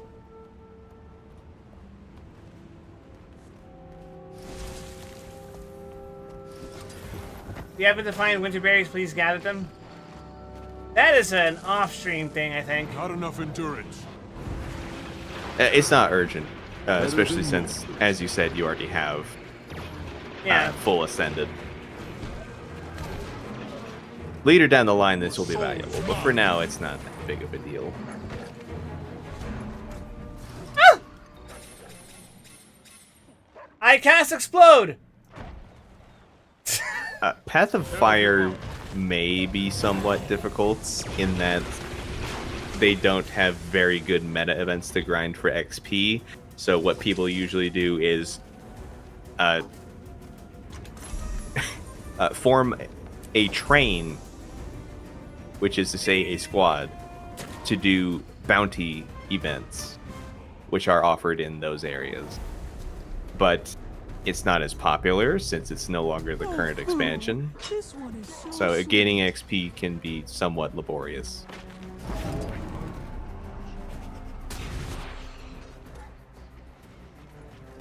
But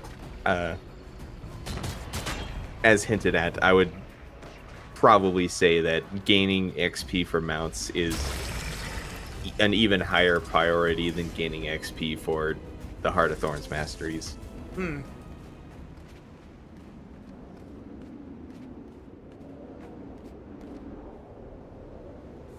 Ta-da!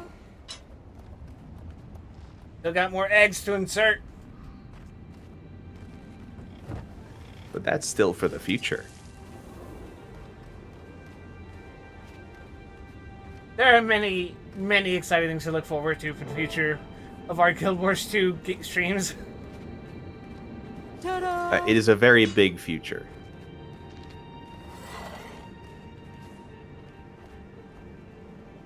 You don't have to thank Quaggin. Quaggin takes care of the baby griffins because it's fun. Have you seen them? Adorable. Did this not do the objective?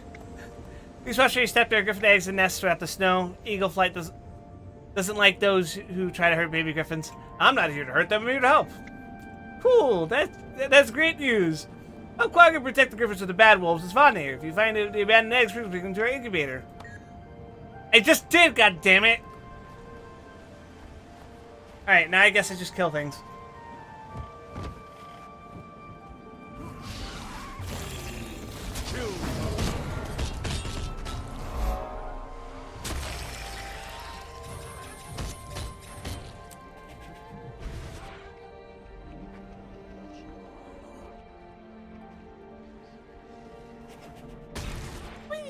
Okay. Shit puddles, go! I didn't get anything from that? Okay.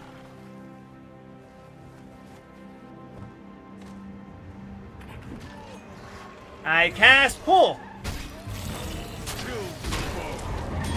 There! Mission accomplished.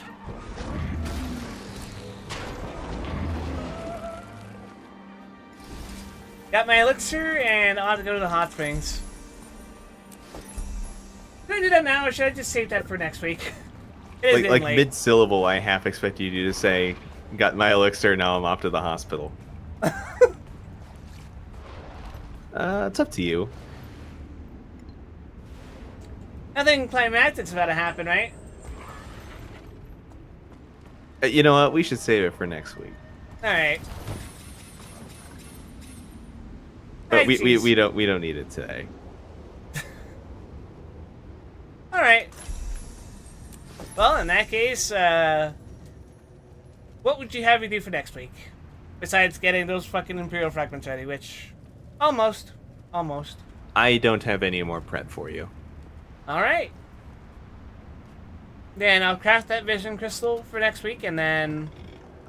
I guess we will build... Catapult, I guess. And I proceed to not use it because I'm presently using the skin. Maybe we could even push that off down a little further. Really? Okay. Alright. It might be interesting to get it later in the season. Fair enough, then I'll be in no rush. I'll continue grinding hard thorn stuff then. Just make sure you have a vision crystal handy. Yes, I will. You heard Elixir for the first time in a Final Fantasy game. I might have that, or I might have heard it from a book of alchemy. I used to read a lot of books when I was younger. I used to know words. I used to read. I used to letters. Singular. Nah, but I guess that leaves. I think next week we just power through the story, huh? I guess so, unless you divine your own causes to look after. If I lock in, it'll mean that what is after this actually? Is it just Path of Fire straight up after Season 3? Yep. Hell yeah, I'm gonna kill a fucking fire dragon then. It's not strictly as coherent, but it is generally the same kind of structure as Final Fantasy post patches. So this would be post Heart of Thorn, which then leads into Path of Fire. Speaking of, they finished the Donjo plot, Graham. Allegedly. Is it time to resub? Is it time to resub and experience the horrors? See, in one sense, it is encouraging, not because they're like returning to the formula or anything, but because they not have a having chance to steer away. well, no, but not having like patch time to like actually like establish what is going on, it was a major contributor, in my estimation, to Dawn Trail being like as condensed and ultimately shitty as it is. I know people like Zero, but that whole fucking plot getting to exist from point 1 to point 3. Wasted it. Woo! They completely wasted it. That was too rushed, and then like right at the fucking door, they're like, "Hey, we here's didn't do Matt. anything." So, like first of all, the antagonist motivation doesn't make sense, but moreover, we didn't do anything. The net result of our actions is necessarily zero sum.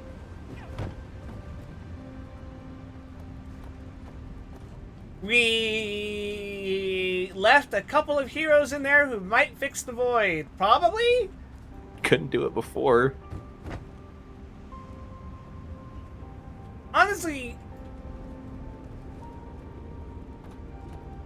what did we gain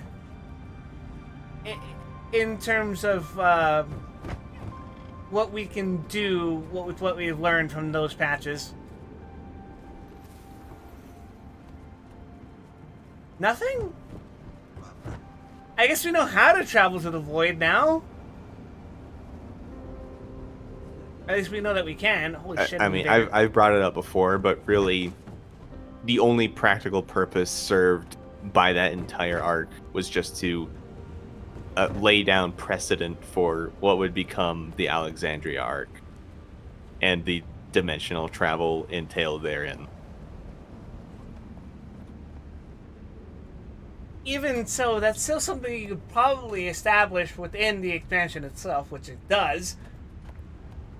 Except it doesn't, because their explanation is, we don't know how it works, but we're gonna eat you. They could have used those fucking 3 patches worth of time to explain that, but whatever. Whatever. To some extent, like, they had to have like been just like throwing anything at the wall to get a new idea after Endwalker, right? But frankly, those first... I don't know why they didn't try to like actually create the connective tissue that made previous expansions like work as a setting. I would say those post-patch update and Walker stories, it felt very like an excuse to masturbate over Final Fantasy IV. And people fell for it. Look at all that Barbariccia art. Look, guys, it's famous Final Fantasy IV fan composer Hayden doing the version of the fucking Battle with the Four Fiends theme song for Bukante. And then Golbez, guys, it's Golbez. Look, you guys are fighting Zeromus now. Get it? Because we have a character named Zero. Woo! Zero is purely gameplay 10. Every single time I get Golbez, there is at least one wipe in Trial Roulette. Yeah. Because and only because there are light party stacks, but the healers are trained by fucking Circus Tower, where the stack targets are meaningless. They don't fucking tell the truth about what they are. So the healers stack the light party stacks on top of each other, and then they die. Somehow, Warrior of Light didn't teach them their lesson. Somehow, Desperado didn't get through fucking skull. People can't even do the active time maneuver for Warrior of Light. What the fuck are they gonna do with a stack marker? Literally a button on your screen that you have to click once per second, and they can't do it. You don't even have to click it. You can push any button on your keyboard or controller, and they can't do it. Video games, am I right, Gramp? Or like being held hostage for people who can't finish the KD.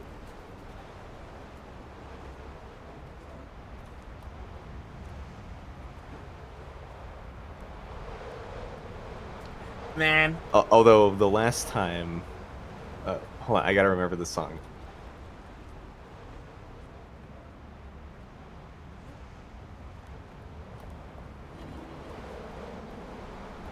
Sorry, this is gonna take me a second. Oh yeah, the last time I got it in roulettes, like on the pull that we finally passed the active time maneuver, the music that came up in my playlist was When Heavens Divide from fucking Metal Gear Solid. Jesus. Don't get to hear To the Edge while you're being held hostage during the event either. Not an issue for me because I play 14 on mute. So, like, whatever. But, man. You don't even really get to enjoy To the Edge anymore just because you kill it in like 2 seconds when you're not dying to the active time maneuver. Yeah.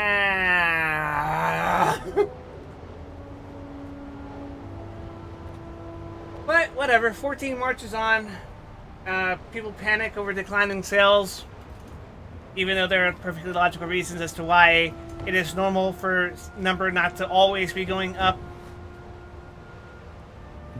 Honestly, I do think that perhaps the Dawn Trail sales shortage is because of Dawn Trail, at least partially. But at the same time, I think part of the reason like the shareholders are panicking is because Square Enix is getting increasingly shittier at everything. Yeah, but that's its own conversation. Don't worry, guys. We just need to sell 3 more franchises to pay for NFTs. They're gonna fucking, like, rattle Yoko Taro's skull for another year to get shit out. They do have that First Descendant collaboration. I just wonder who's paying who.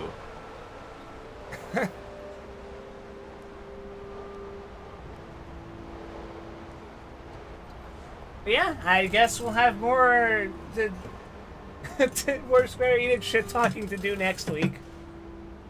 Always. I'll keep my ear to the ground and let you know if anything interesting pops up regarding that kind of stuff. By which I mean I'll ambiently browse Twitter and do nothing.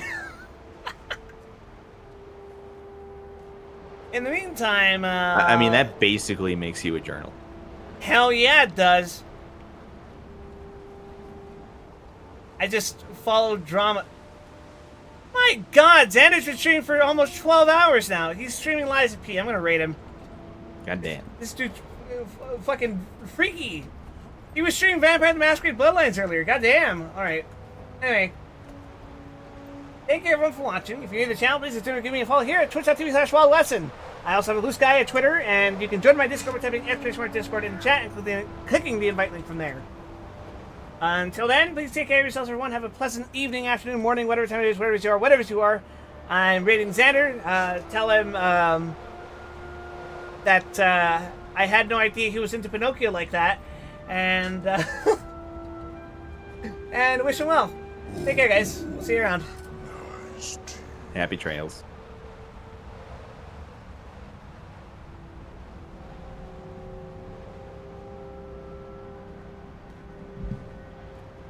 This was a nice session.